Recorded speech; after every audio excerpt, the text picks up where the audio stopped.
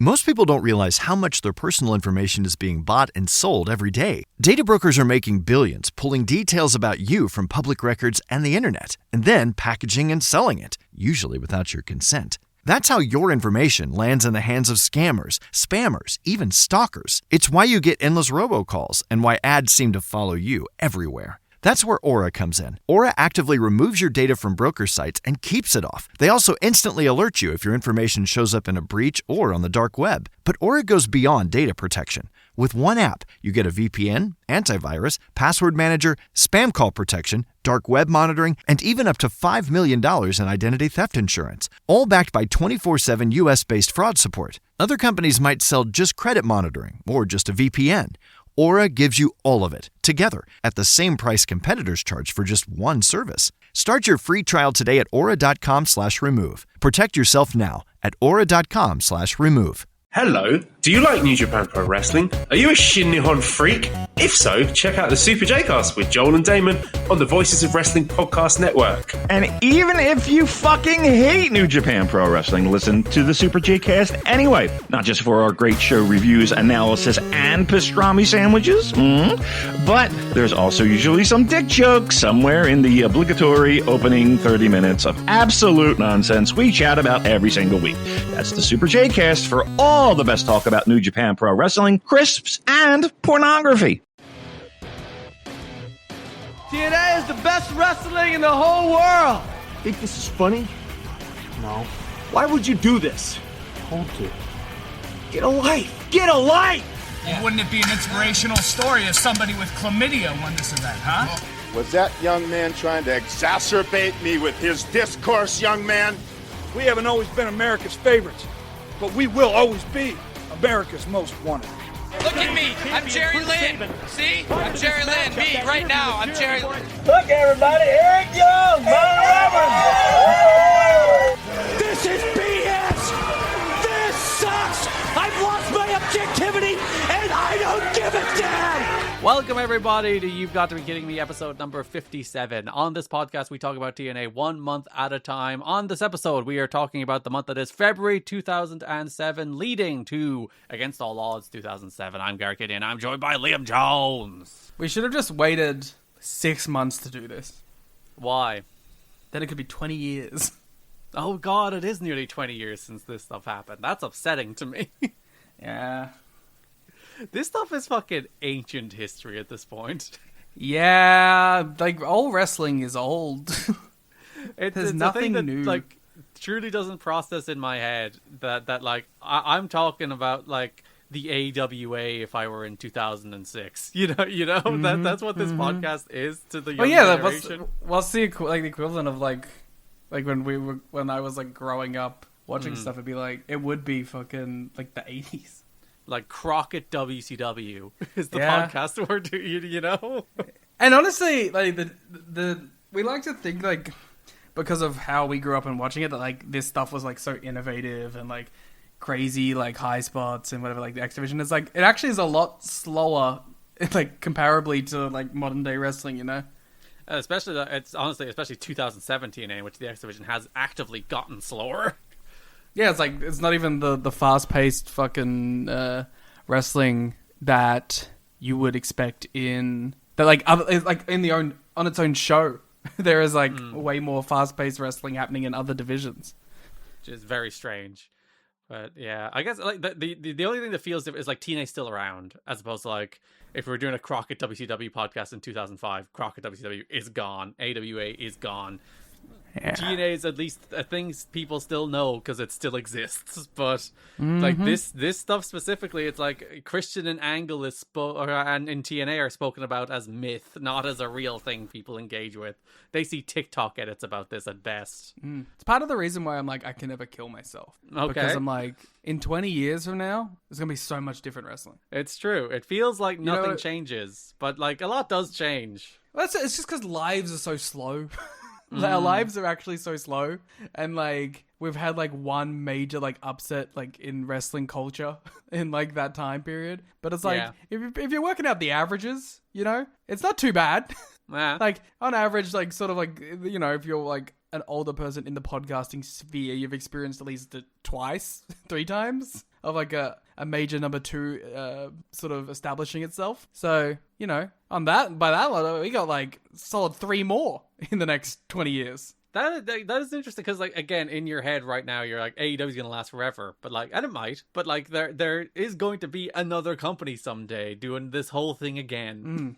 I have to be around here, like, in case the WWE dies. That's I have important. to see it. I gotta see what happens, you know? Mm-hmm. And, like, by all logic, and, like, there's a chance. There's always a solid fucking chance. It's a very fucking extreme, like, crazy worlds, business-wise, and shit can happen like that. You never know when someone's gonna get sick of fucking eating dust and losing $200 million on a fucking White House fundraiser, and eventually we cut bait on things, you know?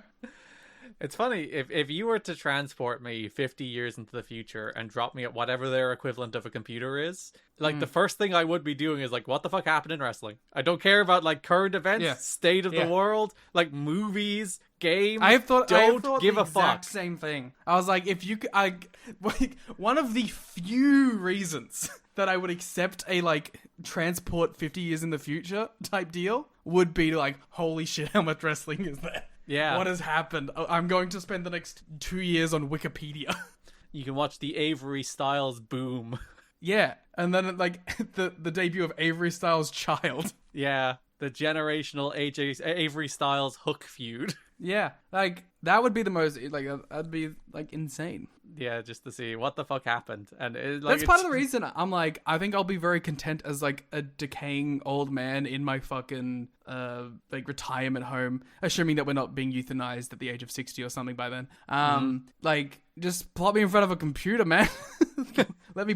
I'll plug it straight into my fucking brain and I'll just watch wrestling all day. I'll be very content with that, I think. Yeah, you will be watching Okada Omega when Okada Omega is like 50 years old. Like, that match will have happened 50 years ago, and you'll be like, fuck, oh no, yeah, I'll be watching the AI recreation of Okada and Omega. That's true. You can make infinite Okada Omega matches forever. Yeah. Let me tell you, TW is going to be crazy in 50 years. Where you book the matches, just like, when I can generate the matches that happen based on what I book. You're booking the most random 8-man tags just to get interactions between, like, Falaba and Jack Briscoe. Yeah, I'm like, I gotta see. What would Falaba and Jack Briscoe do in the same ring together? Yeah. But before we talk about 2017 TNA, is there anything going on? Anything on your mind? I have been watching a lot of TV wrestling. Okay. Specifically, I've been picking, like, years and watching, like, every sort of major pro wrestling's TV from that, like, same week. And, like, comparing them. What week have you recently watched? I've been going through January of 1998. Okay. The peak of wrestling, some might say. And I watched Raw is War, or I guess Raw and then Raw is War as their separate entities. Because, like, it's the second hour is the Raw, and then there's a different, like, announce team. But you know what's fucking annoying about that? Is that they do a full show intro for the second hour. Like, bro, I don't need a fucking second intro, okay? I don't need to have, like, the crux of hour one be, hey, there's going to be a Shawn Michaels promo. And then the crux of hour two being, hey, there's going to be a Shawn Michaels promo. And there's two separate promos. Oh, well, that's fun. Well, that's what they do, is, like, they basically build up, like, the same segment twice. But, like, so everyone's, like, working two separate angles. Like, they're doing, like, a DX versus Owen thing, and they're doing a DX versus The Undertaker thing. But, like, they're kind of their own separate entities that, like, have two major angles, one being on the first hour and one being on the second hour. That's an interesting structure. It's a very interesting structure. To be fair, my favorite WCW thing is when they do the same thing where they're like, oh, welcome to hour two, but they occasionally have a match in the ring when that happens, and they just set off the pyro anyway. Yeah. While the wrestlers are still wrestling. Well, like, you know what's funny? It was like, there's some real, like Dynamite-isms in, like, some Raw is War shit. Because, like, they open the show and they're like, it's a 4-way tag match. And, like, all the people are in the ring. Yeah. And it's just fucking going. I'm like, what the fuck are we doing? This is crazy. I don't think there's been a match that's gone over 4 minutes. That's the way of TV. That's the way of the shows we're about to talk about, too, to be fair.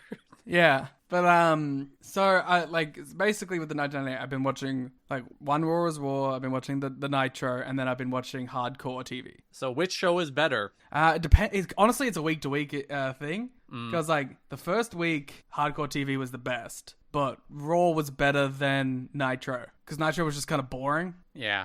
Like, Raw was, like, bad, but, like, at least it was kind of interesting. Uh-huh. Also, crazy first fucking episode to jump into, by the way. Because the first episode had fucking Dustin Rhodes blackface. And and then the second episode had, like, straight up, like, Jerry Lawler being like, yeah, I'm a pedophile. Yep, that feels about right.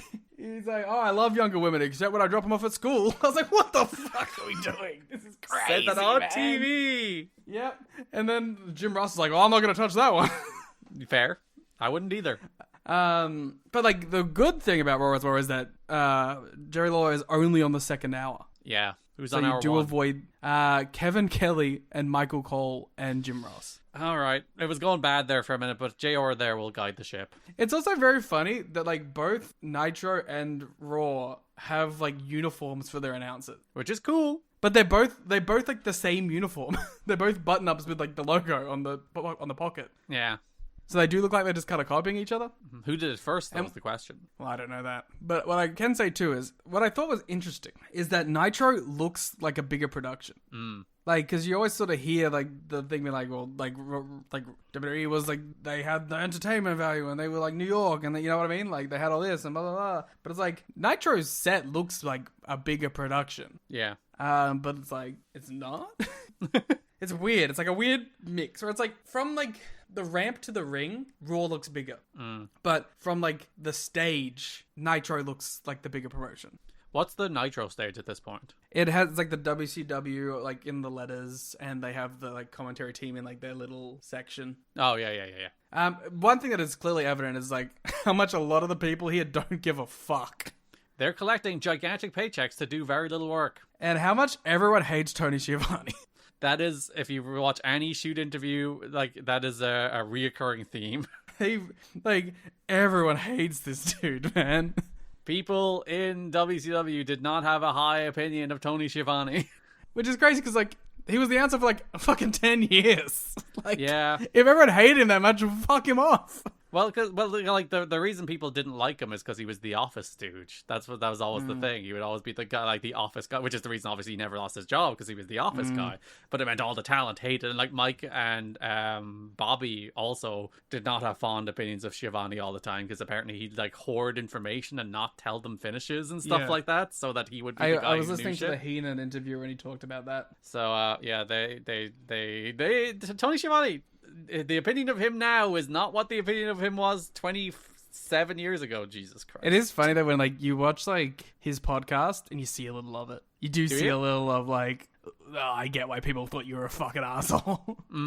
Like I can see it. You can see the stooge in him. Oh yeah, like there's you watch his podcast, you like there's little like it's like venom, it like sneaks out, and it's like, and he says something like, oh, you're kind of a dickhead, aren't you? Yeah. Yeah, like it's still in there. It may be buried deep now, and it's probably not like there's not like a fight internally over it anymore, but there's definitely still some of it there. And obviously hardcore TV is like way better than all of them. Yeah. Mainly because it's like an hour. It helps. The one thing, like, you don't really get, like, it is kind of a clip show, but I don't know, man. Fucking Taz's music hits and the fucking crowd goes nuts. Like, what do you want from me, man? Like, as opposed to like watching Super Callow come out and have a really good match that no one gives a shit about. You're like, well, yeah, it's like the Taz, Al Snow, and who the fuck else was on the team? It was Taz, it was Al Snow, and it was someone else who I cannot remember off the top of my head right now. Like, there's a big like beatdown segment where like Sabu, RVD, and Doug Furness beating down the team ECW, and because like they're the WWF Stooges, that's like the whole gimmick at the point. Like, and they're beating down, and then like Taz, he's gonna beat down, and like Al Snow is the save, which is funny because like he is one of the WWF Stooges, but sure, he's on team ECW for this. And then like they're like, oh, it's Dreamer is the other guy, and they're like, you're gonna get 3v3 tonight, but like crowd's going fucking nuts. Taz takes the mic and he's like, man, fuck you guys. I don't give a shit. I might come and help you out, or I might not. I'll decide when I want to. And it's like, yeah, just so fucking cool. He's like, I don't give a fuck about either of you. Your dickheads for saving me and your dickheads for beating me up. hell yeah. And it's fucking awesome. It's just fucking awesome. And he's treated like a god. Mm-hmm. Which really helps when you're watching a wrestling show when the wrestlers are treated like gods. Yeah, well, it's just like, you know what, it's like, I turned it on. And like, the second match on the show is Tiger Mask versus Great Sasuke. Sure, of course. Yeah. And he's just like, fuck. And they're building to Just Incredible versus Great Sasuke. Which Tiger Mask is that? It's 4. Oh, was he in ECW? I assume he just did like these one-off shots when they had like the Michinoku Pro relationship. It's funny how random stuff you get when you throw on shows, isn't it? Yeah. But to be fair, you would also throw on WCW and you might get like Manabu Nakanishi in a match. And fair enough, it would be bad and he would do nothing, but... Yeah, like there's the NWO Civil War happening, and although he has really nothing to do with it, there's just like Tenzan in the background. He's just hanging around. Yeah, he's just in one of the limos with some of the guys. He's not even on the show. They do love limos. They fucking love limos. Like I knew that the limos were like a bit for this time period, but like there's literally it's actual limo storytelling. Yeah. That's the thing that blew my mind, was like, they're like, oh, these member of the NWO in this limo, and these members of the NWO in this limo, and there's collusion and there's civil war brewing, and they're like, oh, Kevin Nash is in this limo, but Scott Hall is in this limo, and they've never been not on the same page. The limos are characters in the show. Yeah. And they've also just fucked up the Sting thing at this point, I think. Oh. Where they stripped him of the belt. Well, yeah, he won at Starrcade, and then they fucking were like, what if he did the chase again? Yeah, and then he broke the silence. Honestly, he broke the silence in kind of a beast way, where he just says, JJ Dillon, you're a coward-ass bitch. Hell yeah. But I also wanted him to be like, and Hogan, you're a coward-ass bitch. But he kind of fumbled his line. He's like, you're a dead man, but it didn't come across with a lot of conviction. It is funny that, like, Sting is a promo. Like, you watch TNA, like, he does a bunch of promos on these shows we're about to talk about, and I think he's really good. Yeah. But you watch him in WCW, it's like, ooh, he hadn't worked that out yet. Well, yeah, because, I mean, I guess the whole bit was that he wasn't cutting promos, so he might be a little out of practice, to be fair. And even, like, he didn't have the chance to work out what, like, Crow Sting was meant to sound like. Because, like, Surfer Sting was not, like, a quote-unquote great promo, but, like, he had the character down, you know? He would be excited and he would shout. And we were like, woo, we're gonna fight. And you're like, yeah, Sting, you go. You know what's another interesting comparison? Is, like, on these shows, on both Raw and on Nitro, they have both mentioned the other promotion. Yeah. Because on Nitro, they're like, we have a former WWF Tag Team Champion debuting tonight. Who was it? Rick Martel. Oh, okay. But who they're like is a former WWF who's never competed in WCW. It was Rick Martel. Whatever, it was chill. But like they said that, and then on Raw, they're like, ring the Raw hotline, and we get the scoop that Hulk Hogan's apparently going to be in the Royal Rumble. Oh, really?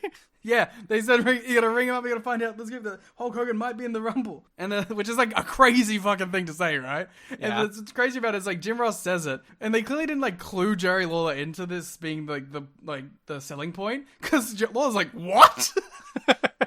He's like, what do you mean? And then like they come back from break, and Lawler's like, he's still on it. He's like, Jim, what were you talking about? And everyone's like, you gotta ring the phone line to find out. It is very funny that we're, again, to tie it to this month of TNA we're about to talk about, they did that same shit with Goldberg and Brock Lesnar. Yeah, but it's like, but it's crazy with like, Hogan is on the other show. Yeah. Like, on that night, he's on that show. They're doing NWO Civil War. But he's jumping. Like, it's pretty insane. I can understand why people, like, have such an affinity for it. Just because, like, both of these shows, like, listen, this Raw and this Nitro, neither of them are, like, half the show that, like, a regular Dynamite is. Or even Collision. But it's, even, like, a Collision. But, like, there's an excitement. And if I was 12... and these shows were both on the same day, I'd be losing my fucking mind. Not even to mention ECW, which I can also completely understand why ECW became the fucking, like, cultural, like, footnote. Not footnote.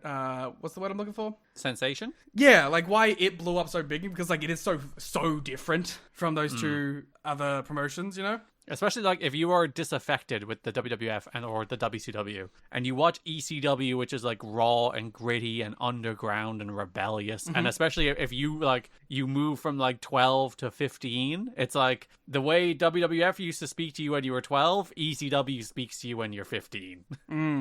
But it's like, also, here's actually probably a bigger point, and something, again, comparison to both what we're watching in TNA, but also what's happening in modern wrestling, is Raw, Nitro, and ECW are all extremely different shows. Yeah. they all have completely different flows. WCW is like the most slow pace, but does give you like the best in-ring action because they have the longest matches and they do have a good roster of people. Like Raw is fucking bang, bang, bang, bang, bang, 100 miles an hour, giant stars, fucking like everyone feels like the fucking biggest like mainstream star of all time. And ECW is like fucking doing a line of cocaine. Yes.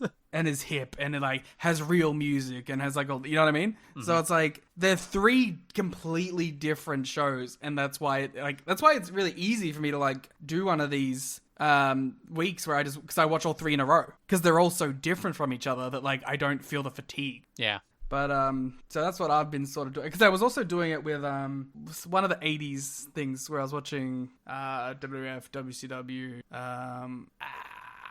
Mid-Atlantic, because that's what it was at the time, and Texas. Which is like, they also felt like three different like shows too, which is, I guess that's the key, isn't it? Stop trying to be the fucking same promotion as everyone else. Because that was the trap that happened with, well, yeah, it didn't really happen with WCW was always its own special kind of bad, even when it was bad. But like with TNA, where they were increasingly just like, what if we made, it's because WWE had a monopoly for so long that it created a vision of what wrestling should look like, so that when anybody did wrestling that didn't look like WWE, people were like, that's not what wrestling looks like. As opposed to before WWE had that monopoly, everyone always just had different visions of wrestling. You would always have different territories. WCW, like Texas, Mid-South, Memphis, all of those. Even if you went up to Calgary, if you went over to World of Sport, you would have all of these different visions of what wrestling could be. So no one was like, if you didn't do it like New York, it wasn't right. Whereas now, because New York have had such a stranglehold on the public conception of wrestling, that anytime anybody does anything different to it, everyone's always like, no, that no one will watch that. No one will ever watch that. Why would anybody ever watch wrestling that's not like the WWE? And like, I think even like well-meaning critics, not even well-meaning, some of them, like, they're just stupid critics, the Alvarezes of the world, even those people, I don't think understand just how much what they think wrestling should look like is like an iron grip Vince McMahon vision on their brain that they're not able to let go of. And I don't think how, like just let it go, embrace the idea that the show is different. A lot of those people would be the first people to be like taken aback at that idea that like I know I don't like Vince, so you know what I mean, like I couldn't possibly be how I feel. And it's like, I think it's just a subconscious thing at this point. Also, another crazy thing, like, the artist formerly known as Goldust is the craziest gimmick that's ever existed. Kafka Goldust. It's fucking insane. Like, and the commentary around it is like even crazier. It's like he's doing blackface, and they treat it like, oh, it's a heelish act, but they're not like, wow, this is fucked up. They're like, wow, what an attention seeker. That's all they keep saying. They say, oh, he's just him and Mark Merrow. They're just attention seekers. That's all they are. They just want attention. And and he comes out dressed as Sable, and they're like, it's not a sexual thing. It's an attention thing. It's never a sexual thing with Vince McMahon's television. It was crazy. I get it. It's fucking 1998. I'm looking at it with someone who was fucking one at the time. But it's like, you can't believe, like, fucking, like, straight up dropping slurs on commentary. Yeah. Like, I was like, that's the 1998? Like, that's where we were at. That's where the cultural moment was at in the 90s, especially in the 90s. It's insane. Like, because I think, like, at least I knew, like, growing up, like, this was a part of it. You'd see, like, the specific promos and whatever that you'd be like, whatever.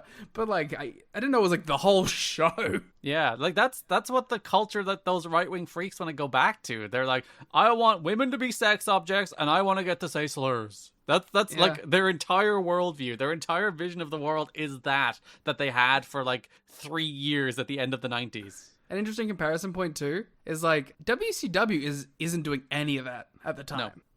Like they have the Nitro girls, but like they're like cheerleaders more than anything. You know what I mean? Yes. Yeah, it is. I guess, but like compared to what's happening on the other show. Yeah. But it's like they're not like cursing, or they're not like dropping slurs. Like, it is just a wrestling show. Yeah, well, Turner wouldn't let them. That was part of it. And part of what drove Vince Russo absolutely dogshit crazy is that he wanted to do all that, and they would just say, stop it. No.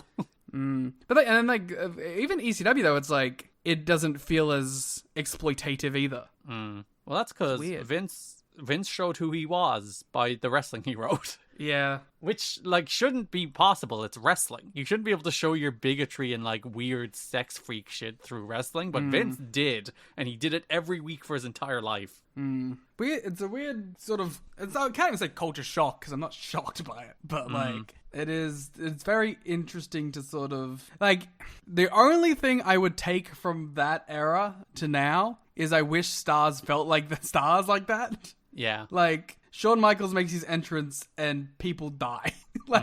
People have a heart attack and die in the stage. Like, I wish we had more of that and less, like, sort of apathetic, woo, guy I like. I wish there was more rabid fandom, but that's about the only thing I'd take, I think. Before we get into the month that was February 2007, you should head to patreon.com/kiddingme or tnhr.com, where you can get many shows. Patreon's popping off this month, Liam. In the time since our last episode. We're doing Patreons. We've done the 2006 TNA draft, which you won by a single vote. By a landslide. I claim because the Twitter vote didn't work, so I would have won if we didn't have to switch to the Twitter vote. Okay. Well, that's definitely the impression I was doing. We also That's what I'm saying. That's who you're siding with, though. No, I'm saying Elon screwed me. We did the 2006 end of year awards, so if you'd like to go listen to what we thought was the best of TNA in 2006 and a little of the worst, you can go listen to those. We did 2 episodes covering the TNA episodes of Dark Side of the Ring, so there's about an hour and a half of audio or so there on Patreon waiting for you, covering those 2, the 3 episodes, but we broke them into 2 because the first 2 were a 2-part premiere. There's 2 episodes there covering those Dark Side of the Ring episodes. A high level take, didn't really like them. You can there's also the season 1 finale of Lucha Underground. We covered the last 3 episodes, including the 2-part Ultima Lucha and the Pentagon Vampiro match. All of that sitting on Patreon, as well as another episode of Raintakers there. Plus, Liam has been doing live streams recently. So an extra little added bonus on top. We watched Lucha Underground. I mean, my reaction to Lucha Underground was live streamed. Is obviously what I meant when I said that. And there's more planned. I might just start doing my reactions to these 1998 shows. Yeah. So you can get that if you're a patron. If you head to patreon.com/kiddingme, tnhchat.com, you can learn about all of that stuff. And I do that on the $1 tier, so you don't even have to go crazy on that shit. Yeah, where you can also get the ad-free episode. So if you're like, oh, ads on this show, no, you can get ad-free for $1. Plus the show notes. There is 17 pages of notes about the month that is February 2007. So you can go read those, read as we go through them, or if you're like, I'm sick of these guys, but I want to learn, you can just read the notes, I guess. That's a bold way to, consume the podcast yourself in our content, but I guess. It is the backbone of what we talk about, so I guess you could just read the notes. And you can get your discount. Oh, yes, you can get 10% off merch if you check out the pinned post on Patreon. And you should go to the link in our description and go buy some merch, in which we have the poster for this month is one of my favorite posters. It's the Abyss Family Values ones, which is so good. So check that out. And also t-shirts, lots of t-shirts. Go buy it. That brings us to the month that is February 2007, leading to Against All Odds 2007. Liam, how'd you feel about this month? Good month. Yeah. Promotion that's called TNA, I think, has finally feels like TNA. Feels like the TNA that I knew growing up. I think there was like maybe some slight graphics changes or lighting changes or something that's happened in line with the product. But I feel like I'm actually watching the promotion that was in my head. It only took 5 years to get there. But like everything else like kind of felt like not what I like. It felt like I was watching TNA with like muted colors. Like it felt like I had the opposite of rose tinted glasses on, and it felt worse because it didn't feel like TNA. Like this month, probably there was better months at some point in the many years we've done, but watching it, I was like enraptured in a way that I haven't been in a long time. It felt like proper TNA to me. Maybe it's because I'm just on this like TV wrestling kick at the moment and trying to sort of decipher if it was ever really good. But like, I don't know, I was just more locked in, more, I don't know, it resonated more, tickled parts of my nostalgic memory for the promotion. I don't know. Characters felt more like flushed out into what they were, had the sort of better hybrid of the angles that felt funny and charming and modern. I don't know. Like, is even like the stuff that I think is like worse, like I think all the Sting Abyss stuff, which is still like pretty like was like better this month than it has been before. Is it just the case that TNA is a Vince Russo company in your head? Could be. And like watching the weird kind of Vince Russo show and then not Vince Russo show until you get to this where like this is a Vince Russo ass television show, there is no mistaking it, and you finally get to that, you're like, oh, TNA. I do tend to like TNA more when Vince Russo is in charge. Is this a Vince Russo redemption podcast at this point? Well, I mean, I don't think it's still like great. You know what I mean? But like, I don't know, I'm like entertained by it. I think car crash wrestling, Vince Russo-ism, is not better than good pro wrestling TV, but it is better than bad pro wrestling TV. For sure. I think that maybe that is just where I'm at, where it's like, if there's a choice between dull, bad pro wrestling or Vince Russo TV, I'm going to pick Vince Russo TV. And I don't think TNA has been able to be good pro wrestling TV for at least an extended period of time. Because like TNA's greatest sin in the last couple of years, even while there's good wrestling and good programs and occasionally some good angles, it's a little bit dry. Like, yeah. That's the thing. It's just, it was a little bit dry. Like, you'd watch the show and it wouldn't be bad. You wouldn't be like, fuck, that's a terrible segment. That's a bad promo. That's a bad match. But you wouldn't come out of the match being like, oh, fucking awesome match. I'm amped. Oh, fucking awesome segment. And whereas you watch Vince Russo TV and there is something new every 90 seconds. There's something happens every 35 seconds. He does not let your attention span slip for a moment. So even if, as you said, the stuff is bad, and I don't think this month the stuff is bad. I think the stuff is at least okay. So even if the stuff is bad, it's at least funny and like entertaining in a way that's not boring. Yeah, I listen. This was if every month was this, yeah, I would be pretty content with what I was watching. We will start with the news. TNA announced this week that the Lockdown pay-per-view on April 15th will take place in St. Louis, Missouri. Dixie Carter made the announcement on the St. Louis-based Stranglehold radio show. There will be a fan access meet and greet. Tickets will go on sale February 16th, and several TNA stars will be on hand. The announcement comes on the heels of St. Louis Cardinals shortstop and World Series MVP David Eckstein announcing that Team Eckstein would battle Team Przynski, led by Chicago White Sox catcher AJ Przynski at against all odds. I presume they couldn't get that done on lockdown because it was probably too close to baseball season, but it's very funny that, like, we have the St. Louis Cardinals guy here 2 months before we're in St. Louis. I mean, they're probably just, like, taking swings. Pun intended. It's baseball. Basebrawl. Of course. I mean, I don't give a fuck about any of this. I don't know who any of these people are. It means nothing to me. But one of them is pretty good. I like AJ Przynski. He's a dick. Yeah, he's a really good, like, not animated dick. Which means he's probably a dick in real life. That's what Don West told me on commentary.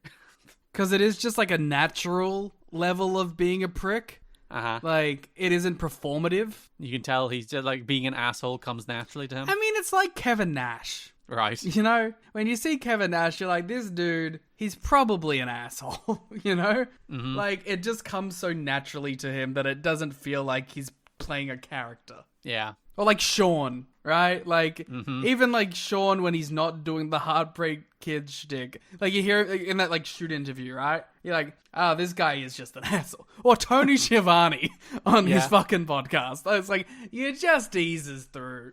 Mm-hmm. This is the second TNA pay-per-view on the road after Bound for Glory last year. Apparently, despite selling 3,000-4,000 tickets last year for Bound for Glory, they still lost their ass on that one. So they're doing this because they know it's better for the pay-per-view, but maybe not better for the bottom line. It's so crazy that it's like, what a different television age when it's like these numbers right now, you'd be getting billions, you know? But yeah, And it's like, but just in this time, it's like, we're still eating our ass, sure, losing our ass on like doing anything that isn't like in our one spot, and we're like cutting as much fucking like funding as we can in places and trying to save money. But it's like, if AEW had these exact ratings every week, it'd be like, all right, we're gonna triple what we just gave you, and that was like $800 million. Yeah, because the tricky spot TNA are in at the moment is they're doing very good numbers for Spike, as we'll talk about in a moment, but they have not yet gotten like a renewal with Spike, so they're still on like original terms with Spike, whatever those were. They're not on, we're doing 1.5 million people every week money, so they're in a tricky spot while they're still negotiating with Spike and trying to get the 2-hour deal, which again doesn't happen for another 7 or 8 months. So you probably, but their mentality is probably just like, we gotta keep these ratings for the next 6 months. Mm-hmm. Then we can drop off. Once we get the deal signed, pressure's off a little bit. Like, they're spending all this money on Christian and Sting and Angle, who don't come cheap. And also, they haven't gotten a Spike renewal yet to the money that would actually make them somewhat sustainable. So they're in this tough spot financially where they have to spend this money to get these ratings to get that deal. But that's tough on them at the moment. They should have sold it to Spike. Listen, if they sold it to Paramount, well, like Bellator went away as well, I guess. But I don't know. But like Bellator was around a lot longer than it should have been. Yeah, they did hang on.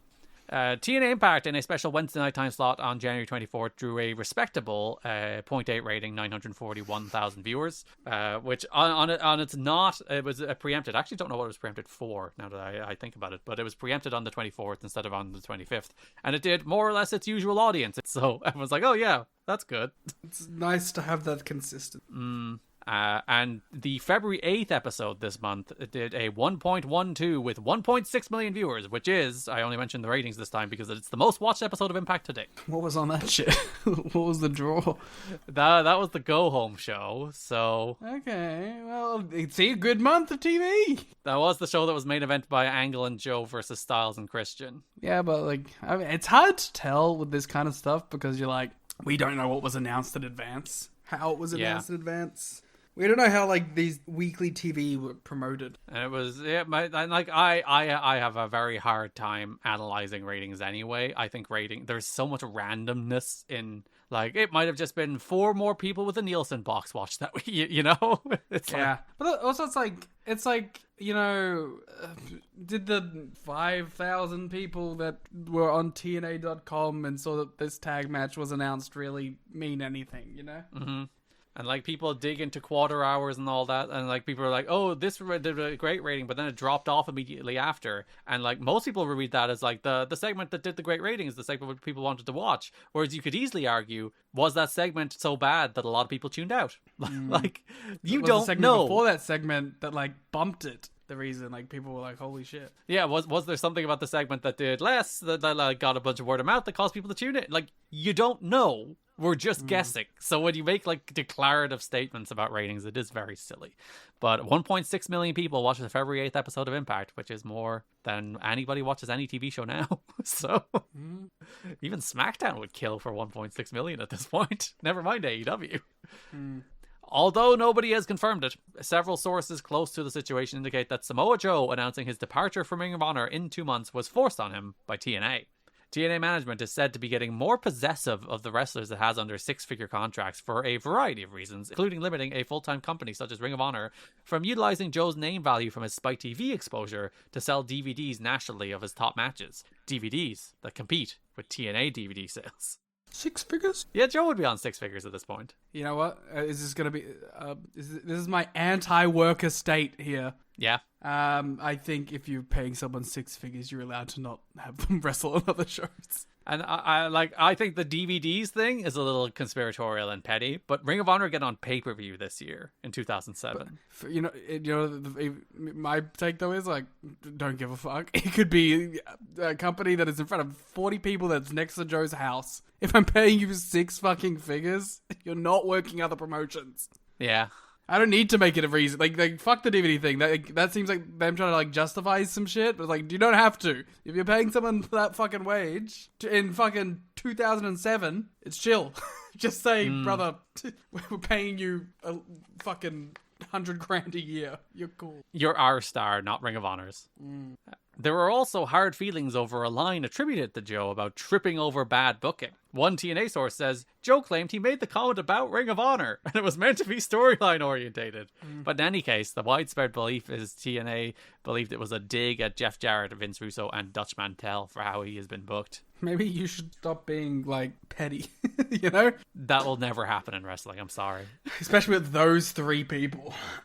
It's always the case that it's the petty small-mindedness that wins. Everyone's just scared and petty. But there is some media comments this month that are worth being petty about, I think. But, Joe remains a big part of TNA's future plans, but it's clear he is seen as someone who got rotated in and out of pay-per-view main events rather than be the key centerpiece for any stretch of time, which I think ultimately ends up being true. Yeah. I mean, I think arguably we're in the middle of his best book period. Yeah. As like a top guy in this promotion before he becomes sort of a mid-card, upper mid-card guy. Yeah, he's a top guy until he loses the belt, and then he is very much cycled down. Which it's crazy to think. Samoa Joe is only a one-time TNA World Champion. He's had more AEW World titles. It's wild, isn't it? Yeah. Joe would continue to work for Ring of Honor until March 2007, and then he would only do one more Ring of Honor date against Tyler Black in November 2008 until he returned full-time in 2015. It's crazy that they wrote that in 2007.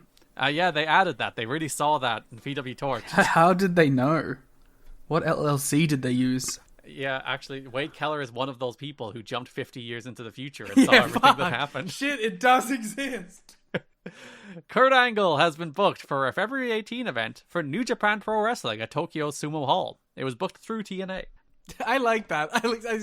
I like the idea of calling companies and being like, I would like to book this guy, please. Yeah, there's a note about like AAA booking TNA wrestlers and also being like, we would also like Kurt Angle. Everyone just really would like Kurt Angle. Kurt ended up teaming with Yuji Nagata to beat Giant Bernard and Tomko in the semi-main event of a show that was main evented by Hiroshi Tanahashi versus Koji Kanemoto for the IWGP title. How many people were there? A reported 11,500. But that was still in the era when you maybe shouldn't trust those kind of numbers. It's a cool-ass match. We should watch that instead. Dave gave it 4.5. It has over 8 on Cage Match. I was like... shit, that's like 5.5. Especially, by 2007, Dave.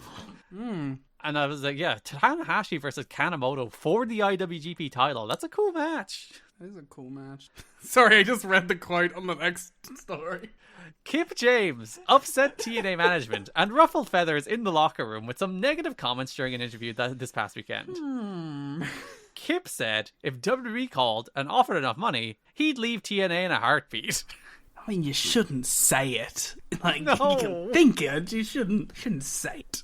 You should be like, oh, I loved my time in WWE, but TNA is where I'm at now, and we'll never know what'll happen in the future, but I'm committed to TNA. That's how you ride that wave. You know who I saw have a fucking pretty good quote about that recently? Was MVP. Yeah. He was talking about Sheamus leaving, and he was like, I like my job. I like that I get to go to it, and I know I won't be fired unless I fuck up. That's a really good feeling. Yeah. And I was just like, because, MVP is sort of a loose cannon Kip James style, guy. You don't really know if what he's gonna say one day to the next. But, that's a professional too. Yeah. He saves his vitriol for when he leaves. Yeah, naturally. That's pro, Kip. You do shoot interviews. You make some money off this shit. You don't give it away for free. I mean, it sucks that, shoot interviews are dead and that they've been replaced by Chris Van Vliet podcast. Where Chris Van Vliet is like, I saw a clip on TikTok. Let me ask you about it. We're going to have a Maven discussion at some point. Yeah? Because me and you have the same Maven opinion and no one else is saying it. And it's doing my head in. Okay. They're like, why is anyone caring what Maven has to say? Why are wrestlers who have earned more money in this business than Maven listening to it's fine. We'll get to it at some point. Yeah. We'll do a 2004 podcast fucking thing eventually. But it's just because the whole thing that happened on Twitter this week. Yes. With Jackson Drake or whatever. That's fine, whatever. But I just keep going back to that fucking Garcia clip. It plays in my nightmares. of Garcia walking up and introducing himself like a good wrestler does, but then like being like, "Hey, Maven, did you watch my match? Did you give me any advice?" I'm like, fucking who cares, bro? Who gives a fuck what he has to say, man? Especially when you think about the people that are in the AEW locker room that you could ask that question to. I mean, I guess the idea is that like, he probably has asked everyone in the AEW, but it's just like, it's really funny more than anything. Like, I don't hate Maven, but it's just like, why? Yeah, just why Maven? Asking Maven is like asking me. Who cares, bro? You might give better advice.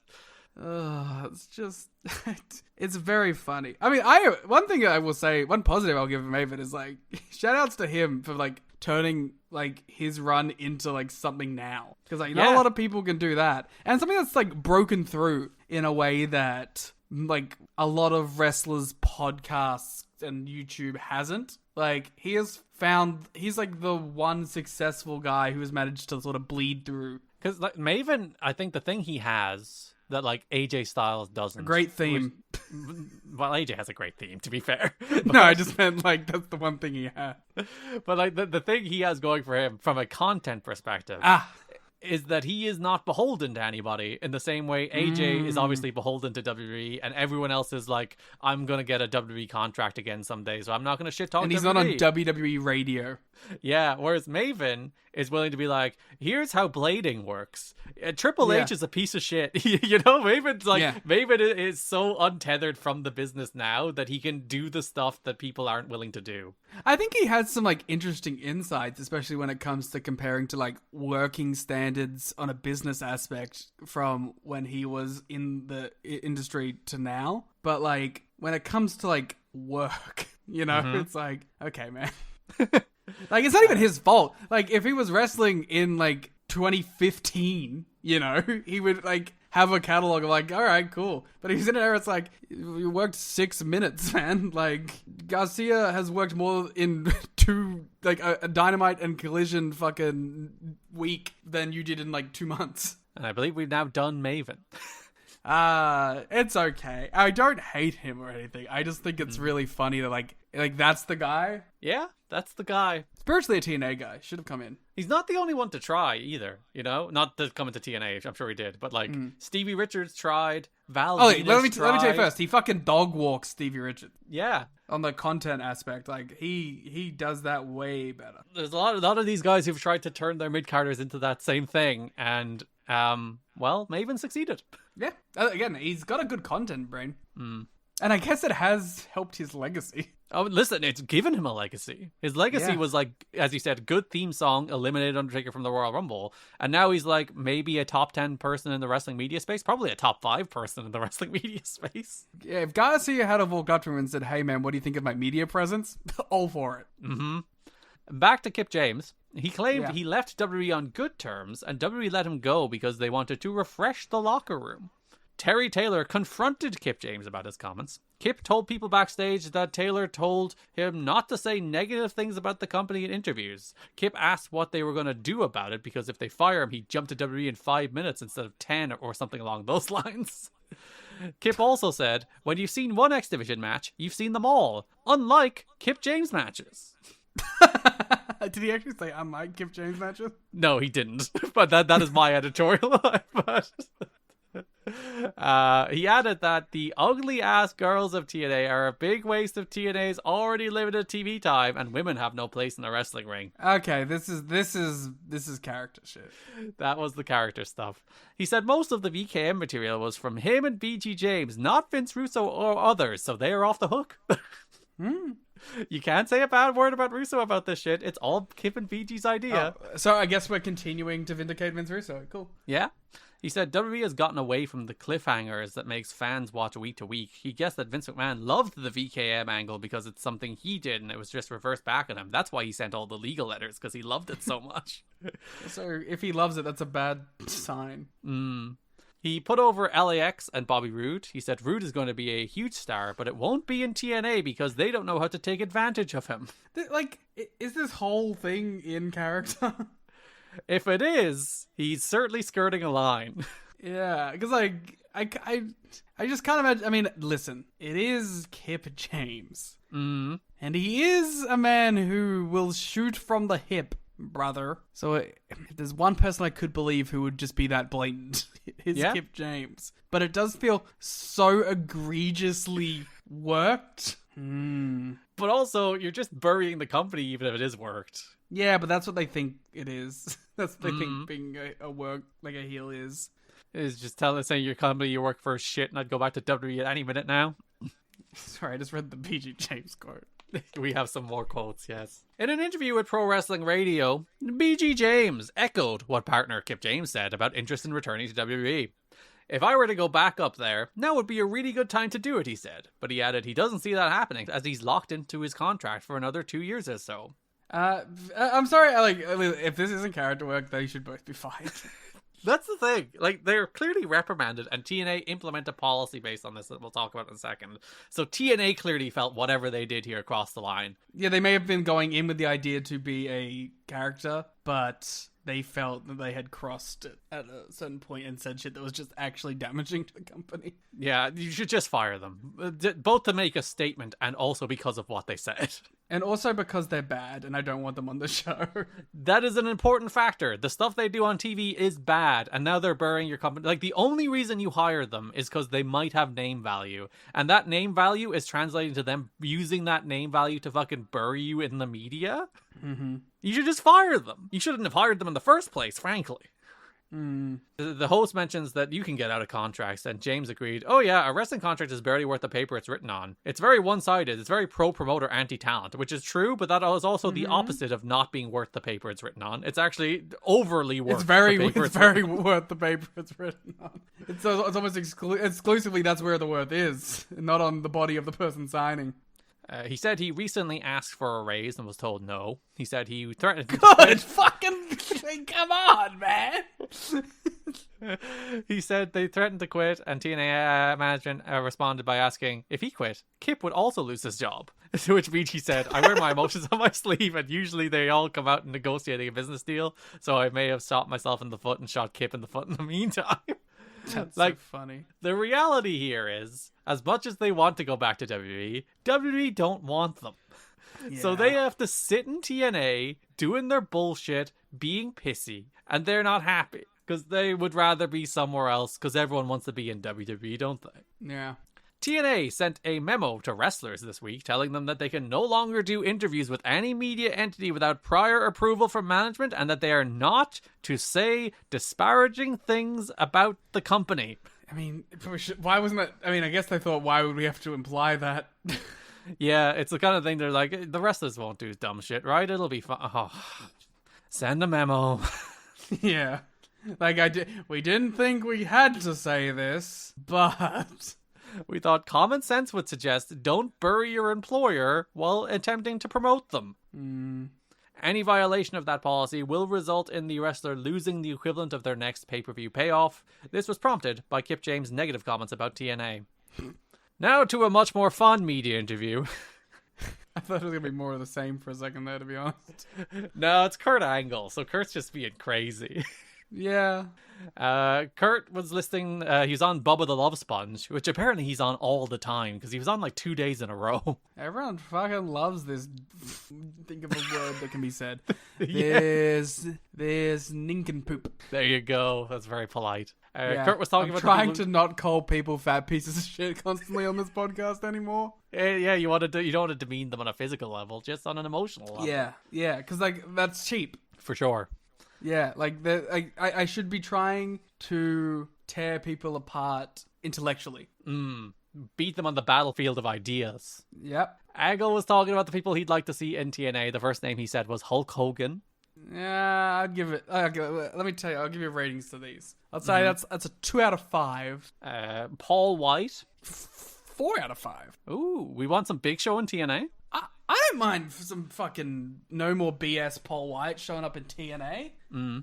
Also mentioned Chris Jericho. Yeah, 5 out of 5. Oh. Not happy about it, but he should be there. They were talking about Dixie. Kurt said Dixie and her financial backers could buy Vince McMahon 10 times over. I mean, listen, the WWF isn't exactly in a fantastic state at this point. I'm not sure how much money Bob had, but he could probably at least buy him once. Yeah.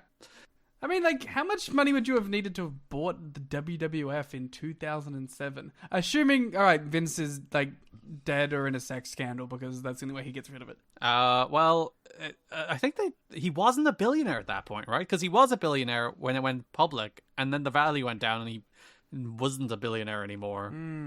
Yeah, like, because, like, this was a bad era for them financially, if I recall. They weren't, like, the fucking Titans. Yeah, bad is probably, like, going to, but they were certainly in a period of decline. Comparatively to, like, their, like, other years. Even years, like, coming up, you know? Yeah, like, they weren't losing money, but they certainly weren't hot. Yeah.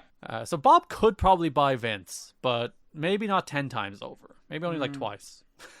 Kurt mentioned a rumor that an NFL owner could possibly be becoming a financial backer in TNA, and if it happened, it would be over. What did he know? The Khan family. How old was Tony at this point? Tony would have been quite young. He would have been in his 20s at this point. It might actually be him. He was 24. He might still have wanted it. I wonder. I don't think Shad would have owned the Jaguars at this point, but oh, boo! My favorite thing about this is from PW Torch, and they talk about, like, Kurt starts talking about ratings, and he's like, TNA set a record high 1.5 rating. They're like, actually, Kurt seems to know very little about ratings. It's like, oh, sorry, they don't talk about it every week. They don't. Some people don't obsess over every single aspect of it. He buried how WWE booked He Christian. doesn't own it until 2012, by the way. Okay, so that makes sense. He talks about how Joe has 3/4 of a torn MCL. Kurt's like, it's ready to snap. He mentions Nash isn't going to be wrestling anytime soon because he'll have shoulder and knee surgery. Kurt mentions that he's wrestler, agent, and part of creative. Okay, Kurt's just fucking letting it all out. He's shooting the shit about Shawn Michaels and Batista. He's like, Kurt interviews are a trip. He has tremendous respect for Shane McMahon. He has a story about how he went to ECW and Rob Van Dam was, oh, thank God we have a wrestler here. And Kurt's like, why do you say that? You're good. Yeah, Kurt in the media, he's saying shit. I appreciate that. God damn, that's a lot of writing about Kurt. Yeah, I'm not including all of it, but you can go read it. You can go to Patreon and read all of Kurt's wild notes. And unlike Kip James, not a single thing is disparaged. If anything, he's too optimistic about the company. Like, Kurt's going into the media being like, fuck yeah, we could just buy Vince. Do you not realize we could just buy Vince? Therefore, we win. That's beast, to be fair. I mean, yeah. Tony said that shit once or twice in his life.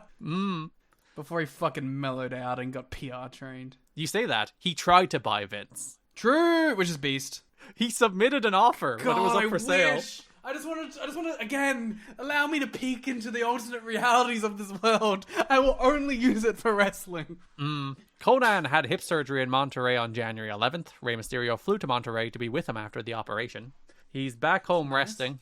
Within a few weeks, he should be feeling better than he has in years because the hip injury had become debilitating and cripplingly painful. He is still looking to raise money for his surgery, and various people are trying to raise money on behalf. TNA is interested in him returning to LAX as quickly as his health will allow. Those two notes back to back of he's still trying to make surgery, he's still trying to fund his surgery, and TNA wants him back to work as fast as possible. Ugh. Yeah, that one's gross. I'm sorry, that one's just gross. Because of TNA's new policy of not paying for hotel rooms, some younger wrestlers are staying 6 to a hotel room to save money, and most have shifted out of the expensive DoubleTree that's near the Impact Zone. So I include this note, 1, because TNA fucking pay for the hotels, and 2, Jerry Lynn must be delighted. That's exactly what he wants. Yeah. These kids, they're not suffering anymore. They're not sleeping on the floors of hotel rooms. That must be so fucking galling if you're these guys and you are currently sleeping on the floors of hotel rooms because this company won't pay for it right now. And Jerry Lynn's on TV being like, none of these guys paying their dues. I slept on floors. We're doing it to this day, Jerry. Doing it right Jerry, now. you're one of them. You're in these floors still, man. Jim Cornette was acting as an agent for matches backstage during the Impact taping this month. Jerry Lynn has been shifted from being an agent to exclusively being a wrestler, so Cornette is standing in some of those agent capacities. Cornette has been in all the production meetings lately and may get a permanent seat on the creative team if he wants it. Of course, that is leading to speculation that he is first in line to replace Vince Russo should Dixie and Jeff Jarrett decide he's not right for the company. Oh, you're so desperate, guys. It's not happening. I'm sorry. It's not happening. Really want it to happen. Like, one, as we talked about in 2006, you did this. You were the ones that hand-wrung about TNA's success and ratings until Dixie felt she needed somebody to do the job. And now you got him, and they're doing 1.6 million viewers on Spike. He's not going anywhere. Like, there is a bunch of editorials in the media this month, in both The Torch and The Observer, about how TNA TV's so bad, and TNA TV's going off the rails. And it's like, you did this. I'm sorry. You did this. Take accountability. Yeah. Cornette, though, has been getting along very well with Russo. Russo has been in good spirits by all observations and seems to be really enjoying his job right now. I'm glad that everything seems to be working out for these two quirky kids. Yeah, because by all accounts, like they're like, Cornette is in the production meetings and he is just like, that makes no sense. Why would we do that? There's no continuity there. What the hell's the deal with this? And apparently they are just listening to him. They're like, oh yeah, Jim, good point. We'll fix it. He hasn't decided that he's going to piss on Vince Russo's grave yet. It is one of the best parts of the dark side. It's like, did you make he said that line many times before. Yeah. Well, what would you describe as a threat to his life? Yeah. No, a terroristic threat. A terroristic threat, yes, to be precise. A terroristic threat. Like, how much of that is like the Cornette character? It's tough to say at this point. It's one of those things where he's done this bit so much that like the line has blurred probably for himself. Yeah. My take is that I think Russo dislikes Cornette more than Cornette likes Russo. Yeah. I think Russo legitimately does not like that man. I think Cornette has the bit that he's made for himself where he has to not like Vince. As we talked about in the last episode, they're very much two men cut from the same cloth. If they didn't grow up watching different wrestling, they would be best friends. I mean, yeah, they're two sides of the same coin. It's honestly like a nice poetic thing that these two exist. Yeah, I wish they weren't on every episode of Dark Side of the Ring, but yeah. I don't mind Cornette being there, but like, what the fuck does Russo have to add to this shit? Regarding Mike Tenay, a clarification from Dave. He mentioned in the last month that he was rejoining the booking committee, but he clarifies he's not on the booking committee. He's working more closely with the booking committee, which means Mike Tenay saw that note in the Observer and was like, no. Jarrett, Dutch Mantel, and Vince Russo are working several days per week writing scripts. Jim Cornette has been asked to join, but as of note last week, he hasn't agreed to terms. Tenay will be working with them maybe one day every week or every other week in the office, consulting with them in between, which you should probably always do with your play-by-play announcer anyway. Yeah. I think part of it is like you don't always want the play-by-play announcer getting ahead of the story too much, but you should have them know what's going on. There's a level. There's a level like sort of there's a balancing act there. Chris Jericho's band Fozzy will be making another music video appearance on TNA television, this time for the Monday night special on February 12th, which is the This Is TNA special, which is airing where Raw is preempted, which we'll talk about more on the next episode, because it's technically right after Against All Odds. In an interview with TNAWrestling.com, Jericho said that he never retired from wrestling, but rather just needed a break. Quote, I never said I was leaving, but after almost 1,900 matches and 15 years of legit full-time wrestling with no major long-term injuries, I needed a break. I was so mentally fried that I didn't even realize how bad until I stepped back. I only healed now enough to even be able to entertain the thought of coming back. Jericho said he's working on an autobiography memoir that will be completed before the end of the month before going to publishing. It will cover his career up to his signing with the WWF. Beautifully renditioned. I wanted to add a little background to that one. That's going to be my new bit. Every time Chris Jericho is mentioned in one of these, I'm going to sing a Fozzy song. 2018, you're going to be going crazy. Shit. I'm gonna have to learn the whole catalog. Hulk Hogan immediately went on Bubba the Love Sponge again on February 8th and kind of made it public, talking about how he was undergoing knee surgery this week and wouldn't be at WrestleMania. He said it appears he's no longer with WWE. What does that mean? It appears. How would you? We can't say that. You should know. Well, you see, he's doing the gimmick thing where he goes on the radio and says, I'm getting knee surgery, I'm not going to WWE, I'm not being on WrestleMania, which means Vince did not give him enough money to be on WrestleMania. I thought you meant like the Tanahashi, like he's going to be in the G1. That's true, yeah, and he's going to work the injury, brother. They started floating the idea that his representatives have already contacted Dixie Carter, although those close to Hogan don't expect, when push comes to shove, that Hogan would ever appear on TNA because of the idea it would be cheapening his character. Well, no.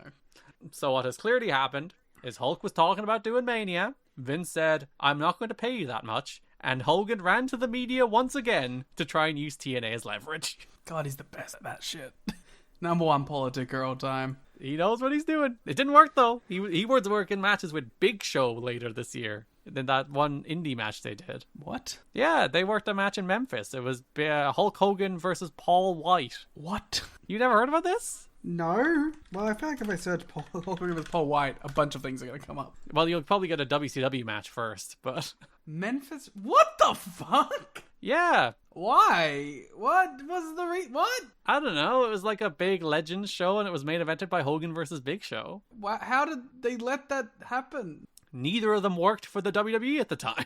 Show left? Yeah, Big Show left for a while. He's gone for over a year. He only came back for the Mayweather stuff in 2008. I truly do not know this. Yeah. Can I admit that this actually looks kind of fucking sick? Where you have Kid Cash and Ricky Morton versus Too Cool 2. Look at how cool this looks. Yeah. Oh, the actual show itself? Yeah, like, it's... Like, it looks like I'm watching some shit from the fucking, like, 80s. Mm. Like, because it's, like, shot on, like, VHS or whatever, like, fan cam. And, Yeah. like, but, like, it has, like the lower third of, like, Hulk Hogan versus Paul the Great White. Yeah. Just the way it looks, the way the crowd looks, the way the ring looks, it does look very... It doesn't... Like, if you were to try and date this based off appearance, you would not guess 2007. It looks like Southpaw. Mm. Except, like, legit, you know? I guess if you looked at Hogan, you'd probably be able to work out this is, like, 07 Hogan, but... Yeah, sure, but, like... I'm just, like, I don't know. I want a promotion shot like this. Like, I want AEW to do a Dynamite that's shot like this.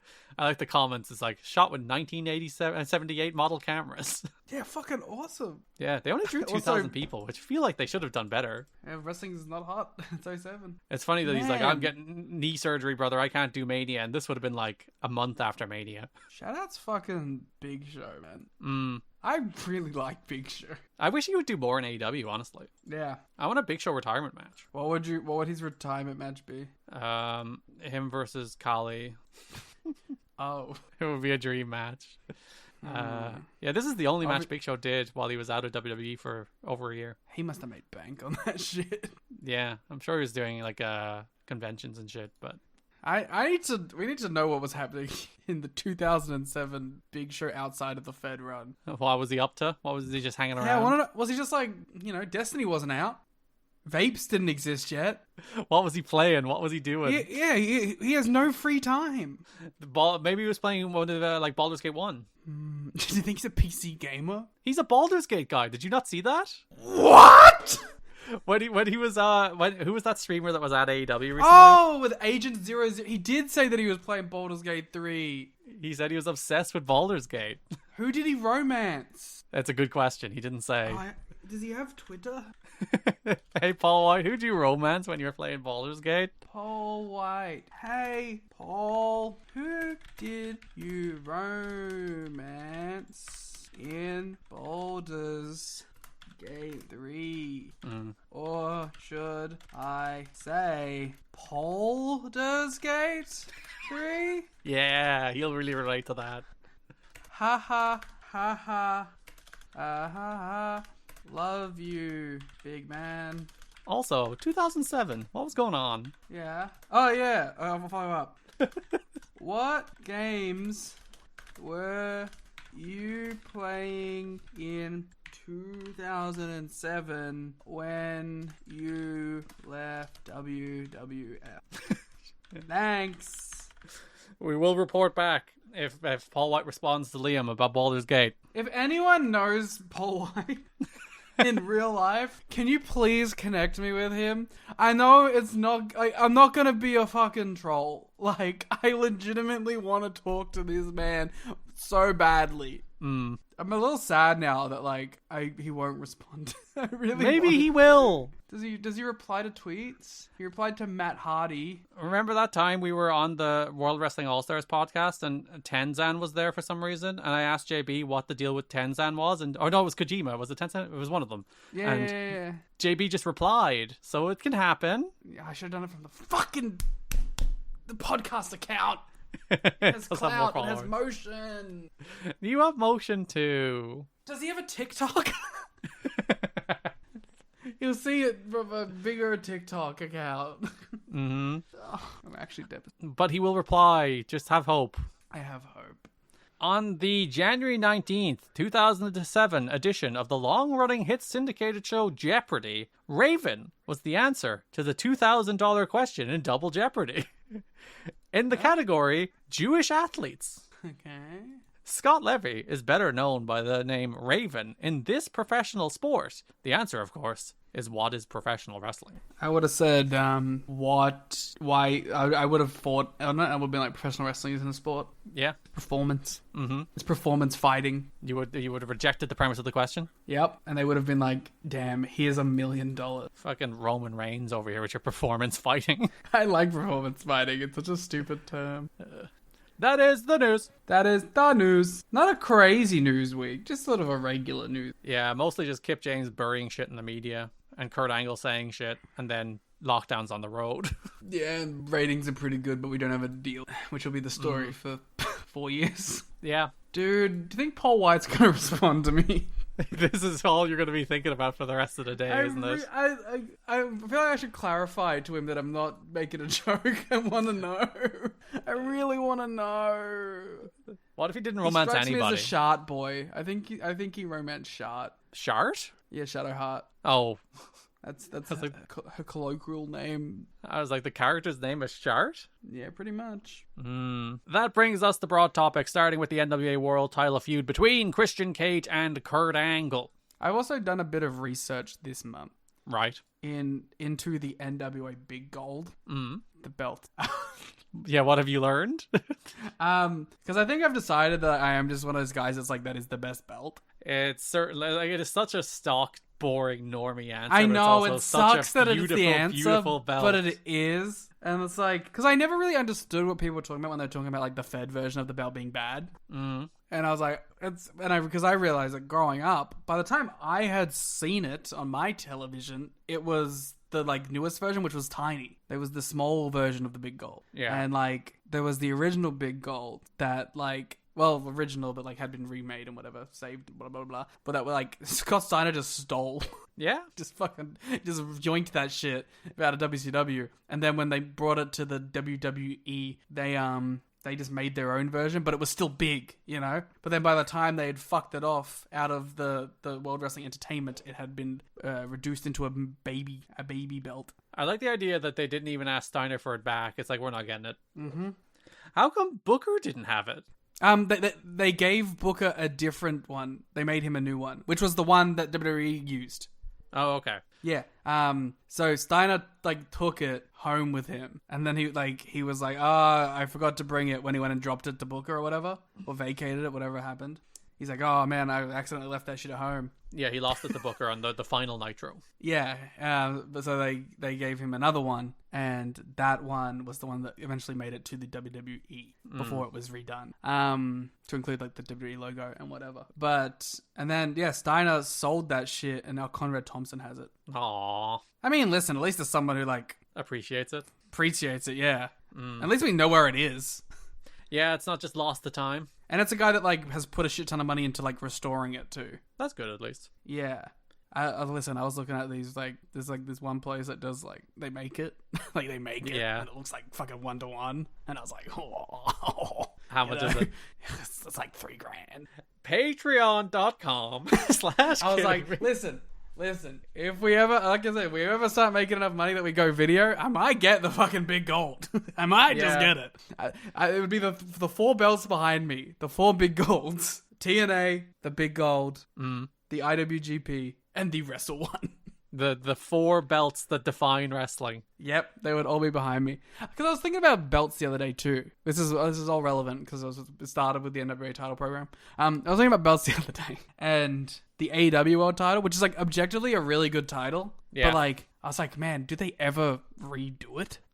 Or do they just keep it forever? You know? That's true. Because like it's so good. It's such a great belt, but like it's a great belt that isn't talked about in the like history of great belts. It's just because it's so new, even now. It's like, it's sure, but it's like, do they ever do they change it, you know? You know, we lost it for a year. We didn't see it for a while, yeah. But if I were a company, I would be like, every 10 years, I think I would refresh my world title design. Because we've only had one belt change. Yeah. I guess we've had two, but one was just the name change that they had to change the plates for. Yeah, I think every 10 years I would be like, we need a refresh. Like TNA do it way more often. TNA since 2017 have had 1, 2, 3 major sets of belts. Fair enough, one was because they rebranded to TNA, so like obviously it makes sense to do a new slate of belts for that. But TNA probably has the most of like any major because they've promotion. Rebranded so many times, yeah. But also like, you know, the Jeff Hardy and all the Impacts and the TNAs. Did you see the Jeff Hardy one was on TV recently? Yeah, he had 2. I thought that he had 2 as well. Yeah. He's coming out to another me right now because he was thrown into the Lake of Reincarnation and reincarnated as the Antichrist again. I don't know. I'm fascinated by belts because I guess I'm just fascinated by like aesthetic in pro wrestling because it's like it's not a thing that I feel like they actually think about, but it's so important. It's what made DP Dub so much fun because it was clearly something they cared a lot about. Yeah, and their belts were awesome. Yeah, they were. They probably had one of the best. The only problem with their belts is I think their world title was their worst belt. Which is always a risk when you have good belts. Yeah. Who has the best world title right now? Well, New Japan, but that's not fair. They brought back a classic. Yeah, the best current belt, let's call it. Are they the only major pro wrestling promotion that brought back a title design? TNA technically did, but it was in a bullshit way. Yeah, that was like as a bit though. But they did bring back the 2011 design. I guess WCW did, because they went from big gold to the WCW one to the big gold again. Or is that just some shit that was made up? Maybe it was. Was that just like a video game thing? I'm pretty sure, because there was the weird belt, but yeah, I'm pretty sure they used the big gold for most of the 90s, right? I don't think they got rid of it. Yeah, because I was thinking of the one that has like the WCW on the top. It kind of looks like the big gold, but it's different. Yeah. Do you know what I'm talking about? But I've realized something that I've never actually heard. I've never actually seen anyone hold that belt. Yeah. Okay, Vader. I'm looking at Vader holding it here. This is it. So at least it was actually used. Was it the international one? International is the word I had in my head. Yeah. Yeah, because Fujinami had the real one. Yeah, that's one Rick Rude. I associate it with Rick Rude. In my head, that's the Rick Rude belt. That's a good belt, but like not one that has ever sort of. See, I obviously I only ever saw it in the games, but I guess that would be an example of a world title going back and forth. Yeah, but I'm trying to think of like why are belts cool? Why are they such an important part of a presentation? Because they're shiny. Oh yeah, that's it, huh? They're just shiny, cool prizes. What else do you want? I'm like, there's like a deeper meaning, you know? They validate us. There's something that like awakens like something a primal competitiveness. A brain, yeah, like in our neurons to have like it's in the same way that like our ancestors fought over physical gold. Yeah, like this is like the representation of that same sort of primal thing in our brains firing off. Because, like, you can always argue that I am the best, but the belt is the thing that says you are. Like, I have the belt, I'm the best. Who looked the coolest with the world title? I'm looking at it now. Which one? The big gold. Well, like, Flair. See, I don't know if it is. You don't want to hand it to ISIS, but Hogan? Can I be a real freak? Can I give you a freak answer? What's your freak answer? My freak answer is The Rock. I thought you were going to say Vince Russo. No. Like, The Rock looks real good with that fucking belt, man. The Rock always looked good with belts, though. Yeah. Also, Sid. Yeah, I see that. Sid looks fucking crazy with that belt. That's a good fucking belt. I'm looking at goddamn Jeff Jarrett hold it, and I'm like, wow, what a world champion. You know, like, damn, that belt did a fucking... that's part of it too, I guess. It does the heavy lifting and makes someone look like a big deal. You know who has weirdly never been a guy who like looks good with belts? Sting. Yeah, well, I'm looking at him here, right? Yeah. And he has the other one, the international title. And I think that looks better on him. Actually, no, it doesn't. I'm sorry, that belt's just too good. I take it back. I was going to say, like, because it looks a little cartoony, so it kind of suits him. But, like, fuck, the big gold is just the best belt. It is. Yeah. It's such a fucking boring-ass answer. But, like, goddamn. Because I'm looking at him with it, like, when he wins it the second time. And it's like, fuck, that belt is just... It's just amazing, you know? Like, it says something that WWE kept it. Yeah. You know, part of it is probably like Triple H is like, I want to be an NWA champion. Say. brain thing. But equally, it's like, of all the things, like they hate WCW, they want to kill it, they want to burn it to the ground, but they're like, we will keep their belt because it is objectively the best belt. Yeah. On TNA, Sting looks good with the TNA belt. Yeah, that was the one. The 2007 belt, I think he looks good with. Yeah, that's the best TNA belt. Of course. People like the 2011 belt, and I think they're crazy. I think it's okay. But it's nowhere near as good as the 2007 because belt. you know, this might be offensive to you, but like that TNA belt, it's like the sort of badge looking one. Like, I like that belt, but in the same way that I like the current World Heavyweight title. Like, it is just a big gold belt, so it looks pretty good, you know? Yeah. And I think they look very similar. TNA has a nice world title right now, too. Yeah, I like the current TNA title. What, do they own, like, does WWE own the big gold belt, like, copyright? I would presume so. They would own the belt design, yeah. But would they own their version of it? Would they own like the original version of it? I would imagine they would own the design. I would imagine Turner or WCW owned that, and then WWE would have bought it as an IP. Would be my guess. Though it's not always the case. There are some companies that don't own their belt designs. I was wondering if it was like slipping through the cracks somewhere because like it was originally like a fucking NWA thing. Yeah. I was like, could Tony bring out the big gold belt at some point? And what are they going to do? They stole it one time. When CM Punk was doing the real world champion shtick, that's the belt he should have had. Well, that lasted 2 weeks. So that is a problem. It's kind of hard to tell, isn't it? I'm just looking at pictures of people with this belt. I'm just looking at Rick Rude with this belt. Wrestling maybe did peak. In the 90s? I try to defend it a lot, but like, damn, maybe it did. Like, listen, you spent 20 minutes at the start of the show talking about WCW and WWF, and now you're like, oh, they're fucking belts, bro, they're belts. And, well, it's like their belts and their stars. They just they are just different, man. Like, how many wrestlers in this day and age right now are like more popular than Lex, you know? Like 4. Which is crazy, because Lex wasn't even like the top guy. No. But also, it was a different, like, there more wrestlers now would get better reactions back then. Yes. But, like, I'm sorry though, but, like, I can't compare it to that, because that doesn't exist. You might think about why that is, and that's probably a much longer question that we don't have time to answer. But... yeah. Yes, Christian Angle is your NWA World Title program for Against Imagine All if they were 2007. fighting over the big gold. Yeah, Christian had the big gold, didn't he? He had the mini one. He did have the mini one. But he did hold that belt design. Yeah, on a technicality. January 18th Impact, Christian Cage comes out. He's the new NWA World Champion. He just beats Sting. Not my NWA champion, damn it. His next opponent has already been announced. He's wrestling Kurt Angle Against All Odds. The crowd respond to this by chanting Joe. I like that Christian sort of like when he comes out here for this though, he makes it seem like he's picking Joe. He's like, sorry, he's picking Angle. Yeah. He to make him look like this, like, oh, I'll take on it. Like, you know, make him like looks like this big deal. But he's like, bro, you didn't get a choice in the matter. Yeah, like a gracious champion who will take on all comers. I will fight Kurt Angle. It's like, no, he's already a number one contender. You didn't have a choice, but he makes it seem like it was his choice, and he's so like tough and picking the toughest man in the locker room, which is good stuff. He starts insulting Kurt, so Kurt comes out. Kurt says Christian better watch what he says when his bodyguard and life partner isn't here. Him and Tomko are gay. They're gay. He's gonna beat Christian at the pay-per-view. Kurt spits at him. Kurt is like, classic Kurt Angle, losing his temper all the time, unlike me, Christian Cage. Christian is like, I have hired the services of a consultant to get in Kurt's head. They think and wrestle just like him, and this person also hates Kurt Angle. Kurt's like, who the fuck is it? I need to know who it is. Yeah, he goes fucking like manic. This is my favorite thing about this story. It's the reason this story really works for me, because I find it very funny.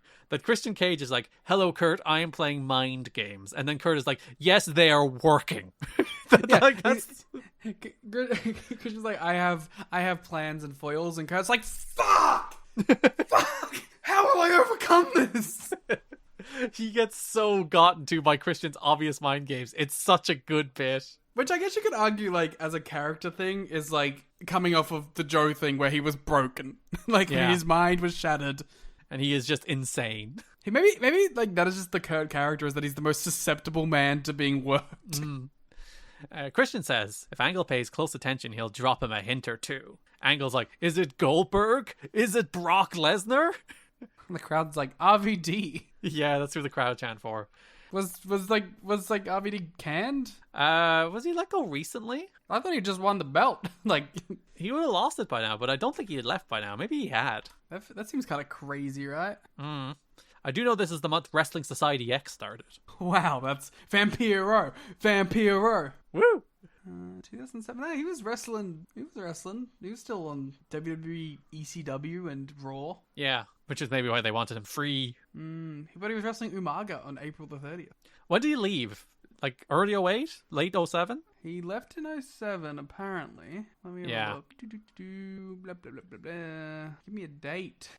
Sportster.com. Not Wikipedia. They were the one that came up. He didn't. They just didn't. They don't say the time. Chose not to renew his contract in June. Yeah. I remember that broke my little kid heart back in then. When your boy RVD left? That was my guy, man. Apparently this crowd's guy too. Apparently, I'm surprised he didn't do TNA. Yeah, it took him ages. It took him like 2.5 years to go to TNA. Close to 3. Let me tell you, that's what got me back into TNA after a little dip. Like RVD could have done anything and I would have been there, let me tell you. Yeah. Angle says if he tried to press his buttons, it worked. And then he beats up Christian a little bit. Yeah. I mean, we get that. We can see that from everything you're doing. We'll talk about who was revealed in a moment, but apparently Ken Shamrock was also considered for the spot of consultant. You can tell because he wasn't one name dropped.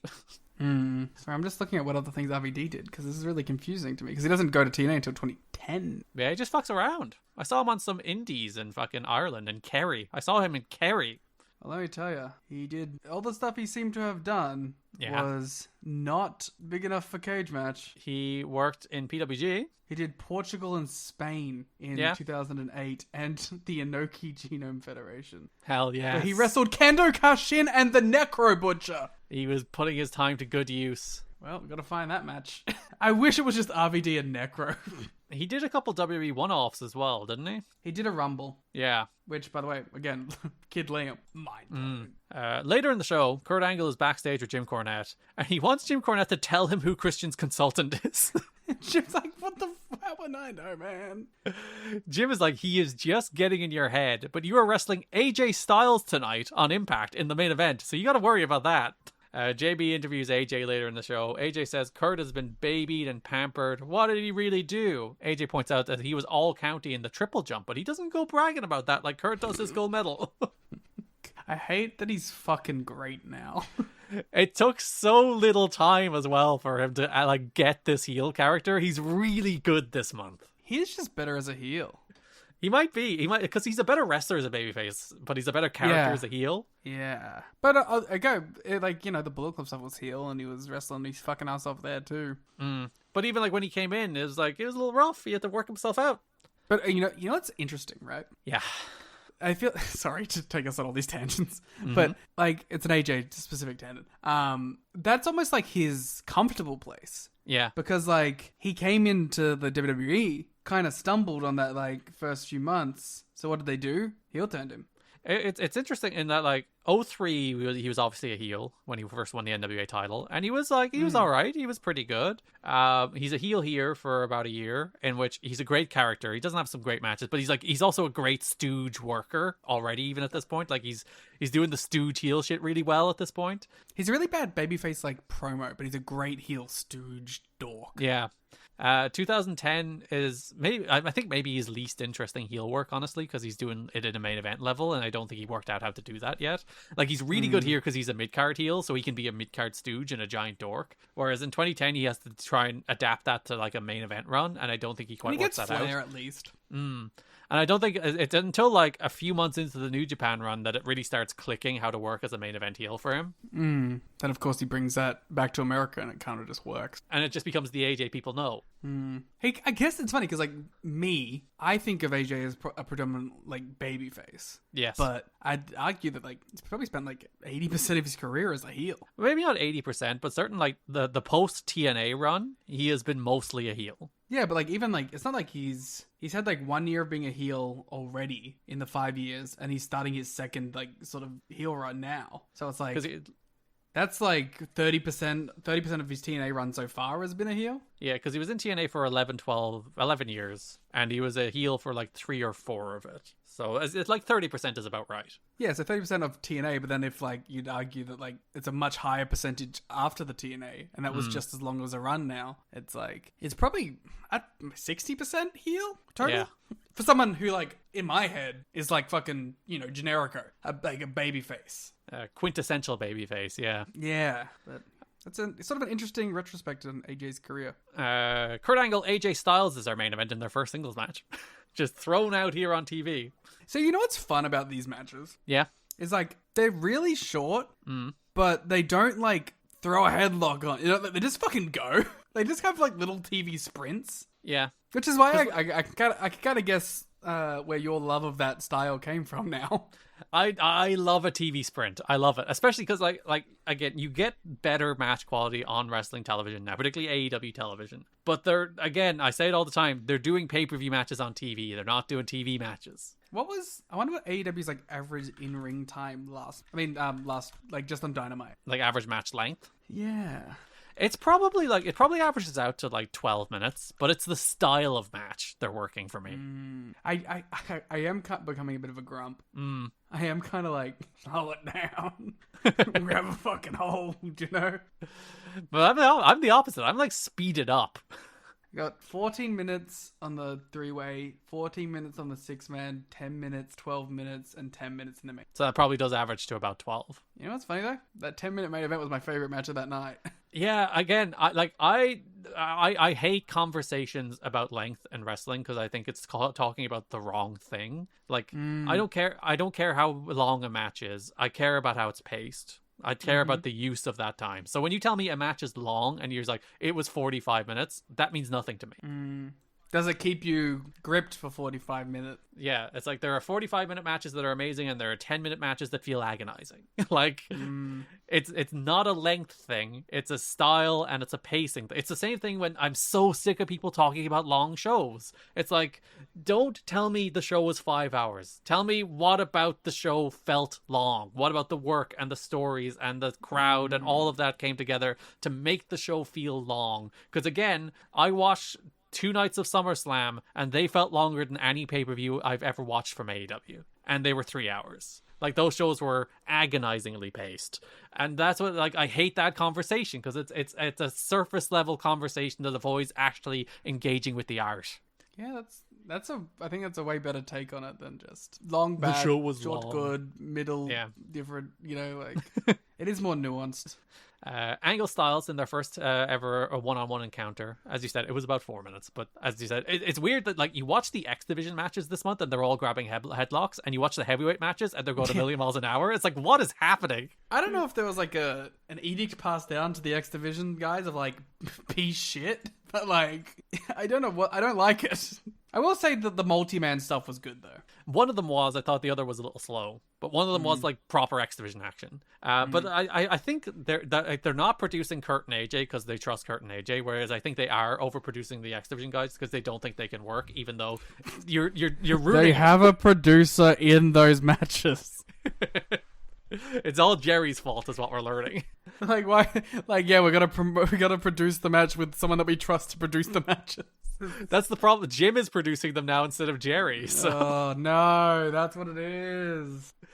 AJ dodges a takedown attempt and celebrates like he won the Olympics, which is great. That's my favorite bit, maybe of all 4 episodes. Yeah, he's so happy. Then Kurt dodges the takedown attempt and paintbrushes AJ. Tomko strolls out. Kurt throws AJ with an overhead German and gets distracted by Tomko, allowing AJ to low blow him. Tomko distracts the ref and AJ tries to use the chair. Angle avoids it and hits an Angle slam on the chair for the win. Angle brawls with Tomko, but Christian jumps him from behind. Styles, Tomko, and Christian form some kind of coalition. Sorry, I stepped on it. I stepped all over it because I was also so excited about it. They form some kind of coalition to attack Kurt Angle, but Rhino comes out to brawl with AJ, and Joe makes the ultimate save. Christian said he was going to give Angle a clue about his consultant, as Angle is standing shoulder to shoulder with Joe in the ring. Does he have a clue now? Joe's like, no. Which again is don't. My favorite thing about this story through the month. Joe's like, no. He's not, but I'm not consulting. I hate this guy. And then Christian is like, yeah, he's right. He's not consulting. Or is he? It's such a stupid story, but it's so good. We're not on the same page, are we? Oh, yeah, Joe, we're not working together at all. Wink. The next episode, Samoa Joe comes to the ring. Says he wouldn't help Kurt Angle if he was about to get hit by a train. I think he says Christian there instead of Kurt. Did I just write that down wrong? Maybe he's really... Maybe we are working together. Maybe we're not. Talks about how he ran out of time at Final Resolution. It's his mission to give Kurt a fair title match, so he dubs himself the unofficial ringside enforcer, even though he's in the match graphic, for the world title match at Against All Odds. Well, they're like, we can promote it, but we don't have to make it, like, we don't have to sign off on it, because then we would be liable.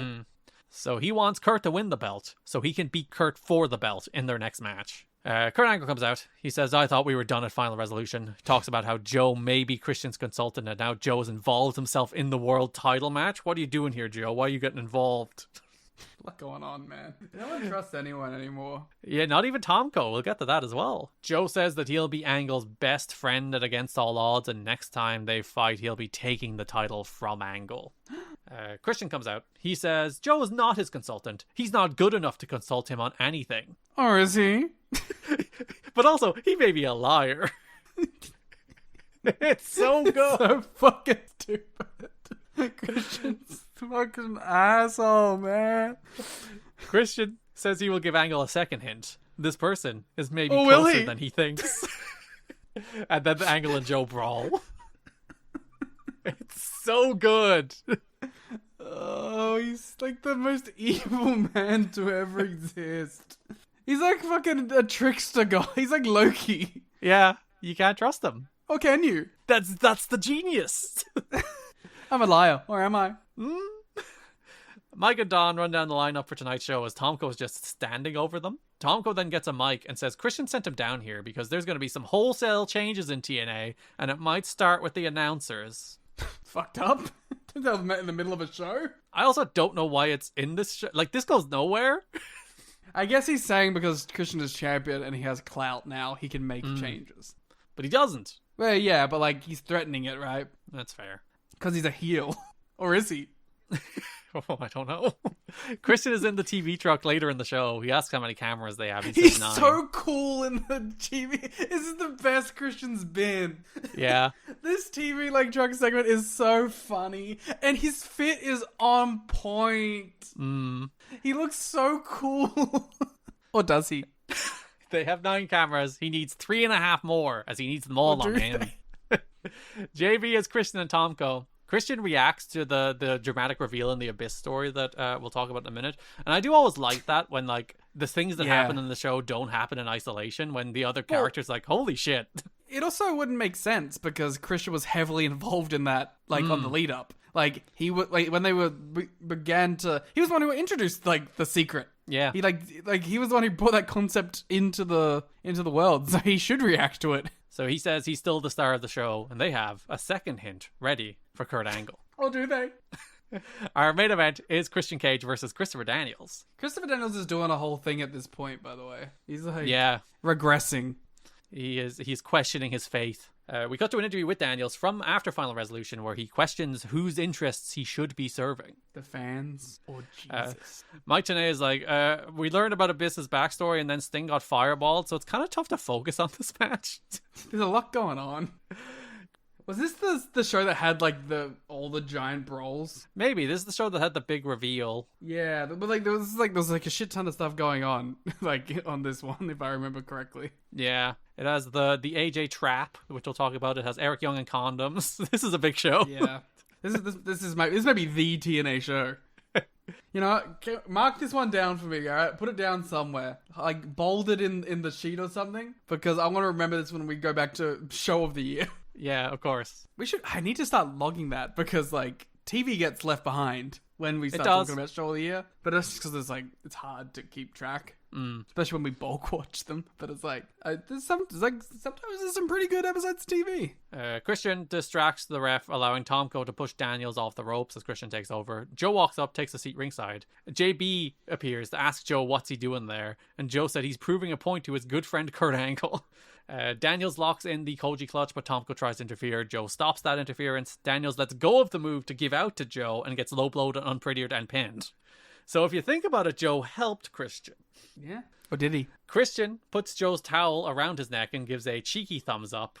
Angle runs out and confronts Joe. And he's like, this is proof. Yeah. You don't lend your towel to another man unless you're aligned. It is the subtle hint that Christian was talking about. It's very subtle. February 1st, Impact. Christian and Tomko are here. Tomko is wearing a shirt that says Pump. Which is crazy. Christian says he wants Tomko to cater to him as he's still on the fence. He's got to take one for the team. Which, okay, there's a lot going on there. Especially with the Pump shirt. But, like, the implication, I guess it is a good sell of, like, it still being Joe. Yeah. To be like, he's on the fence. But, like, in my head, I'm like, well, Steiner ain't consulting shit if he's still fucking on the fence. Like, what do you mean? That's true. What does consultant even mean in this context? Is it, like, in reality, it's just, I'm going to come out and beat up the guy. That's not really consulting. I'm going to help you cheat. Yeah. It's not really a consultation. Yeah, here's my consultation. I'm going to help you win. I'm just going to go out there and physically impose myself on someone else. I'm going to walk out with a pipe and hit him with it. Yeah. Joe mentions the person Tomko is babysitting is not him. He wants to kick Christian Cage's ass. Christian appears on the screen. He says both he and Joe know the truth about them being in cahoots, and he feels good about retaining it against all odds. Christian will give a third hint. Ponders if Angle already got it. Oh, does he? JB is outside of Jim Cornette's office. Bob Backlund is there. Bob Backlund is hanging around in the background of many segments this month. Yeah, I was trying to think of, like, what is the comparison point of, like, what Bob Backlund is in a TV show, and the closest thing I could think of is Matt Mercer cameos in all of the Critical Role stuff. Yeah, he's just the guy who appears. I believe he's reading the dictionary because he's saying a lot of big words this month. He's learning all of his big words to say. I think that's what he was reading. Which is obviously a commentary on the American education system. Yes. That he has to learn them in his 60s. Yeah.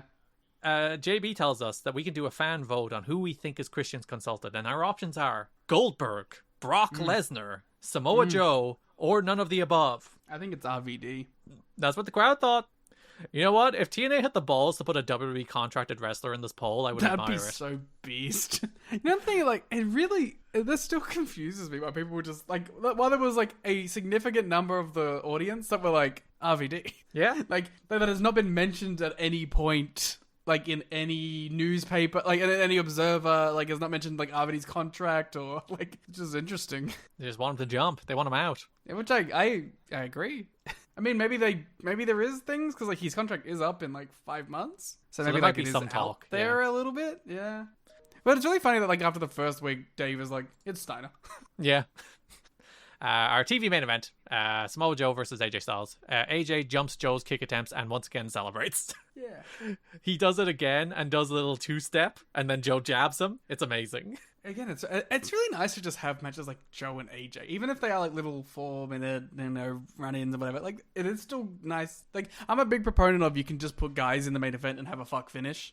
Yeah, like, when you look at the 4 main events of TV this month, you have Kurt Angle versus AJ Styles, you have Christian Cage versus Christopher Daniels, you have Samoa Joe versus AJ Styles, and you have Kurt Angle and Samoa Joe versus AJ Styles and Christian Cage. Like, those are proper-ass main events. Yeah, as I say in WCW, the featured match. Yeah, as Mike Tenay likes to say, pay-per-view quality match for this 4-minute AJ Styles Samoa Joe match that ends in DQ. You know what's really a fun, like, earworm for me while I'm watching these things? Is that Mike Tenay sounds the exact same. Like, 10 years apart. Yep. He's like, his voice is like the exact same. Same energy, too. AJ's, Mike Tenay's great. Some would say a Wrestling Observer Hall of Fame announcer. Someone should make a better claim for it. Hey. I don't know. He's not in, is he? I'll get him there. There's just a logjam, a non-wrestler. AJ tries to bail, but Rhino runs out and causes a DQ. Tenay calls it a no contest, but it's a DQ. It's a DQ for Joe. It's interference. It's not a no contest, So you Mike. wrote Joe defeats AJ Styles. Yes. What does Cage match say? I guess if he attacks AJ, technically AJ beats Joe, right? Maybe I'm wrong too. Yeah. Maybe we're both wrong. Yeah, no, the first person who gets hit is the one who is DQ. So it should probably be AJ beats Joe by DQ. Though Mike Tenay says no contest. Yeah, I think I noticed it too because does hit him. Yeah, it should be AJ wins. Yeah. I need to see what Cage Match says. It's going to piss me off if I don't. AJ runs away from Rhino. Joe says he won't leave the ring until he can clarify his position. A very Bob Backlund turn of phrase. He's also been studying the dictionary. After the break, Angle's in the ring. Angle calls it a charade. He asks, why even wait until against all odds? Let's just do it now. Angle calls him a liar and they brawl. Christian comes out. He goes to hit Joe with a chair, but Joe ducks and he hits Angle. Christian offers a handshake to Joe, but Joe gives him the double bird and they brawl. AJ comes back out and helps Christian lay Angle and Joe out with a chair, as Tenay then speculates if AJ is the consultant. I missed that layer. Cage Match has it listed as a no contest. Well, that's what Mike Tenay says. Mike Tenay does say it's a no contest. You know, an adherence to the rules. Mike Tenay. Do I have to open the file and check? Did you know that at this point, Christian Cage is a 15-day champion and the LAX are a 99-day champion? Ooh. Doesn't feel like LAX have had the belts that long, does it? Because they haven't defended them every time. Ooh, there's a comment about this episode of TV. What does it say? I gotta translate it to English, but I'll say what it says. So keep in mind, it is in fact translate. It was written on August 4th, 2019. So Denny Dury 177 gave it a 6 for this episode of TV and said, sometimes I wonder why they can't just let a match run its course without any interruptions, because then you wouldn't get good matches on TV. But oh well, it serves as just as good as a setup. Oh, so you do get it. The 5-way match was okay and fits the storyline. Then there were a few segments. The James Mitchell match was definitely the best part of the episode. Rude versus Petey Williams was okay for further setup. The main event was alright. I would have liked to see more from both of them. Conclusion, a solid episode of Impact. Nice. I have opened the file and checked. It should be an AJ Styles DQ. Rhino just attacks him. Okay, someone mentioned at Strigger. Yeah, fix it. We need to get that changed. We could fix history. This could be our way of... We could actually, infer a change in TNA Wrestling's history right now. Well, technically speaking, the official call was a no contest. No, it wasn't the official's call. That was Mike Tenay, and he is not the referee of the match as far as I'm aware. That's true. He is simply making an educated guess based on what has happened. He just made the wrong call. The go-home episode of Impact, we get the results of the poll. 30% believed it was Goldberg. 26% believed it was Brock Lesnar. 10% believe it's Samoa Joe. 34%, the largest number, believe it's none of the above. I mean, they were correct. They were right. But is it none of the above? Or is it that there is no consultant? Listen, if the bit was there is no consultant, that would be the best bit. That was a masterful gambit. But when they said none, I thought they meant none.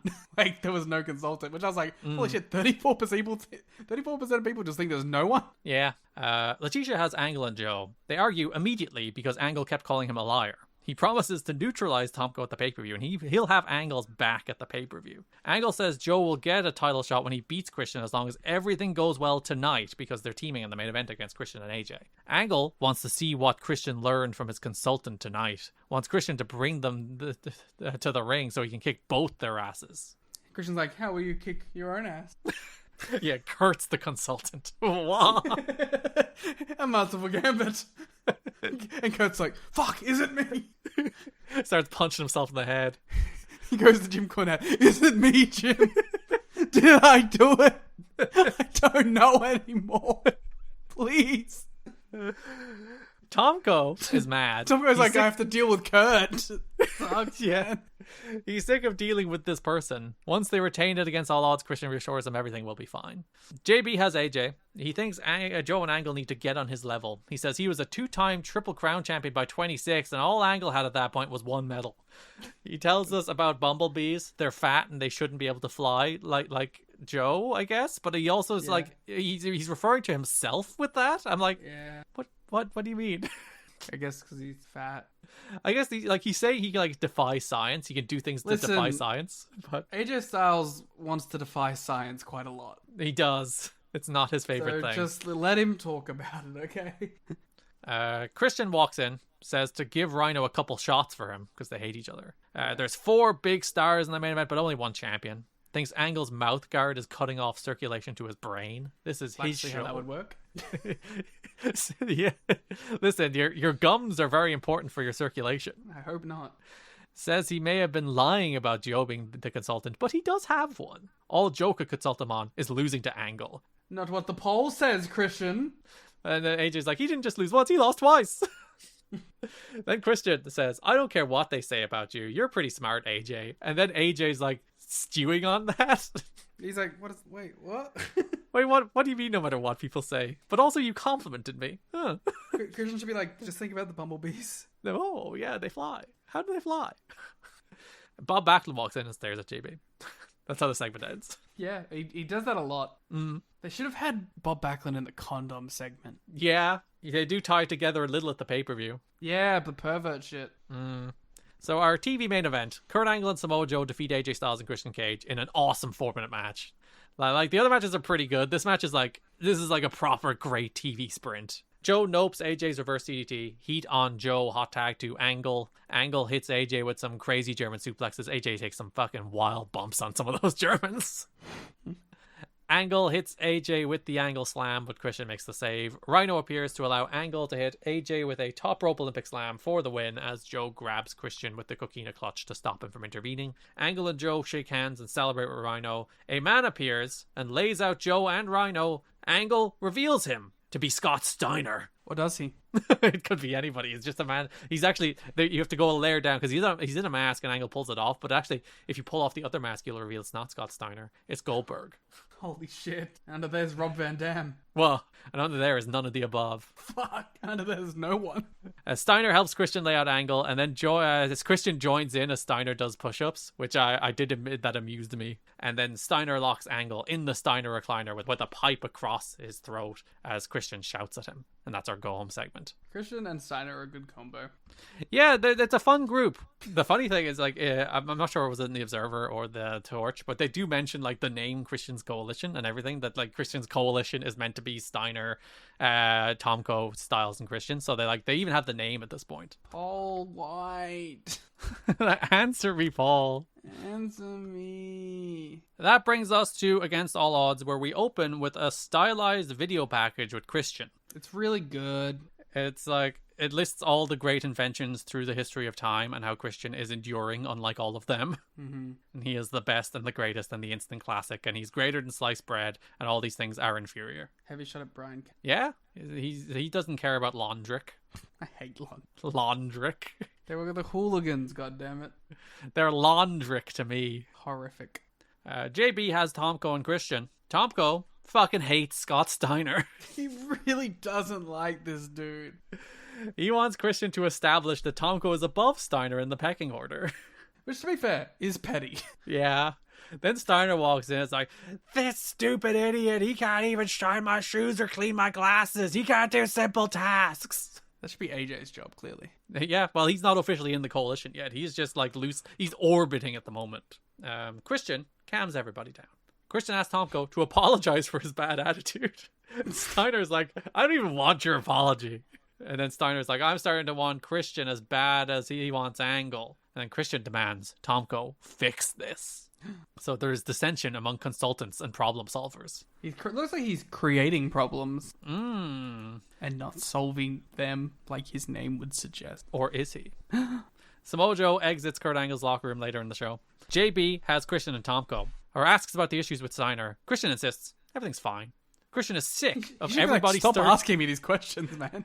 That's what he is. He's like, everybody around here is stirring the shit, talking about all the problems between Tomko and Steiner and Christian. You don't have to worry. You don't have to drum up problems to sell tickets. As long as the champ is here, the champ will sell tickets. Sell. Well, as long as the champ is here, 900 people will show up to the Impact Zone for free. Which is fair enough. Hey, lockdown's on the road. Oh, no. The NWA title is the gold medal of TNA, and it belongs to him. Cornette walks in and is just like, hey, Christian, pleasant reminder. If Tomko or Steiner get involved and you get DQ'd, you lose the belt. Okay, champ, see ya. Which is like, you know what? Fair enough, because now we can only consult. Yeah. And Christian looks at this like he's shocked. He's like, what the hell, man? It's like, no, he just told you the existing rules. Yeah, rules that have been long established. Literally, the champion before last won the title based on this rule. JB has Kurt Angle. Talks about how he and Joe beat the hell out of each other, and that tonight he's going to seize the opportunity. He tried to link those two things, and it didn't really make much sense. He's like, me and Joe, we went to war, and I visualized my victory, and tonight I'm going to seize the opportunity to win the title. I'm like, those two thoughts didn't seem entirely connected, but I'll allow it. He guarantees victory tonight against Christian Cage. And then our main event of Against All Odds. Christian Cage defeats Kurt Angle to retain the NWA World title with Samoa Joe as unofficial enforcer. I was thoroughly shocked. Yeah, you really thought that Angle was going to win the belt here. I mean, I was just like, they wouldn't do this match if he wasn't winning the belt. Yeah. Tomko immediately kicked out. Steiner nowhere to be seen. Smart. Or was the problems just so bad? Or was it? Samoa Joe makes his entrance after they wrestle for a minute or two. Somebody should take the counter gimmick to Andrade, where he says, how you know, and then they say, or is it? And they just go back and forth in a loop. How you know? Or is it? How you know? Yeah. Or is it? Yeah. How and then you have it? like, oh, that's the know tag team when they come together. How is it you know it? Yeah. When Matt Cardona Oh, jumps radio. to the to AEW, it's how is it you know it? Woo, woo, woo. How is it you know it? Yeah, what a tag team. I hate it. Joe sits ringside in a chair. Angle slams Christian into the post. Looks like it sucked. Christian, like, this match is not great. It's barely even good. But Christian takes a lot of bumps and works hard. Christian hits a low blow and an unprettier, but Angle kicks out. Angle hits 7 rolling German suplexes before AJ Styles runs out. He wasn't even in any of the backstage segments. He wasn't even an option to vote for. Yeah, he wasn't in the poll. I guess neither was Steiner, but I guess AJ's technically none of the above. That is true. Samoa Joe chases him off. Christian hits Angle with a chair, which we don't see, but we do hear. Christian hits a frog splash, but Angle kicks out. Christian hits another unprettier, but Angle kicks out again. Joe comes back as the ref gets bumped. Angle hits an Angle slam, but the ref revives too late, and Christian kicks out after a long count. The ref gets bumped again. Tomko comes out, and Angle suplexes him. Steiner comes out with a pipe. Angle gets rid of him too. Joe takes Tomko out of the ring. Angle and Joe shout at each other, but then Joe decides to wipe out Steiner with a dive. Joe brawls to the back with Tomko and Steiner. Angle gets the ankle lock on Christian, but Christian hits him with the pipe that Steiner left behind and follows with the unprettier for the win. Christian celebrates with Steiner and Tomko. Steiner bleeding from the back of the head. I don't know how, as him and Tomko seem like pals now. So it's pretty crazy how he didn't get DQ'd during any of that. Well, the ref was bumped twice, didn't you see? I know, but it's like, I don't know, I feel like if I was Cornette, I might just walk out and be like, hey, you lose the belt. Why is there 5 men at ringside that aren't involved in the match? Yeah. This is what will become a recurring trend of a very overbooked main event. Yeah, I didn't mind it though. I don't mind an overbooked main event. Yet. My favorite part was them doing the ref bump. The first ref bump. So they do a ref bump so Angle can get a visual pin, and then they bump the ref again. I'm like, guys. So that the actual ending can happen. like Angle is already being screwed. You don't need to bump the ref, have the ref revive so Angle can get one of those long counts that should have been a 3, then bump the ref again so Angle can be screwed. Like, you don't need that many layers. Yeah. I mean, this is what they do. This is what they do. Steiner and Tomko are pals, so it does seem like it was a ruse all along. Or was it? How you know? The next program in the heavyweight division is the continuation of Sting and Abyss. There's a man called Sting. And a man called Abyss. And he is trying to redeem his Chris. soul. Chris Abyss? A man called freaking Chris. Have you seen his brother? I have not. He's not involved in And I any of never this. will. It is an open question about what Joseph Park is doing during all of this. It makes you wonder. Yeah. What he was up to, you know? When, spoilers, Abyss puts 3 bullets in the back of his father. Mm-hmm. What was Joseph Park doing at the time? I know what happened after. Yeah. He saw the legal system fail. Yes. And he decided, I'm going to be the fix that it needs. He is like redeeming the American justice system. Justice...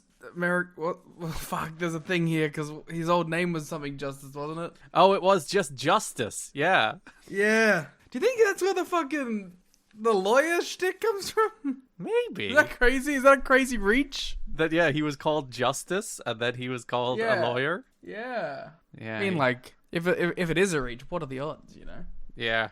Listen, it's a long-term character lore for the monster Abyss. Mm-hmm. The first impact of the month, we kick off the show as Sting is beating the hell out of James Mitchell backstage, shoving him in the boot of a car and kidnapping him. And in that moment, I knew that we were ready for something different. Something was happening. This is going to be a different month of TV.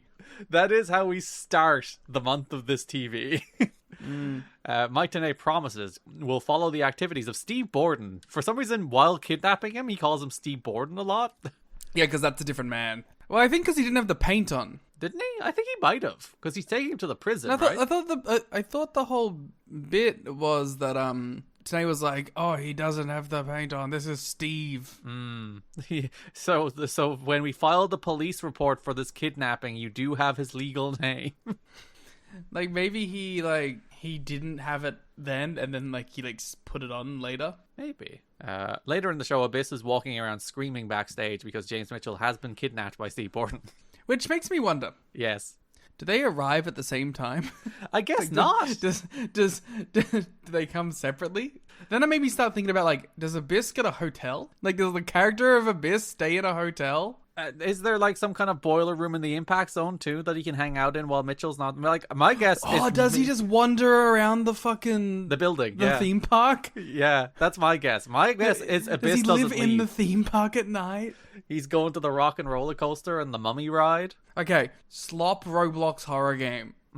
It's you running around Universal Studios and there's an Abyss chasing you. Yeah, Five Nights at Abyss. Yeah, it'll be 5 Nights at Universal. We wouldn't get the license. 5 Nights at Soundstage 21. I think you could get away with that one. Mm-hmm. Then everything is vaguely Universal themed. Yeah. Also, I guess Abyss has signed off on this one. Well, listen, what's he gonna do? Say no? I mean, I guess TNA's the one, really. Sting continues to kidnap Mitchell, and then we see where he's taking him. He takes him to the prison where Abyss was held, and demands to know what Abyss is hiding. Mitchell says Chris Parks was in prison for 6 years, but he won't say why. Mitchell's like, why do you even care? Sting is like, you're a piece of garbage. Then chains Mitchell to the fence and says he'll get his answers from Abyss. And I guess the camera crew that followed them just left him there? I mean, what has he ever done for the camera crew? I guess give them employment, because he's always like, oh, I'll do promos backstage. They wouldn't have jobs without that. They wouldn't need to record anything else. Yeah, maybe he does add to their workload. You're right. I don't know. Then I wondered, how did he get out at all? Well, I don't think he's on the rest of the show. But yeah, the next week is he not just still chained? I guess some prison. That's what I'm saying. At some point, did they send someone out to get him? Or is the next day when the prison staff come in and see someone chained to a fence? Are they like, all right, we'll let that random guy go because we don't know he's the devil? Or I guess the prison's in Florida. Yeah, it'd be really awkward if it wasn't. Sting would have had to drive him very far. I'm gonna drive you across state lines. I believe that would make it a federal crime. And then that is federal. So later in the show, Sting returns to the Impact Zone and he calls out Abyss. He asks Abyss to reveal what he's hiding. Why was he in prison? He hands Abyss a microphone. Abyss looks like he might talk, but he can't do it. Sting then tries to bully it out of Abyss. Yeah, he starts to abuse Abyss. He backs him into the corner and prods him with his bat, and he's like, tell me Abyss, tell me what the secret is. I don't get how any of this is meant to make Sting look good. I do think this one is a deliberate choice where he almost becomes more like Mitchell trying to get it out of him. But the whole time, he's just kind of an asshole. It's just two dudes abusing this guy. Yeah, the end of this should be Abyss doing the classic, I'm going with none of you, I'm my own man. Mm-hmm. Sting says, it's probably public records, I'm just going to find out. Which again, this has been 2 months of some deep dark secret, and now we're just maybe I'll Google his fucking name. Yeah. Maybe I'll ask Jeeves this shit. And Jeeves apparently fucking knows. Yeah. And then Abyss is screaming, no! But he's really fucking... this is stupid. Let's not pretend for any moment that this is, good. Yeah. I think the segments are entertaining, but, the whole through line of this storyline is utter shit. Yeah. Yeah, it is. It's What does any of this have to do with the pro wrestling show? Because he wants to redeem his soul, Liam. Does that not make you invested in the pro wrestling character? It's so funny because it's like some stupid like WWE. Like this is true sports entertainment. But it's just like they have like no budget, so they can't do like crazy shit. So it's just, I guess, the worst version of sports entertainment, which is we're just gonna exposition it. Like there's an obvious inspiration. It's like Russo came back and he's doing Kane and Undertaker shit with Abyss. Like that is what he's doing. He's doing like that. Well, he's doing Katie Vick, I guess. But like the idea, like the Kane and Undertaker stuff, it's like, oh, our family burned in the house and you burned that, whatever that story actually was. Like it's the same thing here, really. Well, like that's the whole Katie Vick thing was what, like, I know a deep dark secret about Kane. It's the worst thing he's ever did. Like it's the exact story. Yeah, so Vinny Ruin. So when you have the opportunity to rip off the most like hated storyline in pro wrestling, especially in that era, you gotta do it. That is a fun look into the Vince Russo psyche of that. Like he thought that shit was awesome. Yeah, that he's like, we gotta do that shit again. You know what would have made this deep dark secret in his past better? If Abyss like started cutting a promo and it was an awesome story about how he got awesome roadhead and crashed his car and killed the girl instead. Yeah, sure. If it was like a really awesome segment, and it just sounded like, and he was like the cool guy because he got awesome roadhead about it. Yeah, but then he crashed the car and then he became Abyss. Yeah, that would be a better story. Instead of Sting being like, you shot a man 3 times in the you were getting roadhead, Abyss, and you crashed your car and you pulled that woman into the front seat. It would be funny that Sting would have to be the person to deliver that information. And Sting's like cool with it because he's like cool about Abyss shooting this dude. He's like, you must have had your reason. I do enjoy as Abyss screaming no here. They flash up like the end show logo stuff with the copyright, and you can still hear Abyss going no over the end logo. I did appreciate that. That's cinema. Most people don't realize how much their personal information is being bought and sold every day. Data brokers are making billions, pulling details about you from public records and the internet, and then packaging and selling it, usually without your consent. That's how your information lands in the hands of scammers, spammers, even stalkers. It's why you get endless robocalls and why ads seem to follow you everywhere. That's where Aura comes in. Aura actively removes your data from broker sites and keeps it off. They also instantly alert you if your information shows up in a breach or on the dark web. But Aura goes beyond data protection. With one app, you get a VPN, antivirus, password manager, spam call protection, dark web monitoring, and even up to $5 million in identity theft insurance. All backed by 24/7 US-based fraud support. Other companies might sell just credit monitoring or just a VPN.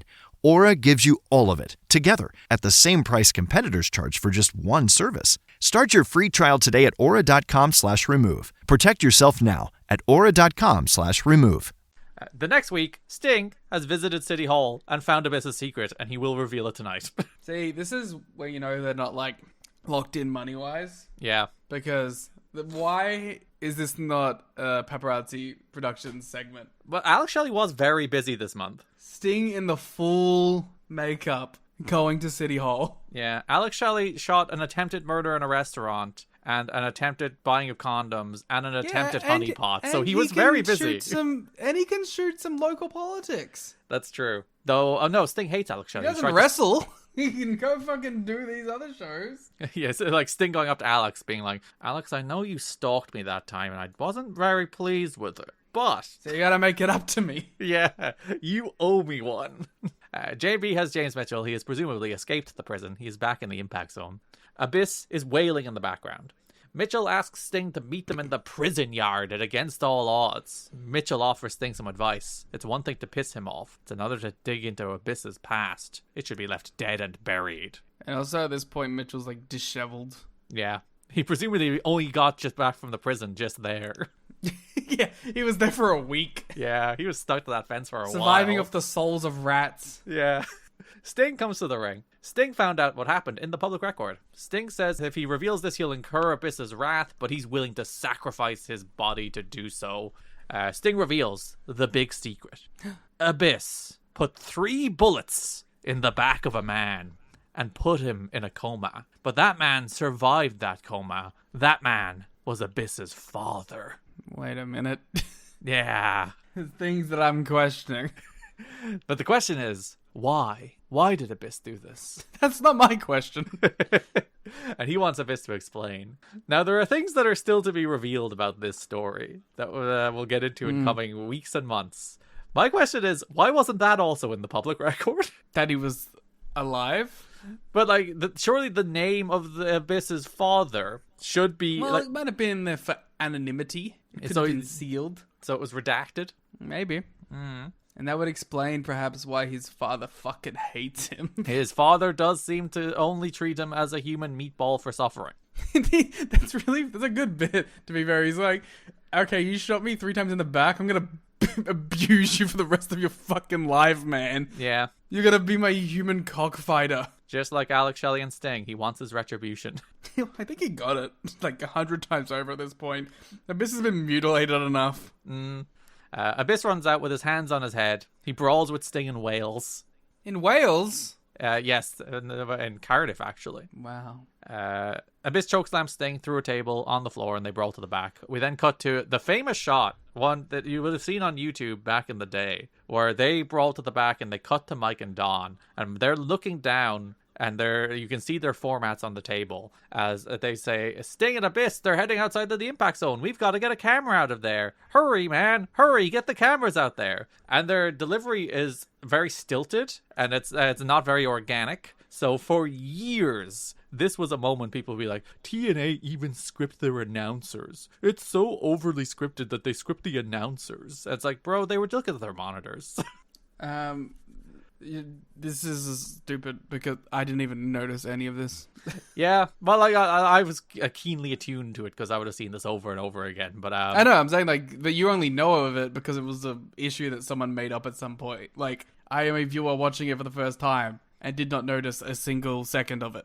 I just love the idea that like Vince Russo writes all of these segments on TV. That these TV shows that have these 1 hour TV shows that have like 35 segments on them. He writes all of these episodes and also scripts every word Mike Tenay and Don West says in reaction to them. Yeah, it's also like goddamn you people have never seen a format before. Yeah, and like they're obviously not looking at the format; they're looking at the monitor. Yeah, where it has the words that they meant to say on it. So this is the famous scripted announcers moment that people would harp on for years. I don't know if this is famous. Well, it was at the time. There was this and the moment that Christian hit his own head off the apron. Those were the two like moments you would see a lot. See, that one I know. Yeah. That one's 100% a classic, but... So yes, they brawl to the back. Mitchell throws a fireball in Sting's face, and Sting is taken away by ambulance. I would have thrown the fireball in his face before he did the reveal. I would have thrown it at his dick. Well, all right. He's already had kids, so you know. That would have taken him out. Let's kill the generations of Stingers. February 1st, we show footage of Abyss catching up with the ambulance last week. He opens the door, but Sting was gone, and all that was left behind was the bat. I do love the idea. They threw a fireball in his face. He was taken away by ambulance, and then they're like, we got to do more damage. Let's chase the ambulance. And then they found him, and he wasn't there. And also they're just like, fuck, this is annoying. 7 people have died because we couldn't go and get them. Yeah. All the time that we spent picking up this ambulance call could have been spent on other people. That's true. Someone in Orlando died that night because of Sting and his theatrics. You know, I'm going to start cancelling wrestling shows for running ambulance angles. Yeah, that's fair. And wasting precious resources. Yeah, public services being devoted toward wrestling storytelling instead of helping people. Abyss and Mitchell are walking in the car park. Mitchell says it's time to drive a stake through Sting's heart. He's like, I can smell Sting. That's He's Vampiro. I don't know why it's Vampiro. Why is it Vampiro?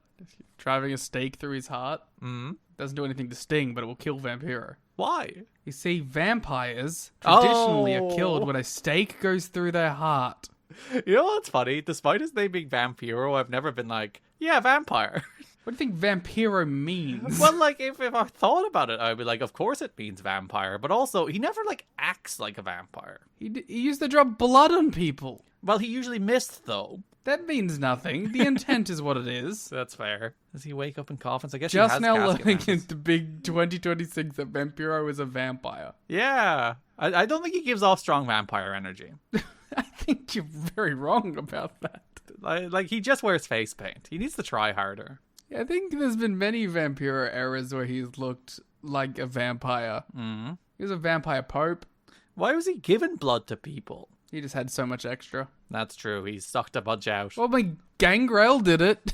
Gangrel is he's obviously a vampire. Yes. Oh, okay. Because he has the teeth. And he did the blood thing. But he literally walks out and drinks blood. That's obviously a vampire. Yeah, Vampiro is more of a real vampire. We've never seen Vampiro drink blood. Gangrel drinks blood. What about Kevin Thorne? Obvious vampire. And Shelly Martinez. Less obvious, but probably. She also has the teeth. But then she didn't have the teeth, so I think she got cured. Wow, cured? She got her soul... That's problematic. She got That's problematic. That's problematic. That is problematic to the vampire community. Yep.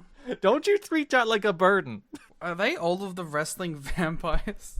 There is a surprising number of them. Has there ever been like a lucha vampire? That seems like it would be cool. I mean, I'm sure that... Yeah, Vampiro, you asshole. No, but like a proper one with a mask. Wow. Oh, he's not a vampire enough for you. No, he's not.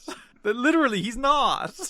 I want somebody cool with a mask who comes out wearing like a cool collared gimmick. Looks like a vampire. 6 vampire gimmicks according to this article. Hell yeah. Does it include Vampiro? Yes. Fuck. I would have been so vindicated if it didn't. Of course it does. He's like one of 3 notable ones. No. To be fair, did he do many vampiric acts other than the blood? I don't. But like, he's had casket matches, but like so is the Undertaker. As a vampire does. Well, yeah, but the Undertaker's a zombie. It's like the same thing. Yeah, I think Vamp is LARPing. I don't think you get to make that claim. LARPiro. I'm trying to find if there's a picture of Vampiro with the teeth. If there is, I will accept I'm wrong. Well, you should accept you're wrong anyway. No, I refuse. He does the blood gimmick. Yeah, but he's not a real vampire. He's a juggalo. Does that count? Are all juggalos vampires? No, but all vampires are juggalos. Yeah. He does have like sharpened. Okay, this is a vampire. Does he have the teeth?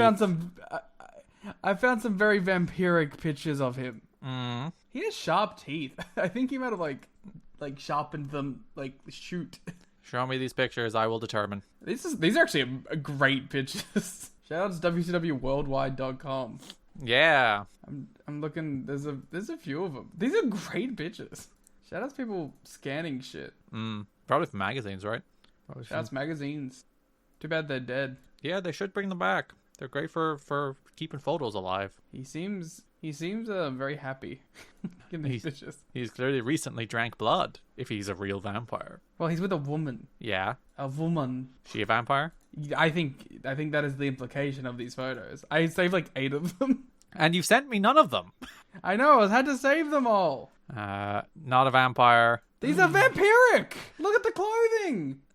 I'll give you the clothing. The rest, he looks more like a clown than a vampire, if I'm honest. That's fucked up. That's just him. Like if you told me this, like if Jake Lee dressed like this, I would say, yes, that's just Jake Lee. This is the jungler. Like this is a Jake Lee gimmick. This is a juggalo. This is not a vampire. I'm sticking to... This is a vampire. There's bats! Listen, there's bats! That is a magazine editorial decision. No, because he's meant to be like a hot vampire who like fucking mind melds people. I'm sorry. Is Batman... Also, he's showing teeth! Is Batman a vampire? What do you mean? Batman has bats. We don't call him a vampire. He has been a vampire. But not in the current Batman. He's not a vampire because he has bats. I know, but they're often joined together. They are, but that's not mutually exclusive. And it's not related. Two can play at this game. That's true. He is doing like an obvious Lost Boys thing, right? Yeah, that's what I was trying to think. It's more of like a Lost Boys like kind of vampire. Yeah, that is the obvious inspiration. I don't speak Spanish, so there might be more obvious. Sorry, can I read you the first line of this magazine interview? Are you gonna say "Este un vampiro moderno"? No, I'm going to read to you the actual translation. Okay. He does not drink blood. Not a vampire. Eat blood sausage tacos. Not a vampire. And doesn't wear a cape. Not a He vampire. is the modern vampire. Tall, dark, charismatic with women, and brave against his opponent. His real religion is vampirism. He became one in England, pushed into it by a good friend during his stay in the British island. It is Vampiro Casanova, the Canadian wrestler, soon to be Mexican, at 6'6" and weighing 253 pounds. Fuck you. Literally proof that he is a canonical vampire. Modern vampire. He became one in England. Modern vampire. Pushed into it by a good friend during his stay in the British island. They say modern vampire. A quote from Vampiro. When I'm in front of a fan, I get so nervous that I cannot speak. Many people hate me, but I don't feel guilty. That's a vampire's life. Modern vampire. And that means nothing. That's not a real I'm vampire, sorry that though, the vampires have to stick to your sensibilities. Yeah, for sure. I provided 100% proof. There is a quote later on in this interview. The question, are you a real vampire? To which he responds, yes, absolutely. I became one in England thanks to the advice of a dear friend. Since then, I began to even attend vampire conventions.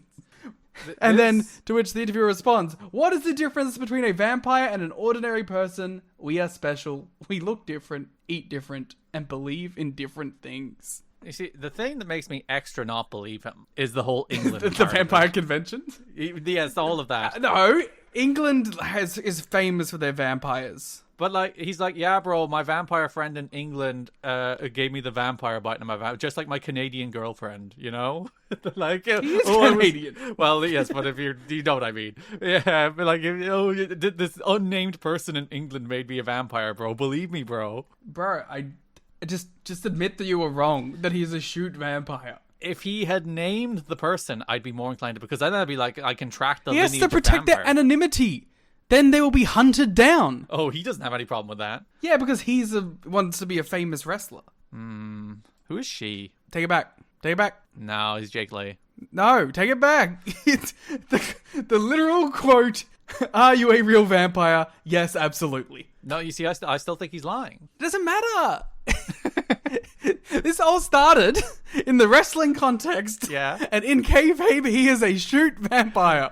So fucking admit it. No, but it sticks to my problem the whole time, in that I feel he is just putting on the appearance of a vampire. He's not actually like a vampire. Yeah, okay. If you think he's laughing at it's fine. Yeah. The character is meant to be a vampire. All right. Admit it or I walk. Fine. God damn it. Glad we settled that one. And we have a YouTube clip. Is Vampiro a vampire?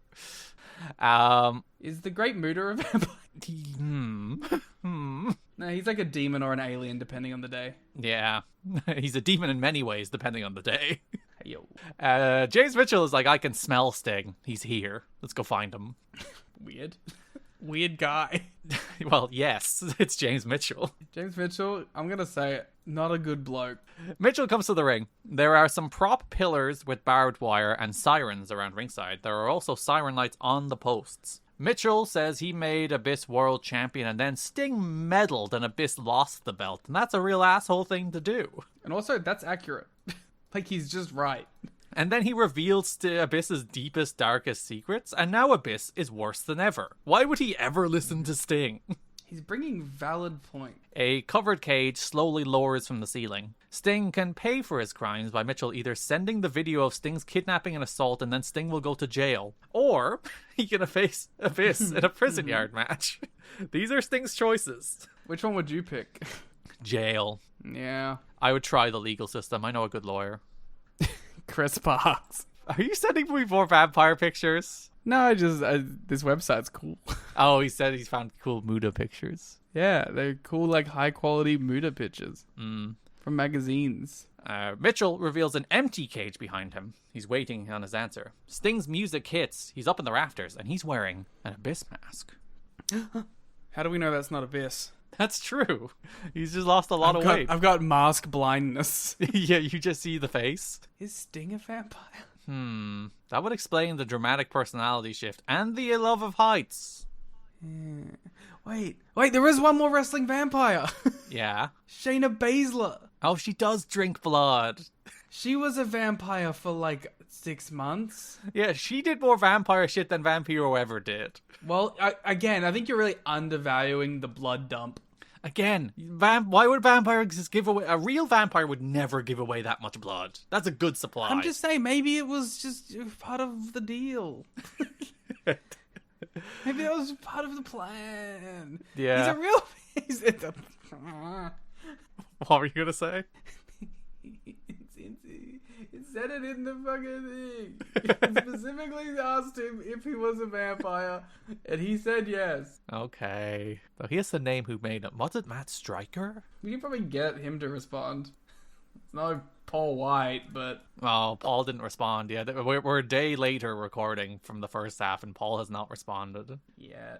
Because Vampiro doesn't ever say that the friend was English, just that it was in England. No, he was probably from freaking before times. Before there was countries? Yeah. Okay. I've sent you another Vampiro picture. Let me judge this one. That is There is more... human skulls. I will say it's more demonic than vampiric, but it's closer to vampire than... They go ahead. Oh, before he was too modern. Now he's too fucking gothic. I was gonna say... Just admit you're biased. It's closer than the clown photos. Not fair. Vampiro can't win. Not to you. The opening match of the Go Home show was Abyss versus Chase Stevens. Don West points out to us the Chase is still wearing the newly franchised Naturals tights, and there's apparently been a story on Explosion that Shane Douglas is trying to get them back. What the fuck? Why? Because he's done with them. Yeah, but you'll need to cover that one for us. Yeah, eventually when we get those episodes up. Yeah, but apparently he's like, hey, I bought you those pants, give them back. Oh, wait, he wants the pants back? I thought he wanted the Naturals back. Yeah, he just wants the tights. What the fuck? That's an explosion-ass storyline. He's just like, hey, listen, I'm done with you, but give me the pants. You're not allowed to wear the pants. You're not the newly franchised Naturals anymore. I really thought that was not what you meant. Yeah. Oh, God. Abyss debuts his new red mask here. I like the red mask. So do I.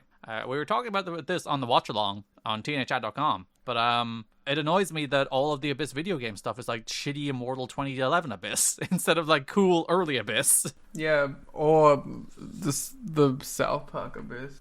Sorry, which one's the South Park Abyss? The one where he's in like the uniform. Oh, like the prison uniform? Yeah. The big white Abyss? Yeah. Abyss. The Great White. Abyss wins with the Black Hole Slam, and then shock treatments Andy Douglas. So we do see some Naturals. They don't wrestle. Shane Douglas comes out and he's stopped by security. Sting appears on screen in Abyss's mask. He accepts the prison yard match, says Abyss has been hiding through this mask too long, and warns James Mitchell that against all odds will be end times. Click, boom. Later in the show, you would think that's like the go-home segment, but no, we got another. The prison set is back. Sting asks to bring the cage down. The crowd are responding to Sting with something, and then there's a cut. So I don't know what happened, but the crowd are chanting something. I can't quite hear it. And then there's like Sting goes to turn to address them, and then there's like an edit. So like he either got gotten to or Sting just said, "Shut the fuck up." I'm trying to do my dramatic cinema promo here. Come on. They were saying fire Russo. Well, fair. He reveals the cage. Mitchell is in it. He's kidnapped him again. You gotta stop doing that. Sting says Sunday Against All Odds will be the last time we ever see Mitchell because he is going to kill him. He's gonna murder him. He's gonna end his life. Mike Tenay responds to that by immediately saying, "Did you hear that? Sting said Sunday Against All Odds will be the last we see Mitchell." And yeah, I did. Which is, like, it's a new thing the announcers are doing, which is nearly certainly at, like, the direction of Russo, in that, like, every time there's, like, a gap in a promo, Mike and Don will pop in, which, like, they used to do sometimes, but they're doing it a lot more. They will pop in and, like, explain it. WWE isms. It is very, like, baby-brained, you can't understand what's happening. in this story, which is like, it's dense and it's bullshitty, but it's straightforward, you know? The Sting wants to save this man's soul. This man killed somebody, or tried to kill somebody. He survived. Abyss comes out and they brawl. Mitchell chokes Sting through the cage as Abyss kills him with a chair shot against the cage. And then we go to the pay-per-view. Honestly, the choke angle was pretty brutal. Yeah, and I was thinking, like, why did they do the Mitchell segment where he just revealed an empty cage? But of course, it's the setup to reveal, where Sting does the same thing here, but reveals Mitchell's in the cage. So I was like, okay, that makes sense. Yeah. That is fundamental basic storytelling. Well done. I mean, come on. Yeah, like, wrestling doesn't hit that bar very often, where they establish the thing so they could do a twist on the thing. Usually they just jump straight to the twist on the thing. Yeah. Pay-per-view, JB has Sting. He's still wearing Abyss's mask. He says he's been wearing the mask for the last 10 days, and it's given him a new perspective on Abyss. That's fucked up. That's gross. You have a family. That is true. He's just been walking around the house with his kids in the Abyss mask, being like, hey kids, how you doing? Or at like 8 p.m, kids are in bed. He retires to his office. Yep. Sits in his chair and puts on the Abyss mask and just ponders. Starts answering some emails and thinking in the way of Abyss. Internalizes what it means to be Abyss. You know, the implication being, as a God-fearing man, that he wore the Abyss mask to church. Ooh, how do you think the minister there felt? Sinister. Yeah, do you think they were like attracted to it? It's like, ooh, I could mold that. Yeah, all ministers go after Abyss. Yeah, Sting is Sting an ordained minister? I know he's a man of God. He's done marriages, has he not? Maybe. Is he the true sinister minister? Yeah, that's what's happening here. He's transforming. The Stingister minister? Wordplay. The only way Abyss can move forward is by leaving his past behind, but he's got a devil on his shoulder. He's going to stop Mitchell tonight. He wanted end times. They're here. Click, boom. Sting defeats Abyss in a prison yard match. So the rules of a prison yard match, it will start outside the impact zone in the yard. They have to work their way into the building and then lock their opponent in the cage. The cage is, if you're wondering, it's like a King of the Mountain penalty box. It's that style of cage. It's not like a big proper cage. So they lock them in the King of the Mountain penalty box, which they have to have lowered from the ceiling. The ringside area has all the pillars with the barbed wire and the sirens. The posts have the siren things on them too. They brawl a bunch in the back for a while. Sting hits a big dive off of a dumpster onto Abyss on a table. This is a reverse lockdown. That's true. You have to enter the cage. Mm-hmm. Which is a stipulation TNA will actually have at Lockdown. Or they will do like guys. They'll do the reverse battle royal where you have to enter the cage and then exit the cage again. Listen, you gotta take L's to get W's. Mm-hmm. Sometimes you get Ultimate X, sometimes you get the reverse battle royal. So two good things. Yeah, of course, yeah. Also Sting unleashing his inner Darby Allin like 20 years before he met Darby Allin, jumping off shit. Yeah, he does go crazy on that one. It's a big dive too. Sting pulls a barbed wire bat from under the ring and hits Abyss with it. Sting has the solitary confinement cage, it's referred to, lowered from the ceiling as Abyss's arms are bleeding from the barbed wire bat. Sting grabs Mitchell's belt and punches him and whips him with it, which causes Mitchell to start bleeding. Abyss gets a table. Abyss smashes Sting with one of the siren lights, and it looked like it hurt like shit. Abyss hits the black hole slam and removes his original mask from Sting. He doesn't claim it back, though. He just removes it and throws it aside. So what does that say? That he's evolved in some way. There's something going on in his head. He's moved forward. He's come to terms with prison. Yeah, he's accepted his past, but now can he move past it? But can he accept his future? Whoa, that's what Sting wants. As a vampire. No! Is Abyss a vampire? No, he's a demonic entity. If anything, he's a ghoul. Lesser demon, maybe? Yeah. Mitchell stops Sting from putting Abyss in the cage, so Sting puts him in Scorpion. Abyss sets up Sting on a table and starts climbing up the penalty box. Sting gets up, hits Abyss with a barbed wire bat mid-climb, puts a barbed wire board on the table, and then powerbombs Abyss off the cage through both, and then Sting puts Abyss in the cage, locks the door to win. And then he tries to choke James Mitchell to death before security pull him off. He promised. He said he was going to kill him. And he did try. I respect it. He tried to kill the man. Yeah, as a babyface would, he went through with a promise. He wanted to save Abyss's soul, and the only way you can do that is by killing James Mitchell. You should put 3 more bullets in his back. That's true. Sting should get a gun. Sting should get a gun. Up next, the continuation of the AJ Styles and Rhino feud. That's my favorite feud. They're continuing. They are continuing. Like, all of these feuds continue another month, by the way. All of them. All these feuds that have already been going forever. At least they're doing shit with them. At least it's not like, oh, we're continuing it just to get another pay-per-view match out of them. They are also shooting... Well, you say that, and then we go to this one specifically. I think with any of the other ones, you could have gotten away with that. But this is the most like, I guess we'll just do this again because they're not doing anything. Yeah, we are continuing their feud. I guess they still hate each other. Like, I thought this one was done, January 18th, Impact. AJ faces Kurt Angle in the main event. Rhino comes out to brawl with AJ during that match. We have actually almost covered nearly all of this because it's mostly that. It's just brawls that happen in other segments. With the important exception of the January 24th show, where JB is in Jim Cornette's office and Serotonin are there. And Jim is like, I don't understand you people, but you are wrestlers. Therefore, I can book you in wrestling matches. Yes, it's true. Which, again, like, it makes you wonder with what happened. Like, either it was a very convincing disguise and AJ was there the whole time. Yes. Which, don't know if I think that was the case. Or it was Raven, and then AJ came up to him immediately after and was like, hey, I need that. Yeah. Either way, AJ Styles has built some sort of rapport with Raven. Yeah. And is, like, in with Serotonin enough that he's allowed to hang out. Without being, like, killed. So yeah, what happens is Jim is like, I'm going to book Raven versus Rhino tonight. And not only is it tonight, it's literally right after the break. It is immediately next. So Raven and Rhino never starts because Serotonin tried to jump Rhino and then Raven attacks him. But Liam, it's not Raven, as you said. It's AJ Styles. Which just makes me question the relationship and the nature of all these people. Yeah, so you raised 2 very important questions. Was it AJ all along? In this elaborate costume to trick Rhino, knowing that Jim would book Rhino in a match with Raven so that he could use that disguise to attack Rhino? That seems like a lot of planning. That seems like a lot of predicting behavior. So the more likely option is this match was booked. Raven or AJ were like, fuck that. Maybe Raven was like, fuck that. Maybe Raven approached AJ and said, wear my sweaty clothing. Yeah, swap clothes with me right now. Does that imply that Raven is just walking around backstage wearing like AJ's tights? That's it. If the implication is that that's all the clothes Raven owns?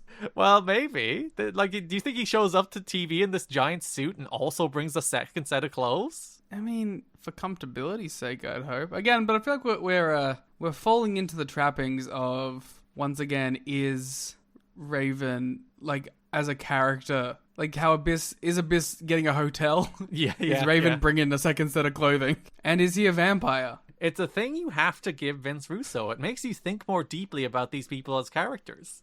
I do think about the hours before the show and after look for most of these characters. These are questions we never had before, and now we're increasingly having them. I am thinking about them. This is the thinking man's wrestling show of 2007. Yeah, it raises you many questions about why any of this is happening, and who these people are, and what their motivation is. I just wish they knew. Yeah, well, listen, that's a whole different problem. So, yes, it is AJ, disguised as Raven. AJ lays out Rhino with a chair, and then Rhino is bleeding. The next week, AJ versus Joe is your main event. AJ tries to bail, but Rhino runs out to cause a DQ, which we did establish is an AJ Styles victory. And then AJ murders him. Yeah, AJ runs away from Rhino. He chases him to the back, and then AJ comes back. So presumably, yes, AJ did just kill him. Because Rhino chased him to the back, and only AJ came back. We never know what happens, which is another one of the many questions this month raises. Go home show, AJ and Rhino. We have a little history package as we announce it'll be a Motor City chain match at the pay-per-view. They'll be attached. Motor City. Pointing at Detroit. They'll be attached by a chain. A key will be on one pole. Rhino's weapon of choice will be on another. Because we can't just have a chain match. We have to juice this thing up with poles. Yeah, and then his famous choice of weapon. Yes, the nightstick. Which again, like, they just did a whole thing about like how he had like the Detroit sign. You think that would be it, wouldn't you? Yeah. Considering it's the Motor City chain match. We just had a freaking feud last month where they had a nightstick on a pole match, and that was like an Abyss Christian and Sting weapon. Yeah, that's a prison weapon. Yes! God. Main event of the Go Home show was the Angle and Joe against Styles and Christian match. Rhino interfered at the end of that allowed Angle to win, and then he got laid out by Scott Steiner, which does take us to Against All Odds, in which AJ Styles defeats Rhino in a Motor City chain match. A regular chain match is too boring, so we do have the polls. The chain is attached via handcuffs, which does seem... Let's talk about how they fucking worked us. Yeah, listen, if you go and listen to the watch-along, you will hear us be very smug about the idea that AJ Styles' handcuff is too tight. Because he looks visibly pissed off. Like, there's little bits and pieces where you're like, I think this thing is really bothering AJ. Yeah, it looks really uncomfortable, because it's a really uncomfortable way to do a chain match, where instead of having like a leather strap attached to the end that you attach to the wrist, they're attaching the handcuff to one hand and then chaining the handcuff to the chain. So it's constantly like rubbing against the wrist the whole time. If you watch when AJ's having that handcuff applied, he's literally like, please put it on gently to Earl Hebner. And we were like, oh, it looks really like AJ's and Earl uncomfortable. fucking like really does it. Like, it looks like it sucks. Yeah. And AJ looks up immediately like, he's like, fuck you, like, ass. But you only see it happen to AJ. Yeah, and he's complaining to Hebner, and he's whining, and he's giving out to Hebner, and we got fucking worked, because the story at the end is that the key gets knocked down away from Rhino. Rhino gets handcuffed to the ropes because AJ gets out, and he handcuffs him to the ropes so he can beat the shit out of him, and then AJ gets hit with a gore, and the key goes flying, but it's out of Rhino's reach while AJ is downselling the gore, and then Earl Hebner slyly walks over and kicks the key to Rhino, and then only then did it click to us. That's like, oh, that was the actual story of the match. Yeah, we thought we were smart and we were above it all. And then they fucking worked us. Yeah.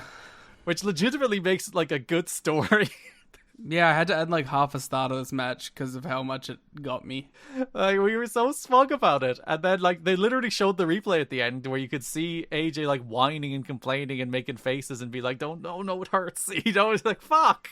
We just didn't expect that from this company. Yeah, it was like actually like subtle and nuanced and like relatively well done. And like maybe they just didn't tell the announcers because the announcers never picked up on it. But yeah, which I guess is always the telltale, you think? Because again, we're so used to the announcers having to drill it into your brain. And like we just talked about on TV how they're drilling everything into your brain at the moment. So for them to do like a subtle, nuanced, wrestling-based story about like organic moments that happen within the match, and for the announcers not to be like, "Do you see that? Do you see the look he gave Earl Hebner? Earl Hebner doesn't like him at the moment," you know? Yeah. Yeah, it was really well done. I was like, "Fuck." The crowd did chant, "You screwed AJ," after Earl did screw him. He did objectively screw him. Yeah, but he deserved it because he was just annoying.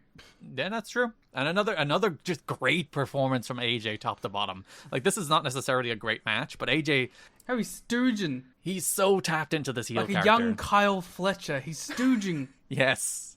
But yes, AJ actually ends up winning the match because Rhino, once he gets free, he goes out and gets a table, sets it up in the corner, gores himself through it, and then AJ pins him. He obviously didn't gore himself through it on purpose. AJ moved. But it was a Sabu moment. Yeah, he's like, fucking rawr, I'm a Rhino. That, no question. I believe him to be a Rhino. I don't. Why not? I don't think he's a shoot Rhino. He charges. That means nothing. He runs and he charges. He doesn't have a horn. That's a good question. What happened to his horn? He never had one. This is because Rhyhorn's your favorite Pokemon and you're super protective about rhinos. Just saying. He's clearly not a real rhino. Yeah. That brings us to the tag division, starting with the Latin American Exchange versus Team 3D. In fact, ending with that too, because it's the only real tag feud. Yeah. They only have time. You only get to have one. Yeah. It has to be for the belts. Because they broke up too many tag teams. Yeah. Shocked. Russo, tag team's not getting along, huh? Yeah.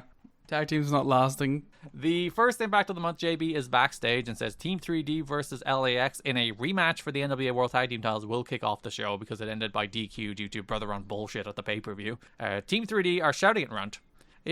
Brother Runt's like, I don't think what happened at the pay-per-view was that big a deal. It's like, you know what? Fair. Yeah. Listen, it wasn't his tag title match. Who gives a fuck? They're like, we've been betrayed by everybody, but we've never been betrayed by family. Asks him to stay out of the way tonight. Which, like, I don't know, man. Historically, you guys are always fucking betraying each other. Yeah. Actually, they betrayed each other at this point. You were dead right. Reverend Devon is not TNA canon. But, like, Spike has also betrayed them. Well, listen. And they betrayed Spike. And that's why he did it again. That does lead us to our opening match with LAX versus Team 3D, as LAX retain the NWA World Tag Team titles. They replay Runt causing the DQ at the pay-per-view. 3D jump LAX like true baby faces. They jump them from behind during the entrances.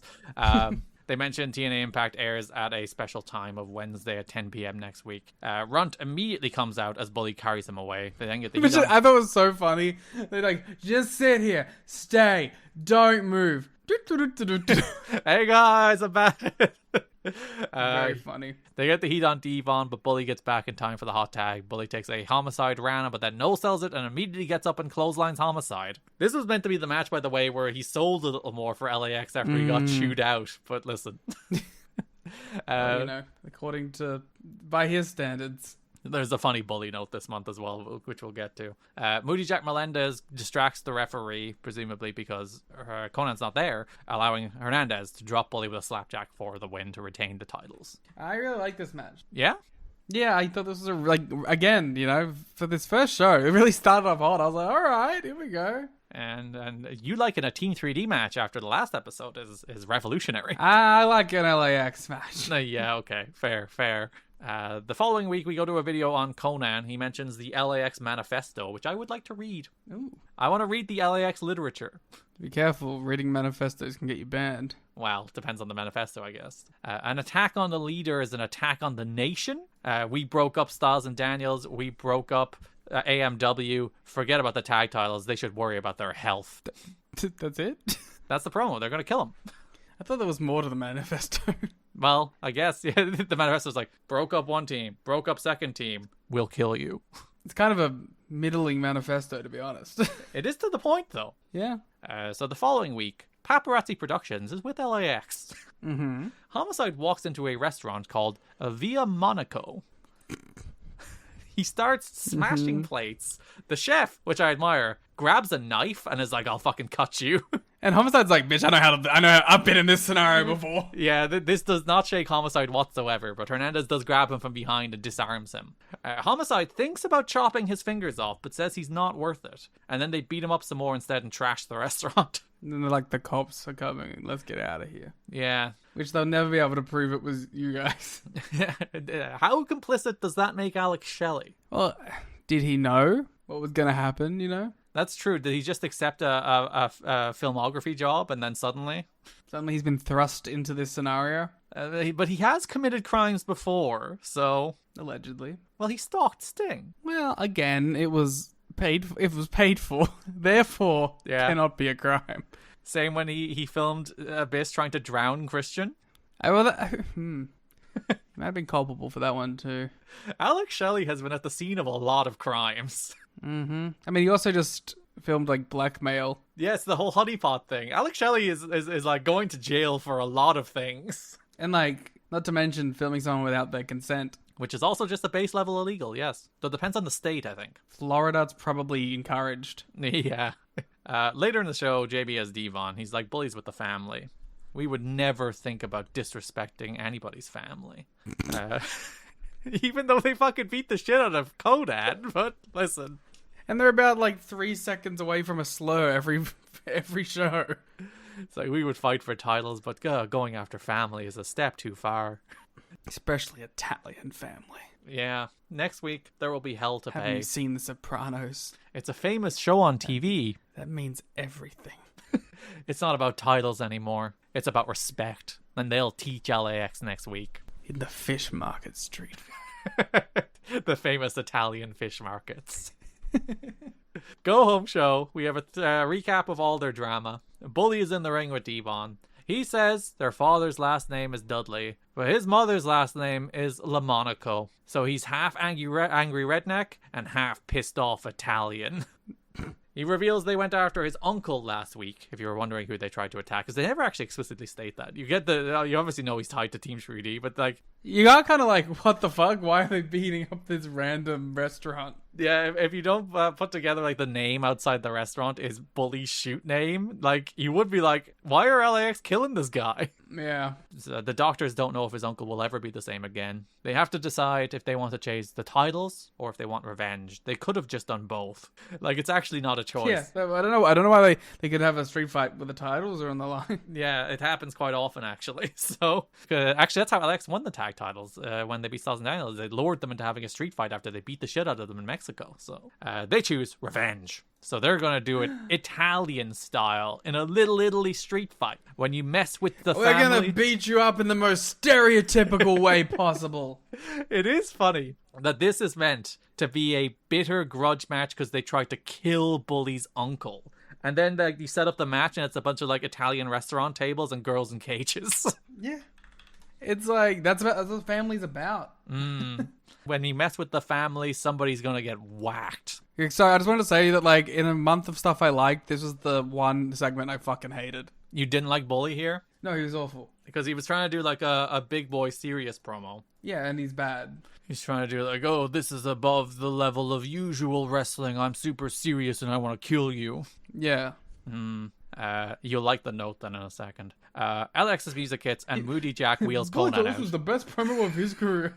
It's actually kind of the opposite. Ah, good. He says LAX is his family and Team 3D took him out. Bully asks him to walk down and says, oh no, you can't because you're in a wheelchair. In which Mike today does reiterate that they did a sniper attack. Oh. Yeah, he once again says the word sniper attack, which makes me think it might be an actual sniper attack. Why are there so many snipers in TNA specifically? Well, Eric Young's trying to duck the snipers all the time, so... Conan accepts the street fight because they run the streets. Brother Runt comes out, Bully says go back to the bar, and then Runt just turns around and leaves. LAX attack, Bully charges Hernandez, and Hernandez just kind of ducks, and Bully crashes over him, and it looked very funny. LAX beat them down. Homicide chokes Bully as Hernandez destroys his arm with a chair against the steps.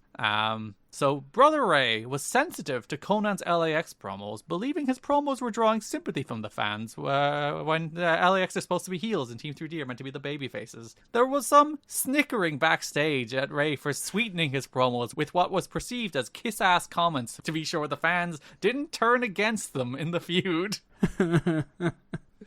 So even like the people backstage are like, fucking Bully. They're like, wow, look at this fucking this nerd. Look at this hack who can't be a proper babyface because LAX are actually cool. Look at him cowering. Yeah, literally, like Conan is too charismatic for him. Like Conan is absolutely running circles around him. Yeah. Conan in a wheelchair, no less. Yeah, still working circles around him. 3D apparently want to turn heel as well, but obviously they're doing the program with LAX, so they're like, no. They could never make LAX cool faces. Yeah, they're have you seen them? They're Latino. That makes them evil. That's true. That takes us to the pay-per-view, in which we do have the Little Italy street fight. But Team 3D are real serious, because they walk to the ring during the opening pyro. They don't even do an entrance. They say, what's the matter, you? Yes. Homicide. They have a set that has girls dancing in cages, harkening back to the old days. I know, it felt like original TNA. It's not a fucking little Nashville street fight, is it? And tables with the checkered cloths, like out of an Italian restaurant. Hernandez goes for his big dive, but Devon hits him with a chair in midair, and he eats shit, which does remind me of the Lucha Underground episode we just covered, in which he does that to Drago, and Drago missed him midair. So Hernandez always eating shit midair. Good on him. The crowd chants, use the stripper. Bully pays them to give him a dance, and then they spank each other, but this distracts Bully, allowing Homicide to take over. You know, when I'm fighting for my family... Yep. I will too get distracted by strippers. You see an attractive woman and you're like, fuck my uncle, dance. Yeah, like, who gives a shit? What are we doing here anymore? Devon bleeds after a pizza cutter. The Latino Nation emerges, which is just like 5 guys dressed in LAX attire, and they attack Team 3D. Homicide and Bully have a tremendously clumsy exchange where Bully seems to lose track of what's happening and then it just like takes a snapmare bump. It's very awkward. Devon goes up for the waz up headbutt, but instead wipes out a bunch of Latino Nation on the floor, which is crazy. Yeah. Devon will give you one of those a match, you know. Yeah, Devon's cool. He should never have teamed with Bully. Hernandez slams Bully through a table, but he kicks out. Hernandez pins Devon after a border toss, because of course Devon has to take the pin. Conan appears in his wheelchair in the LAX section as they all celebrate. This match is funny. Yes. Because, like, time to fight for my family. And then, you know, like, Enzo Amore NXT theme starts playing. Yes. Because it's, like, so stereotypical and cartoonish. Uh-huh. And then they lose. Yep. So it's like, they just fucking suck, I guess. Because you would think the whole thing of doing a non-title match is that Team 3D can win, and then you can set up doing another match next month for the titles. Yeah. Nuh-uh. They just lose. Yeah. It's very silly. It's not even cheating. It's a Little Italy street fight. Why didn't they bring their, Sopranos back up? Yeah, where were the Italian nation? Yeah. The nation of Italy needed to show up for them and didn't, which says something, honestly. What were they doing? Too busy eating a pizza pie? Yeah.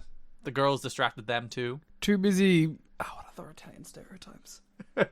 Too busy hanging out with the Pope? And too busy stopping Bowser from kidnapping a princess? Too busy losing the World Cup qualifiers? I was gonna go for World Cup qualifiers, too! Let's go!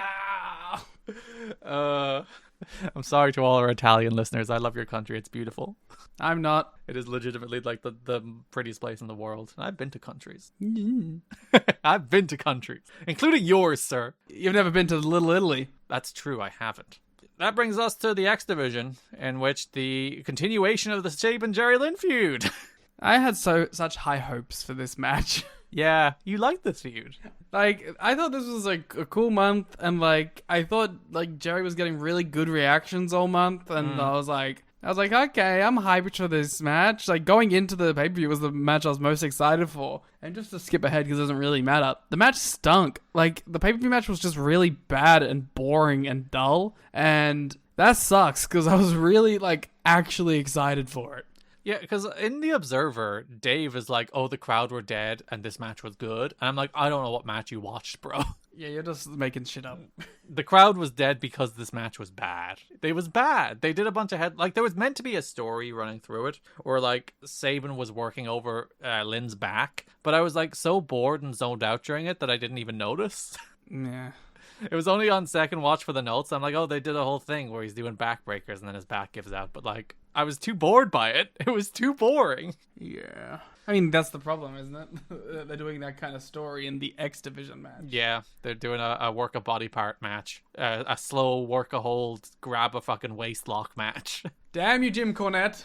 It's all his fault. He definitely agented it. The January 24th Impact, Jerry Lynn defeats Chris Sabin, Senshi, and Austin Starr. Senshi goes straight after Starr. Senshi and Lynn start calling back to O2. They work together. The announcers don't really acknowledge it, but I'm like, oh yeah, the original X Division guys. They work over Senshi before Lynn runs wild when he tags in. And as I said, Lynn getting very good reactions in these TV matches. People are into Lynn. They really resonate with his whiny bitch character as Americans. Yes, it is their default setting. What nationality isn't catching strays on this podcast? We're going after everybody. We're alienating our entire audience. Oh, I'm sorry. Listen, I've said bad things about pretty much every Western country. Lynn rolls up Sabin for the win here. The next week, there's a list of people are outside of Jim Cornette's office. Bob Backlund is one of them. BKM is one of them. Chris Sabin is one of them. As he walks up, he's wearing a gown. He's hobbling with a walker. And he's like, what's with you crazy kids and your Pac-Man video games and your stickers and balloons? Oh, Grandfather Sabin. We gotta get you back to the home. Yeah. He shouldn't be wandering out here. Young man Bob Backlund, take him away. Yeah. I do enjoy Chris Sabin's impression of an old man. Because it's not even like an actual, like, stickers and balloons? What does that even mean? Yeah, it's like... which actually is, maybe that is like a perfect nuanced depiction, because he's like, an old man wouldn't know about an Xbox 360. He would think the kids are still playing with stickers and balloons. That's true. Jerry Lynn is so old, he comes from the time balloons were invented. We then have another X Division multi-man. It's Austin Starr for defeating Jay Lethal, Sanjay Dutt, Shelley, and Jerry Lynn. Sabin wobbles out on his walker and says, "Look at me! I'm Jerry Lynn! I'm Jerry Lynn! See? I'm Jerry Lynn right now!" Which is like, it's just, we're lucky Sabin is funny as fuck. Because it's all in that delivery that works. Like, it's a tremendously dumb line that in the wrong hands, you'd be like, this is the worst thing of all time. And it's really funny. It's really funny. Quick heat. Lynn runs wild. We get a dive sequence that involves Shelley stopping mid-dive and misting the pile instead. So he's the Great Muta. Sabin gets up on the apron to reveal he's wearing an adult nappy, or diaper if you're American. What do you call them in Australia? Nappies or diapers? Nappy. Nice. Yeah, American scum. We're with the British words. Da, da, da, da, da, da, da, da. This distraction works as Sabin trips Lynn while he's going for the cradle pile driver, allowing Starr to get the pin, as there's a beatdown after the match that we'll talk about when we're talking about the extensive Austin Starr-Senshi feud. It is extensive. Go home show. We have a classic lump a bunch of people in a multi-man tag. It's James Storm, Chris Sabin, and Austin Starr defeating Rhino, their Jerry Lynn, and Senshi. One thing I will say.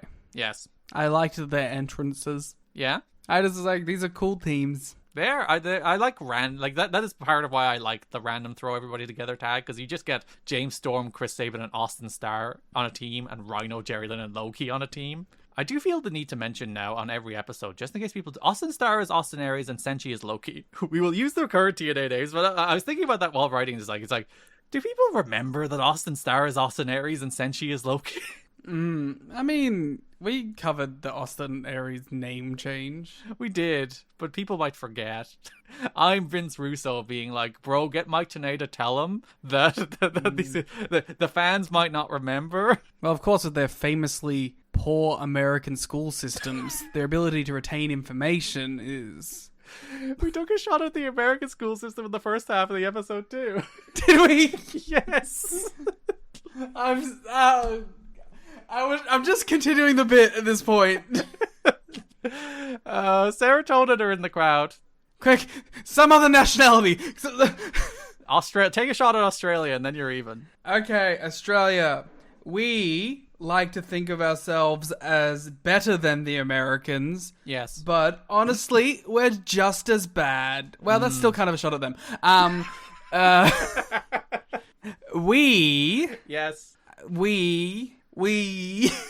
Wow, it's a perfect country, which I agree with, by the way, so I can get a visa. We are not particularly well advanced and have no real industry. All right. Thus, we will suffer greatly with the eventual demise of capitalism. Nice. Okay.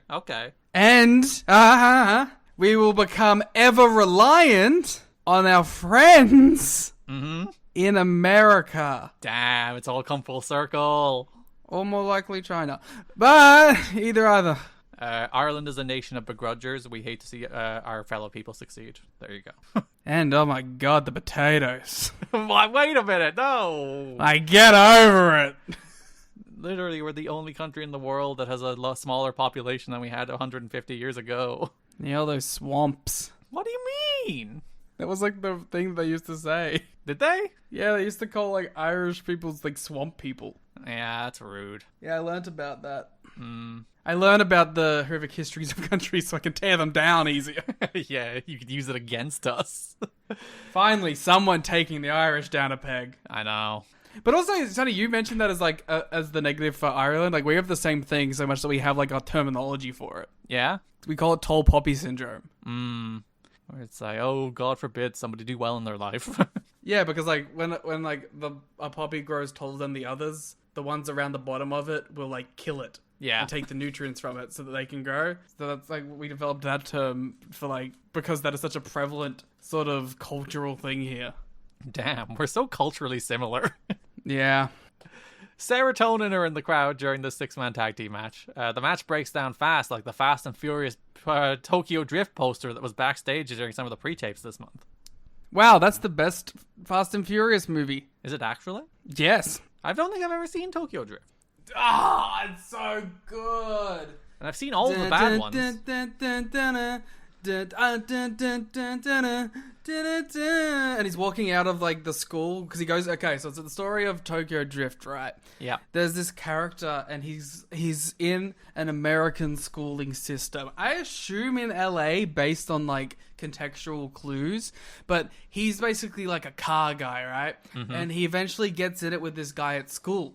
And this guy at school like has this like hot girlfriend, and they're like, oh, he like embarrasses him, so they're like, oh, let's go race, and they race their cars, and they like race for slips or whatever, and they eventually, while they're racing, they make their way into sort of like a housing developmental area where like all these houses are being built, and they race through, and they're breaking through shit, but eventually he like sort of like slammed, he's winning, and like the woman's like really into him, but like he breaks a bunch of shit, and he gets arrested by the police, right? And the police are like, oh, you're doing too many illegal things, so we're gonna send you to Japan.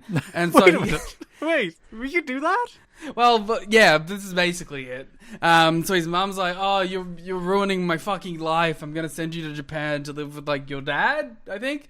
So he goes and he moves to Japan. And when he goes to Japan, he starts to like go to school, and he's like in like the uniform or whatever. And this is where he meets like another American guy, and they're like hanging out. And they love cars. They love all the cars in Japan. And he meets Han, and Han's like the coolest character in all the Fast and Furious movies. They brought him back later because he was so cool from this movie. So anyway, they're like, oh, he's like, oh, we're gonna teach you about car culture in Japan. And they have all these like cool neon cars and whatever. And they learn about drifting. It's like the ultimate form of like driving in races. And he learns about like all these crazy drift tracks. Eventually, he faces the Drift King. He faces the Drift King, alright? And like, oh, boom, they do like fucking crazy drift, and he wins, and it's crazy. And I think at one point there's like either a Sonic car or a Hulk car. There's like a lot of cool things in it. But at the end, right, he's like, oh, I'm the new Drift King. I have the girl. I'm the coolest. Everyone loves me. I'm a white boy in Japan. No one can stop me. And then he like rolls up at the line for his next drift, and who shows up but Vin Diesel? What? Boom. Credits. End of Tokyo Drift. That does seem sick. It is sick. I should watch it someday. And Han's really cool. I should do a fast marathon ahead of the last one. And it has great music. It is it's my favorite thing looking at the posters that are in the backstage of the Impact Zone, being like, what movies are there? And it's like, oh, Tokyo Drift. That's fun. A Universal Studios picture, I assume. I would imagine so. It would be weird for it to be there otherwise. They're just big fans. They just have a bunch of Disney movies there. It's like, what the hell? Yeah, this match breaks down. Jackie distracts the ref, allowing Storm to cross Senshi. Star pins him with a brainbuster. That does bring us to the pay-per-view, in which Chris Sabin defeats Jerry Lynn to retain the X Division title. The lights do this thing now where they dramatically form an X above the Impact Zone, signifying the X Division title match. X gonna give it to you. Jerry Lynn gonna give it to you. Nopes out of a Sabin dive, and Mike Tenay informs us that Jerry Lynn calls this hailing the cab. I don't know why. Well, he raises the hand as he walks away, like he's hailing a cab, but like he could just walk away without it. You don't need to raise your hand. He's been distracted. Bro thinks he's Samoa Joe. Well, like Samoa old. They work an incredibly dull WWE-style mid-card match. Sabin was working over the back with backbreakers, as I said. Lynn goes for the cradle pile driver, but his old man back gave out, and Sabin pins him with a quick cradle, grabs the ropes. Thank God he lives in a country with a robust healthcare system and can get that checked out immediately. Don't worry, in like 2 years he'll get Obamacare. Oh, yay. And then in like 6 years he'll lose it. Aw. The other feud in the X Division is the continuation of the Austin Starr versus Senshi feud. If you remember from Final Resolution at the end of the PCS, Austin Starr was like, the only person who agrees with me here is Senshi. And Senshi was like, fuck you, I don't like you. Senshi's like, I don't fuck with you, bro. Yeah. Who thought, what made you think that we were cool? We are work colleagues. Yeah. And I don't want to see you immediately after I don't have to. I would rather do the Pogo challenge than hang out with you. I'd rather hang out with Mr. Pogo. Yeah, I think he would. I think he would too, to be fair. During the Jerry Lynn versus Chris Sabin versus Senshi versus Starr match, Starr and Senshi brawled to the back. During the match the next week, Starr and Shelley were beating down Lynn after the match, and Senshi made the save. This is the entire build. They were in the multi-man... the 6-man tag. Oh, they had a whole build on a pay-per-view. That's true. That where Senshi got crotched in the ropes and Star pinned him with a brainbuster, and then we get to the pay-per-view. In which, before the match, JB had Austin Starr, said he's pound for pound the most complete wrestler in TNA. Bob Backlund strolls through the background a couple times. Austin Starr is like, what the hell, man, I'm doing an interview. Yeah, you should, that's on you, man. You should stop antagonizing him. Just let him walk. He's not hurting anybody. He's just wandering. To be fair, at any moment he could. That is true, but also, I would also believe he also lives in the theme park.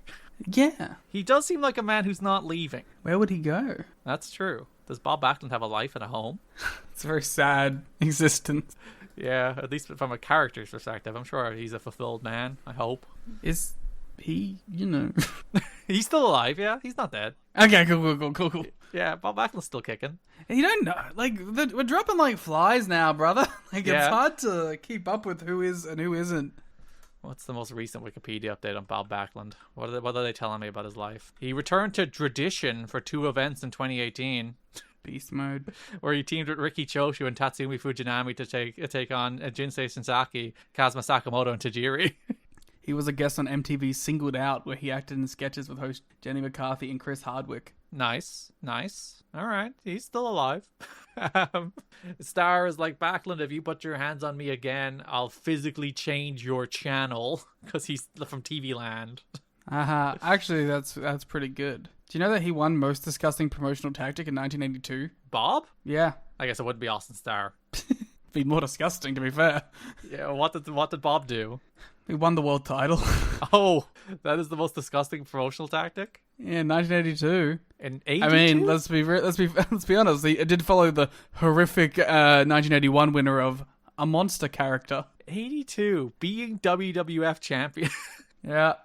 Was there some bullshit there? Was he like, I hate America or something? I think it's because he was meant to be like old. But didn't he hold the belt for 4 years?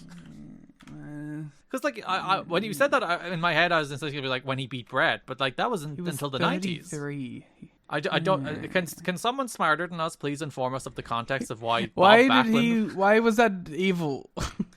Like, why was it? I assume he beat Bruno for it, right? I think people hated him in '83. But like most disgusting promotional tactic. Oh, I'm just telling you what's happening right now. Yeah. Sorry, I'm looking it out. Wait, it's not even the year. He's already been champion for 3 years. I guess people didn't like that, like, he changed his look in 83. But we're talking 82. No, I'm saying like 80. Oh, yeah, it is 82. What the fuck? Okay. What did he do? Was it just because he was champ for 3 years? They were sick of him? On November, I don't know if it's 81 or 82. This seems like it's 82. I remember it sounds like... Okay, I guess what they mean is because, like, there was storyline things where, like, Valentine and Inoki were both recognized as WWE champion. Yeah. But Backlund is the only one recognized as being WWE champion from 1978 to 1983. So I guess what they're referring to is, like, these other title losses that they don't count. Or, like, bait and switches, basically. Yeah. All right. That seems... All right, someone who was alive in 1982, if you can work out how to log into Twitter, could you please show us? Yes, or Discord, or let us know on Patreon. Yeah, I'm going to age now! If you're fucking ancient, please let us know what happened with Bob Backlund in 1982. Bob takes exception to this. He asks if he's trying to exasperate him with his discourse. Which is a good line. That's what I'm doing to the audience today. That's true. You're trying to exasperate everybody with your discourse. He does invent the concept of rage bait. And he's like, if you want to do that, well, I can get a little out of hand. Then we have Senshi defeating Austin Starr. The ring mat, which was not particularly clean at the start of the show anyway, now has the addition of Devon's blood. Mm-hmm. Everything Senshi does looks awesome. Like because like you watch a lot of modern wrestlers where the stuff they do is very good and clean, but it's too clean, and you're like, well, I want some more grittiness in there. And Senshi somehow has the mix of everything that he does looks both good and impactful. Mm-hmm. And it's like, God, he might be like the best wrestler ever from like a purely like technical execution perspective. Yeah, that's hard. It's hard to put people against him when it specifically comes to like peaks. Because usually there's almost a trade-off in wrestling between looking cool and looking real. Mm-hmm. Like, you can do cool shit, but you might have to sacrifice some of the reality, or you can do reality and you have to sacrifice some of the cool shit. And I feel like no one found that balance better than Loki. Loki's right there in the middle of all the stuff he does looks cool, and all of it looks impactful. And the third aspect of that, of course, is, well, also not killing people. Yes, well, not actually hurting people. Too bad. And it's like, he definitely had moments of that, but I think you'd say that, like, most of, like, when Loki isn't actively trying to hurt someone. I was gonna say, in his defense or not defense, I think the only times he hurt people was when he was trying to. So yeah, if he's in a mood to work, he can work better than anybody. Yeah. Senshi escapes a brainbuster attempt and nails Ares with the rolling Liger kick. I just wrote Ares, so look at me just writing Ares instead of Star. Wow. Ares tries to do the crossface undercutting yourself. I know. A Star and Senshi battle for positioning on a bridging pin, but Senshi gets a shoulder up and the ref awards it to Senshi. They do like a dramatic double pin thing, but the ref is like, no, Senshi wins. Star demands somebody restart the match. Bob Backlund comes out. He shouts at Star, so Star slaps him. Bob applies the crossface chicken wing and holds it as Star flees all the way to the back. Bob Backlund spent considerable time antagonizing fans in character as they were waiting outside of the Impact Zone before Sunday's pay-per-view. In fact, nobody ever sees Bob, quote-unquote, not in character. It's a bit like Andy Kaufman in that nobody's sure if there's a real person underneath the bizarre veneer people see in TNA, on and off TV. He's not considered a bad guy, just strange. Very strange. Sounds like Bob Backlund was writing his own story. Yeah, he's just like, they actually were like, he's actually just walking through the pre-tapes. So we just have to make it his character. That's good. It would be funny if that was the case. That brings us to the category we are calling Best of the Rest, which is the other, 6 stories that happened this month. And let's start with the best. Listen, we don't close with them anymore. Yeah.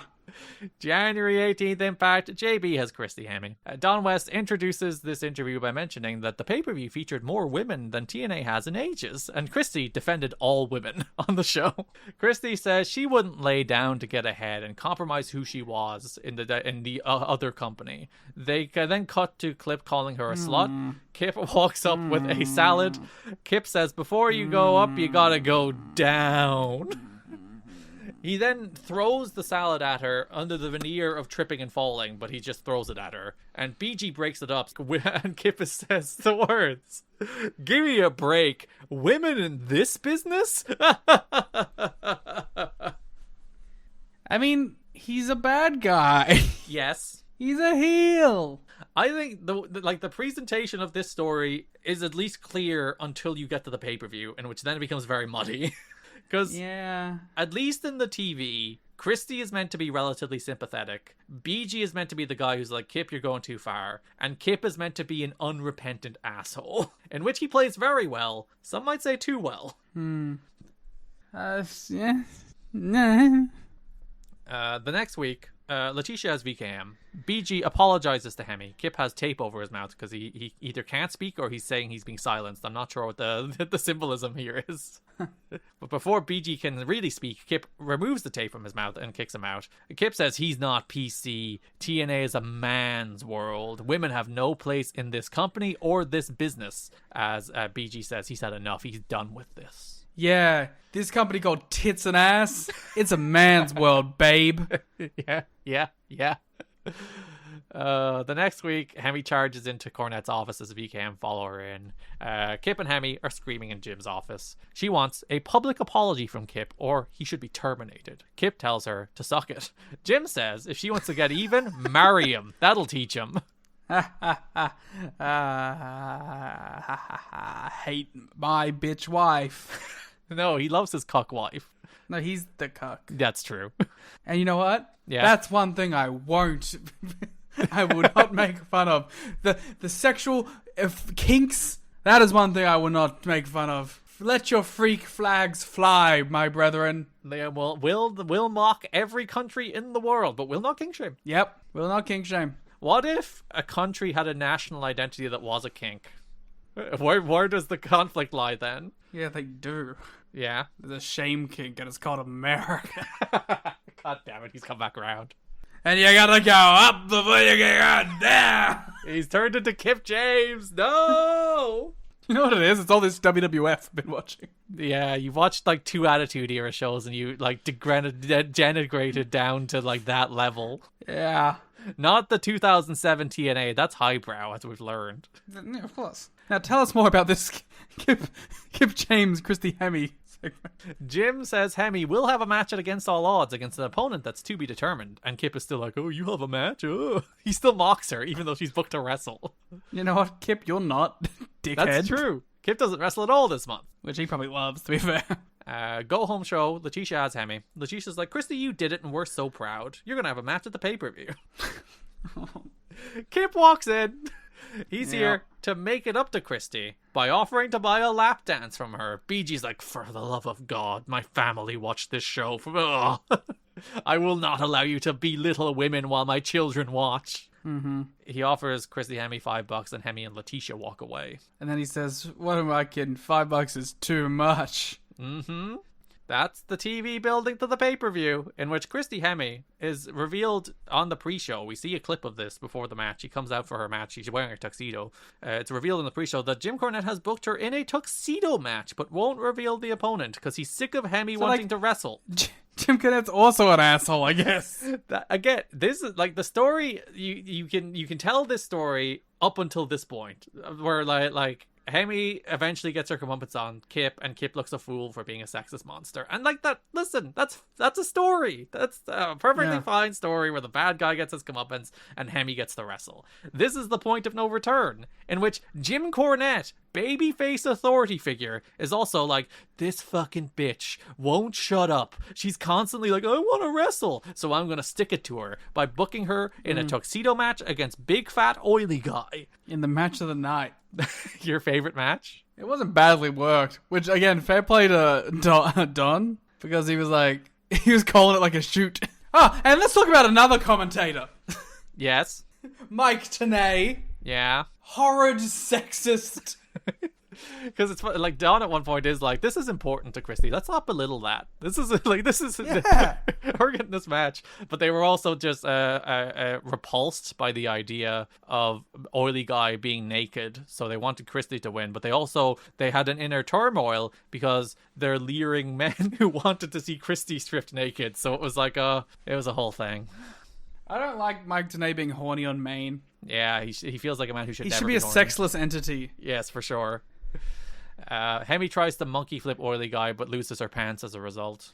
Again, I hate that it's like weirdly well worked. Christy is like aggressive, and she's showing urgency, and then she's just being embarrassed. Better match than Kip's had in his whole run. I think it legitimately is. I don't think there's a better Kip James match in TNA than this. Oily guy misses a splash. Christy goes for a sunset flip, but oily guy drops his crotch on her face. Hemme low blows him, removes his pants to win as the crowd gasps. Christy gets on the mic and says, "Is that what you wanted, TNA?" As the crowd respond to no. Hemme says she's not done and TNA's plan backfired. Kip James comes out. He takes the mic from Hemme. Kip says that's not what people came to see. He then asks for some sexy music to be played, and then he pretends to begin stripteasing before turning around and ripping Christy Hemme's shirt off, in which Mike and Don are like, wow, that seemed to really piss her off. Yeah, no shit. Like this woman being exposed on pay-per-view against her will really seemed to make her mad. As this story, it will continue. It's like the real problem with this story is that I actually like Christy Hemme's character a lot. Yeah, like I'm like invested in her story. It's just I know she's not going to be the fucking victor coming out of it, you know? I get, like, if you sit down and tell a normal story where, like, she gets to beat the shit out of Kip and then she gets to wrestle. Like, that's, you could do something. I mean, there. yeah, but you could only tell this story from, like, 2015 to 2018. Yeah, when it's not just like, oh, woman want to do something? Me say no. Yeah, because, like, any earlier than that, it's like, it'll be this. Yes, it'll be caveman and then, like, shit. And then from 2019 onwards, it would be people being upset that the story's being told. Yeah. Even if it has the correct, like, result of, like, her winning and beating and looking sick and beating ass at the end, you know? Where you could not have a bad guy express this without people. But like, it's funny, like there is a window before which is not woke enough, and after which is too woke. But there is that perfect window. It's woke 1.0. Where it's like the story is has a character expressing bad feelings, therefore cancelled. Back when characters were characters and not representations of the people. Yeah. Russo's original scripting was to have BG run in and put a towel over Hemme, but BG refused, saying if the idea is for VKM to be faces, his putting the towel on Hemme would turn him heel. You know what the worst part is? Yes. He's right. He is. That's the problem. He's right. That would make him heelish to that crowd. If he came out and stopped Christy Hemme from being naked, they would boo him. Like, honestly, the best way to play it is for, like, him to do it and then Christy Hemme to be like, fuck you. Like, you know, like, fuck, you think this is new to me? This is what I've had to fucking deal with the whole time, asshole. Yeah, let her do a promo on it. The whole payoff to this should be, like a Kong or someone coming in and killing them at the end. Yeah, or her cutting Kip James' testicles off. That'd be good. Again, the whole, like, the real, like, chef's kiss storytelling part of all this is that, of course, Kip James becomes a valet. Yeah, he does become a valet for the beautiful people. So, you know what? Long-term storytelling. Isn't that a perfect full circle character thing? Yeah. I wonder if that's ever mentioned, like, even, like, in a throwaway line. Like, this is the guy who, like, hated women. I don't think it is. I don't think TNA remember things that long. Yeah. Because it's not even that long away. It's less than 2 years until he's a valet for the beautiful people. Yeah. But yes, when they pointed out that would make him a heel, they did just cut that bit of the segment. Up next, Basebrawl. From one great wrestling story to another. I just wish it was about, like, a sport that mattered. That's true. What would you like to see? Slam ball. Slam ball would be fun. Slam brawl. And again, you have wordplay. Yes, that is important. And it would be cool to put wrestlers in a slam ball environment. That'd be fucking sick. Put the X Division guys there, just have them do flips. Like didn't like the Hardys company do that? Did they? I think the original, like, Omega wrestling ring was a wrestling ring that had a trampoline in the middle. That rules. That is correct. I think I remember that from the Hardys documentary. Someone should do. Actually, no, people would probably die. People would probably die. You could probably only do it once, like, but it would rule. To, like, jump 6 feet in the air and then land on your head instead of just being thrown on it normally. Yes, it does increase the element of danger quite a bit. Yeah, fair enough. The first Impact of the month, James Storm faces Lance Hoyt. Before the match, we are hyped up. We have the pre-match bumper in which it's not Christy Hemme anymore because she's an actual wrestler on the show, so they have a new voiceover guy who says, "Will the estrogen wars continue?"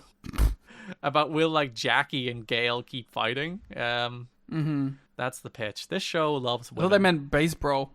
yeah, but that's the woman sport. Am I right? I don't play a real fucking sport for the fellas.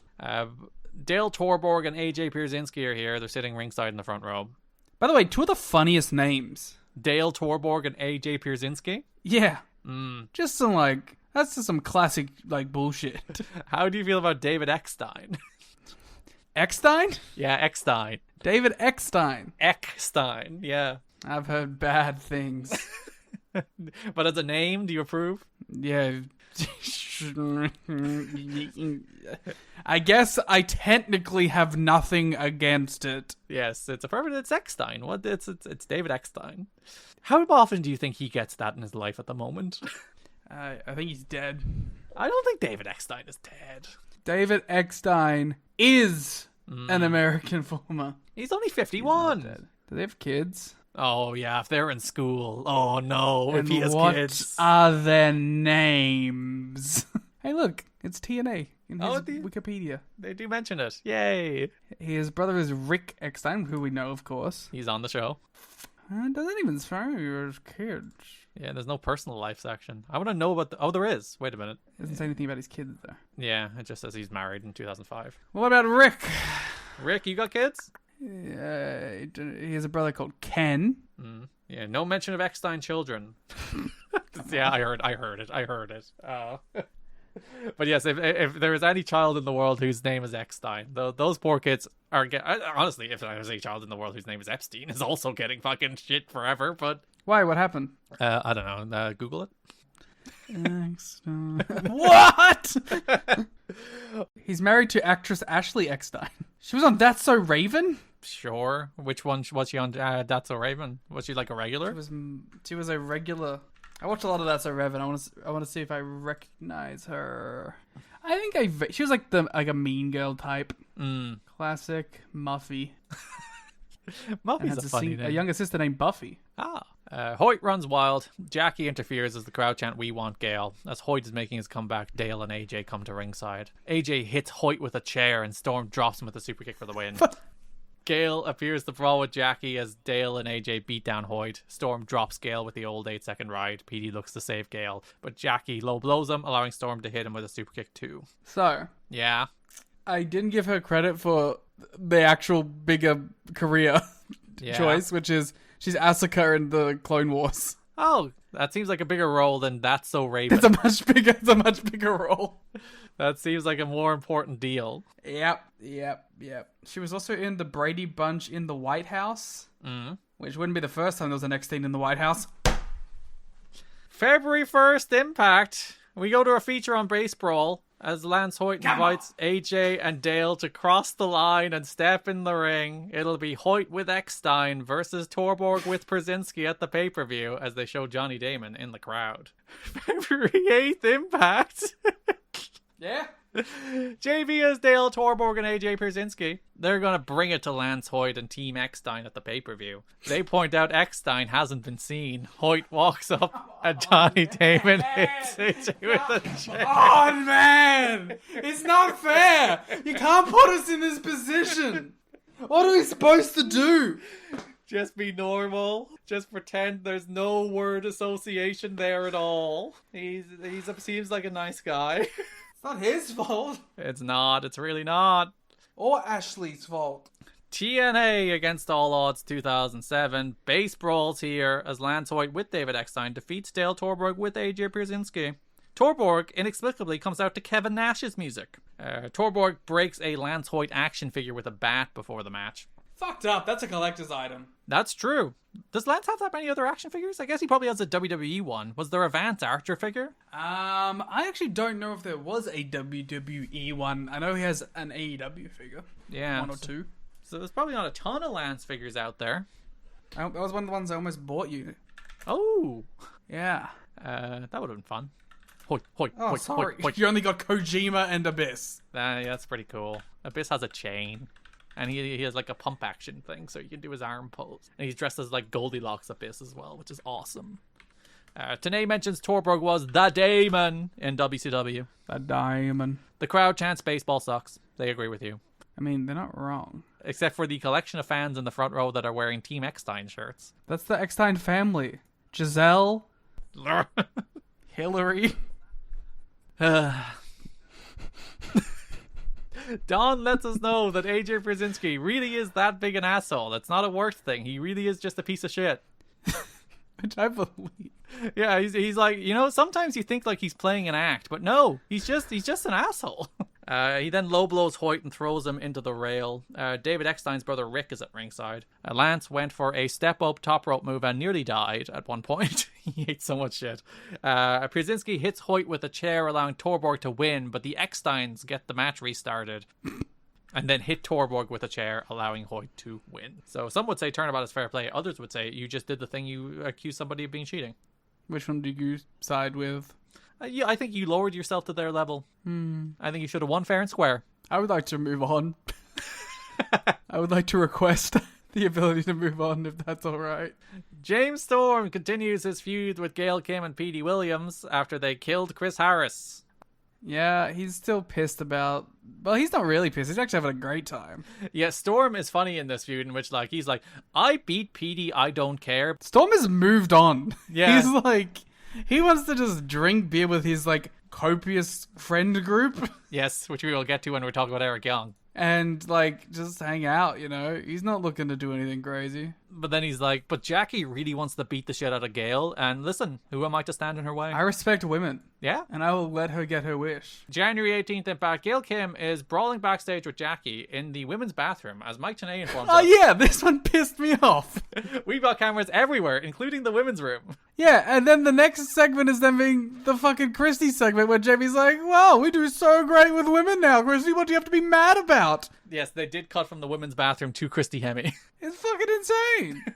We're informed that Jackie should be referred to as the Pride of Tennessee. Apparently they wanted to call her Miss Tennessee, but like one of the pageants that owned Miss Tennessee was like, what the fuck, stop it. We own Miss Tennessee. Come get over it. Come on. Later in that show, Gail and Jackie and Storm all get involved in that James Storm Lance Hoyt match. On the February 1st Impact, Storm walks in with Jackie. Storm and Jackie will face Petey and Gail at the pay-per-view. As we said, Storm only agreed to the match so Jackie can beat up Gail. He's just like, she wants to beat her ass. I'm done with this. I respect it. I support women's rights and wrongs. Later in the show, Rude faces Petey. Team Canada explodes. Tenay says nobody has heard from Chris Harris ever since he got destroyed, hit in the eye. Gail and Tracy brawl at ringside as Gail briefly nearly pulls Tracy's pants down. This commotion distracts the ref, allowing Storm to run in and super kick Petey, and Rude wins. Jackie appears, jumps Gail. And then that brings us to the pay-per-view, in which we have a mixed tag team matches. James Storm and Jackie Moore defeat Gail Kim and Petey Williams. I like Jackie. It's funny to watch her wrestle with Petey and be treated not quite equal, but like close to an equal, where she's getting the heat on Petey as much as Storm is in this match. Well, yeah, because in TNA Logic World, yes, it goes men, yeah, and then it goes Abyss.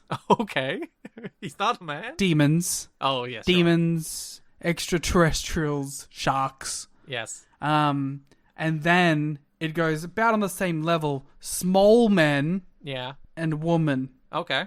And then puppet. And then the dups. Yeah, they're all the way down the bottom. Yeah, the dups are at the bottom. But it's just funny to me on the same show where like Christy is fighting for her life, for respect. Jackie's just beating up men. Yeah, like, Jackie's doing it. Yeah. Maybe that's meant to be the subtext of it all. Yeah. But they do the bit where she like gets some offense and Petey starts to make a comeback. She runs into tag Storm and then he beats him up a bit and then she comes back in and beats Petey up. It's like, it's a good bit. Gail and Jackie face off a little as Gail hits a big missile dropkick. Gail rolls up Jackie but the ref is distracted. Jackie shoots Gail into a Storm elbow and gets the pin. I would have liked a stronger move from Storm there. Like literally he just throws her into his elbow, like super kicker. Like do your finish. Treat her with respect. She deserves respect. Storm and Jackie attack after the match. Storm and Jackie go to death sentence Petey, but the Wild Hat. The Wild Hat. Yes, the Wild Hat's a good name actually. Is it? Yeah, I think so. The Wildcat Chris Harris returns wearing an eye patch as he launches Jackie off the top rope before Storm bails, as we hear Harris's singles theme for the first time. It's a half a blindfold. That's true.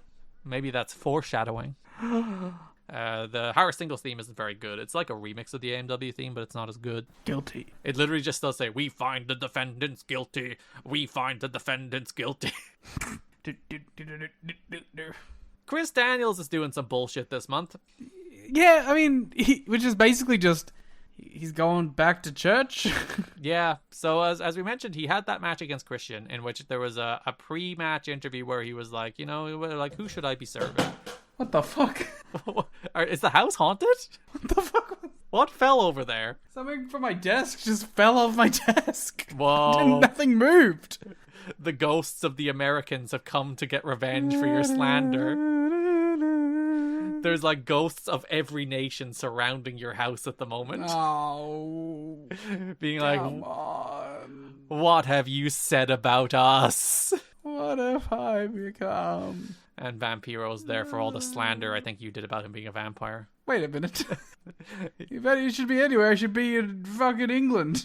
No, he can't get there anymore. Because you can't go back to the country where you became a vampire. Okay, I have a question about vampires. Okay, we're back to this.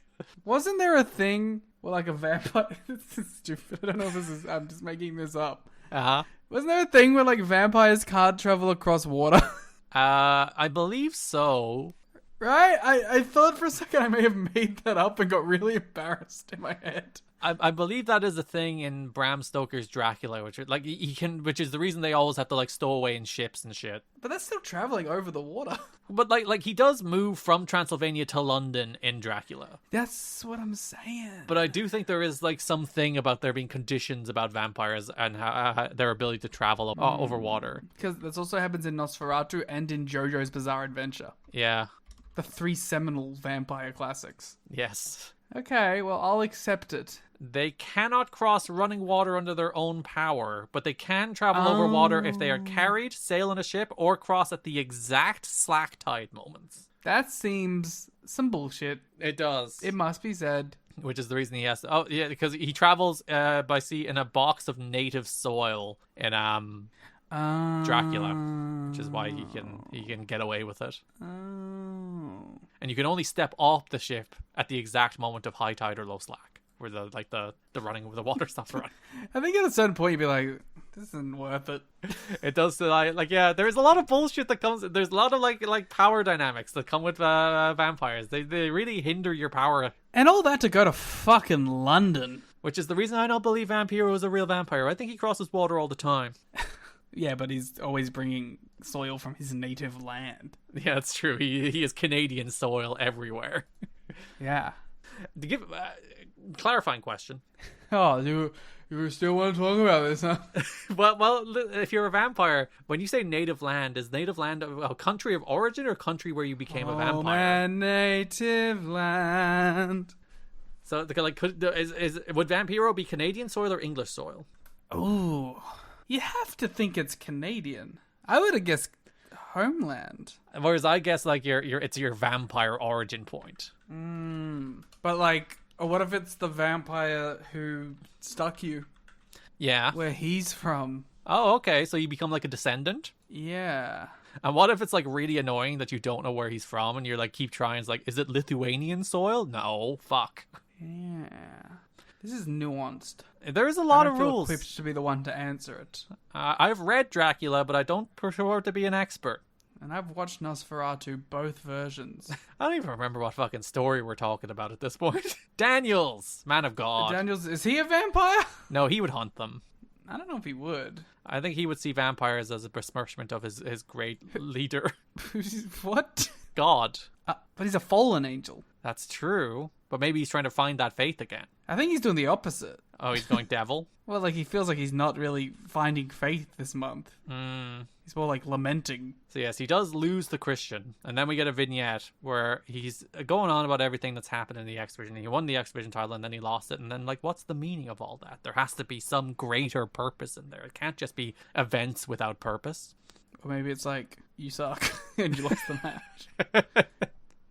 On the Go Home show as well, we have another one where he doubts his purpose and searches for truth, but now he sees the truth, but he doesn't tell us what it is. Ron Killings is also doing some bullshit this month. Yeah, we'll talk about this one. So, yes, Ron Killings is becoming a movie star. We were informed of that last month when he was on commentary, that he's moving into Hollywood. This is somehow, like, even more bullshit than the Daniels thing, which is fucking nothing. So, on the January 24th Impact, we get a preview of Ron Killings' upcoming movie, A Few Good Black Men. I don't like saying that title out loud. That's kind of a crazy thing for you to say. There is so many things that people could pull out of context from just this episode to ruin our lives. I think all the things I said were bad about Italians and Americans. Yeah. The two complete people you're allowed to make fun of. Oh, sure. I'm set. If anything, I'll be a fucking leader in a woke country. You were just like me having to say the fucking Kip James shit out loud. Everyone's like, oh. Yeah. Yeah, I mean, listen. That's the nature of the beast. It's all AI anyway. That's true. The next week, I expected us to get, like, a full, proper film parody, you know, like, in a courtroom with... I expected more than 12 seconds. Yeah. I expected, you know, where he does the monologue and, like, somebody's there and it's, like, an actual bit. He's just standing in front of the screen and he does a bad bit about a few good men and it's, like, 12 seconds long. And that's it. It's bad. It's really stupid. And it's, like, probably the thing that got him his WWE job. And then the next week, we get a step worse, where it's like, oh, he's doing Rocky 6, but with Ron the Truth Killings, and it's not even a bit, it's just a poster. So stupid. Ron Killings will be undergoing knee surgery for a torn patella tendon suffered while working on an indie show booked for him through TNA.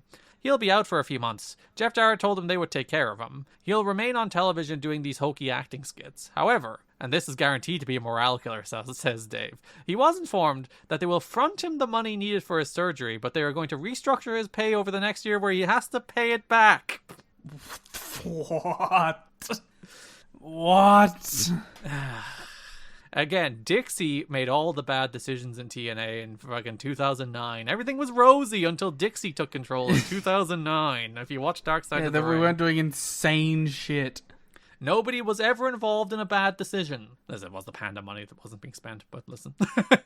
Panda fucking front up for your fucking talent, for the love of God.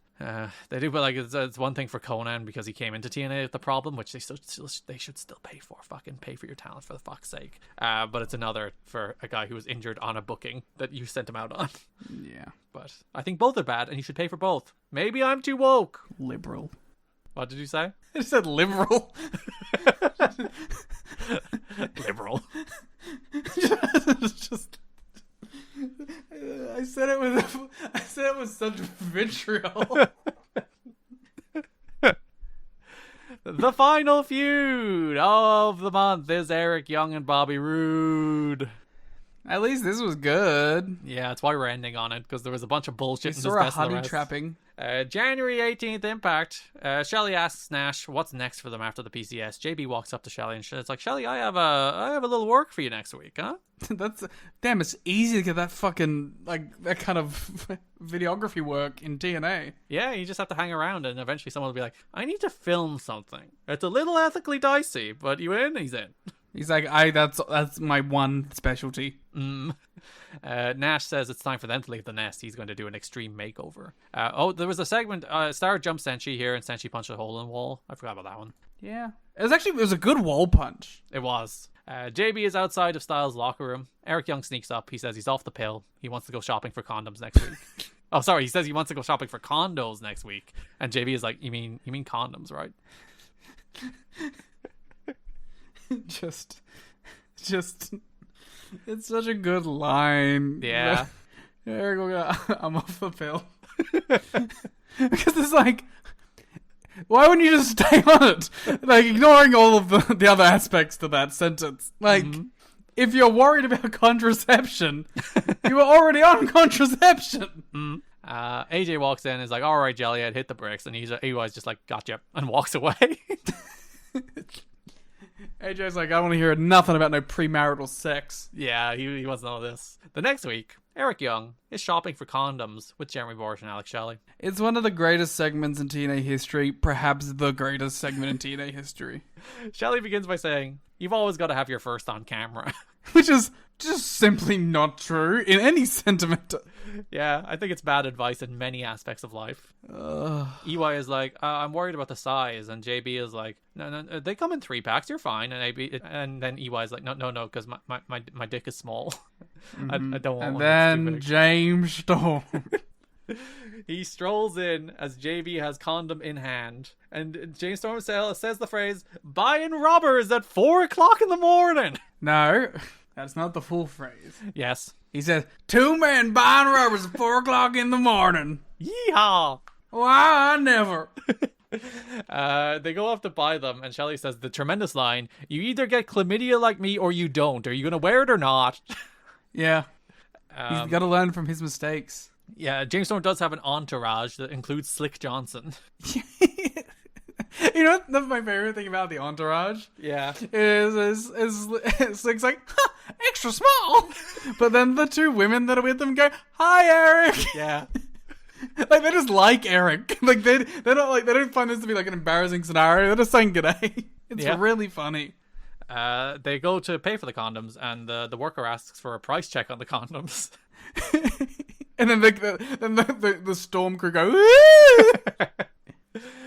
Storm says JB and EY, they should have a good time now, implying that they're fucking each other. Yeah, that's the whole... Yes, that was also the first line he said when he walked in. Wow. But he's not homophobic. No. Because he's just like, bud, get out of here, you two. And my favorite line in the entire thing, actually, is as they're leaving, Jerry Borash is like, bye, James. And James is like, bye. Like, in a very genuine, not joking, like, actual sounds like two people know each other saying goodbye. It's just like, bye. It's my favorite thing about this segment is that James Storm is not being mean at any turn. No, he's just kind of like being like an older brother. Yeah, he's like, look at these guys, look at them go. He's like poking fun, but he's not like he's not like actively cruel or anything. Yeah. And also, another great touch is as JB and Eric Young are leaving, two like civilians like who are going into the fucking service station are just there, like huge fucking smiles on their face, laughing their ass off. Imagine you just went there that night and you stumbled upon this. Like, even with zero context of, like, the wrestling aspect, just being like, what the fuck am I watching? Yeah. Tracy is watching this footage and says she'll seal the deal, but Rude is like, you have one more week to get it done. Rude is, like, an evil businessman at this point. Yes. He wants Eric Young at all costs. The following week, EY walks in on a backstage segment, asks if Storm told anybody about buying condoms. Storm informed them that this aired on television last week. Yeah, what the fuck is wrong with you? It's my favorite thing. He's like, James, you haven't told anybody about that, right? And James is like, bro, it was on TV. Storm does suggest he brand Tracy Brooks, which I don't approve of. Again, he's not mean to Eric, though. Yeah, he's nice to Eric. They're pals. The beer money guys. Yeah. Love Eric Young. Later in the show, Rude faces PD. After the match, the crowd chant for EY as he comes in and makes the save because Rude and Jackie and Storm were beating up on Gale. EY makes the save, including a dropkick on Jackie. Jackie gets to wrestle everybody. He goes to punch Tracy, but becomes conflicted. Rude pulls her out. Rude starts berating Tracy, but EY drops Rude. EY extends his arm. Tracy takes it and leaves with the EY, but Rude smirks happily, as if a scheme has come together. Rude's not mean to her on purpose. Well, he is, but he is most of the time. Like, there's many times where it has nothing to do with the plan. It just happened that this was one time where it was specifically a plan to pry on Eric Young's good nature. Yeah, he's just a good guy wanted to help a woman, and they're like, we're gonna use that against him. Well, yes, that too. JB is spying on EY as Tracy is flirting with him. JB walks in. She thanks him for standing up for her last week. She says, if he got the stuff, and JB's like, yep, we got it. And they're like, I wasn't talking to you. If he signs, he can seal the deal. And JB's like, I don't know about this. But EY's like, she loves me. She loves me. Do we talk about the other paparazzi production stuff here? I guess so. This is the only right place to throw it in. As Kevin Nash is holding a world-famous wrestler clinic specializing in dysfunctional wrestler syndrome. My favorite thing about that is Sanjay and Lethal are going to this clinic, and they see the sign, and Sanjay sees the words appointment only, and he's like, appointment only?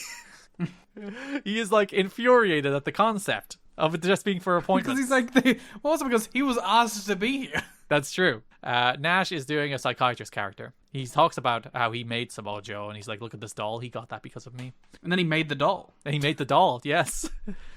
He also made Sting. Also made the Sting doll. If they listen to him, they'll have both success and dolls. And guess what? What? They both have dolls, baby. They are dolls. They both have dolls. Yeah. They both have action figures. Whoa. Kevin Nash was right. Kevin Nash knows how to make a star, and he does inform us. One, at least. Yes, himself. He is very good at making himself money. It's always my thing when, like, a famous wrestler is put into creative. It's like, they don't necessarily know anything about how to get people over. They knew how to get themselves over. Sometimes they didn't even do that. Yeah, and sometimes they succeed in spite of themselves. Nash informs us that the proof is in the doll/pudding.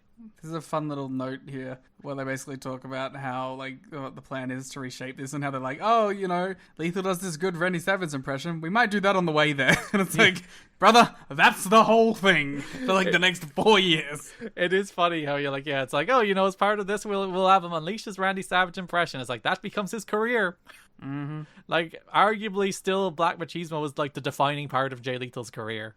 Can we have enough, like, retrospect to say that the Flair impression's better than the Savage one? It's more famous. I don't think it's more famous. Oh, I think it is. Like, that's one of the 2 segments from TNA that does like 900 million views every week. But it is a better impression. He should have just done the character the whole time. That then does take us to the pay-per-view, in which we see the presentation of Eric Young, it's falling for a honeypot. No other way to put it. We're backstage with the PCS. Shelley is there with Nash, Dot, Lethal, and Letitia, whom he calls Latoya, and then grabs the mic off of. We're here to watch Shelley's newest documentary about Eric Young and Miss Brooks. It's free, which pleases Sanjay. He's like, free? As if Shelley brought him there and then forced him to pay. Tracy is in a hotel room. She's on the phone to EY. Shelley gets too close with the camera as Tracy threatens to slap him. Shelley says, if you slap me, I'll chokeslam you, I swear to God. EY is in the elevator and he arrives. As we're informed, it's to be continued. Later in the show, we go back to the viewing party. Nash wants to know if Tracy Brooks did the deed. Did she get the signature? He's really invested in this. Shelley says he modeled his style off of the feet scenes in Pulp Fiction. We go to the video. Eric Young comes in. Shelley's hiding in the closet. Can we say that the viewing party stuff is one of the more underrated Shelley segments? This one in particular, or just the idea of it? Like the whole series throughout the night. Yeah. Like they're funny. Because like it is just like 30 seconds of them doing like little bits and then like a minute of video, and they're all pretty fun. Yeah. EY has chocolates and flowers. Tracy compliments him on his shirt. The chocolates are called Get Her Done, and they're half-eaten. Listen, when you get nervous, you get hangry. She then says the flowers are fake, but then EY says they'll last forever, like their love. Which is a great line, actually. That's W-Riz. Yeah, that's like turning around a bad situation into a positive situation. EY's got it. Tracy pulls off his shirt and compliments his physique. Tracy says, remember their deal, as like he slowly reaches towards her boob, but she pulls away and puts the contract between them instead. We're back to the viewing party again for the third time. EY is reluctant to sign, so she simultaneously takes more of her clothes off and threatens to leave. Yeah, it's a bold strategy. It's a really funny thing to be like, well, I guess you don't want this. I'm going to take my clothes off while walking toward the door. Mm-hmm. It works. It causes EY to sign. She said this is going to be a very special night, so you need to close your eyes while I freshen up. And he's like, surprise? She's like, yeah. She leaves EY as EY says, I love you, and she said it back. Which, listen, you can honeypot him all you want. You can lure him into this very illegal trap to get a contract that would not hold up in court. But when you're walking out and you're leaving him and he says, I love you, you don't have to say it back. You can just leave. Unless she actually loves him. Maybe there is true love and Rude is standing between them. She meets Rude in the hallway, which suggests he's been out there for like an hour and a half while they've been going through this whole thing. Yeah, he's been doing like business calls. She hands him the signed contract and she was like, hey, I did good, right? I did good. And like after like 4 prompts, he's like, I guess. Both these people are in horribly manipulative relationships. Mm-hmm. Bob Backlund then crashes the viewing party and bemoans the death of society due to pornography and says they're destroying the family, they're destroying the city, they're destroying the county, they're destroying the state, they're destroying the world, and then asks everybody if they're listening when everybody is gone. Yeah. He's like, what are you doing showing all this pornography?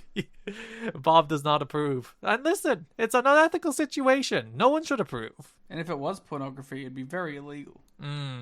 Later in the show, Robert Roode comes to the ring with Miss Brooks. And yeah, now the whole thing gets boring. Yeah, it has to become a wrestling story. We had all the fun stuff, and now it's fucking wrestling. Once Alex Shelley is no longer involved, it loses its charm. Ain't that the case with everything? Miss Brooks has finally done something right, and there's a new acquisition to Robert Roode Incorporated. He introduces EY, who comes out to Roode's theme, but still gets jump scared by his pyro. He still gets pyro, which is nice of Roode, I guess, because I guess he's paying for it now? Maybe it's Roode's pyro? That's true. The people can relate to EY because just like him, they're worthless and they'll never know what it's like to be successful. I mean, true, they are from Florida. Now we're narrowing in on specific American. I think Florida's okay. I think they accept, like, they are the Florida of it all. As EY is being berated, he takes off his jacket and takes the mic from Roode. Roode is like, do it. You don't speak unless you're spoken to. If you do it, I'll take away the 2 things you really want. Your fans and your job. He'll make sure EY never steps in a wrestling ring again. The crowd chants for EY, but he backs down, as Roode tells us. It pays to be rude. That's his slogan that he says. Because Roode sounds like rude. Right. And also because he's like a capitalist. Whoa. Do you think that's on like the corporate letterhead? Oh, it should. That'd be fucking awesome. Yeah, it does pay to be rude. And yeah, EY is now in the services of Robert Roode Incorporated. I feel bad for him. Yeah, it does feel like a situation that he didn't want. He should just get fired. I'm sure TNA would rehire him. Yeah, and you know what? Shout out to JB. He was his boy. He helped him out, but he was also like, "Listen, man, you should really think about this." Yeah, but he should have also maybe explained it to him.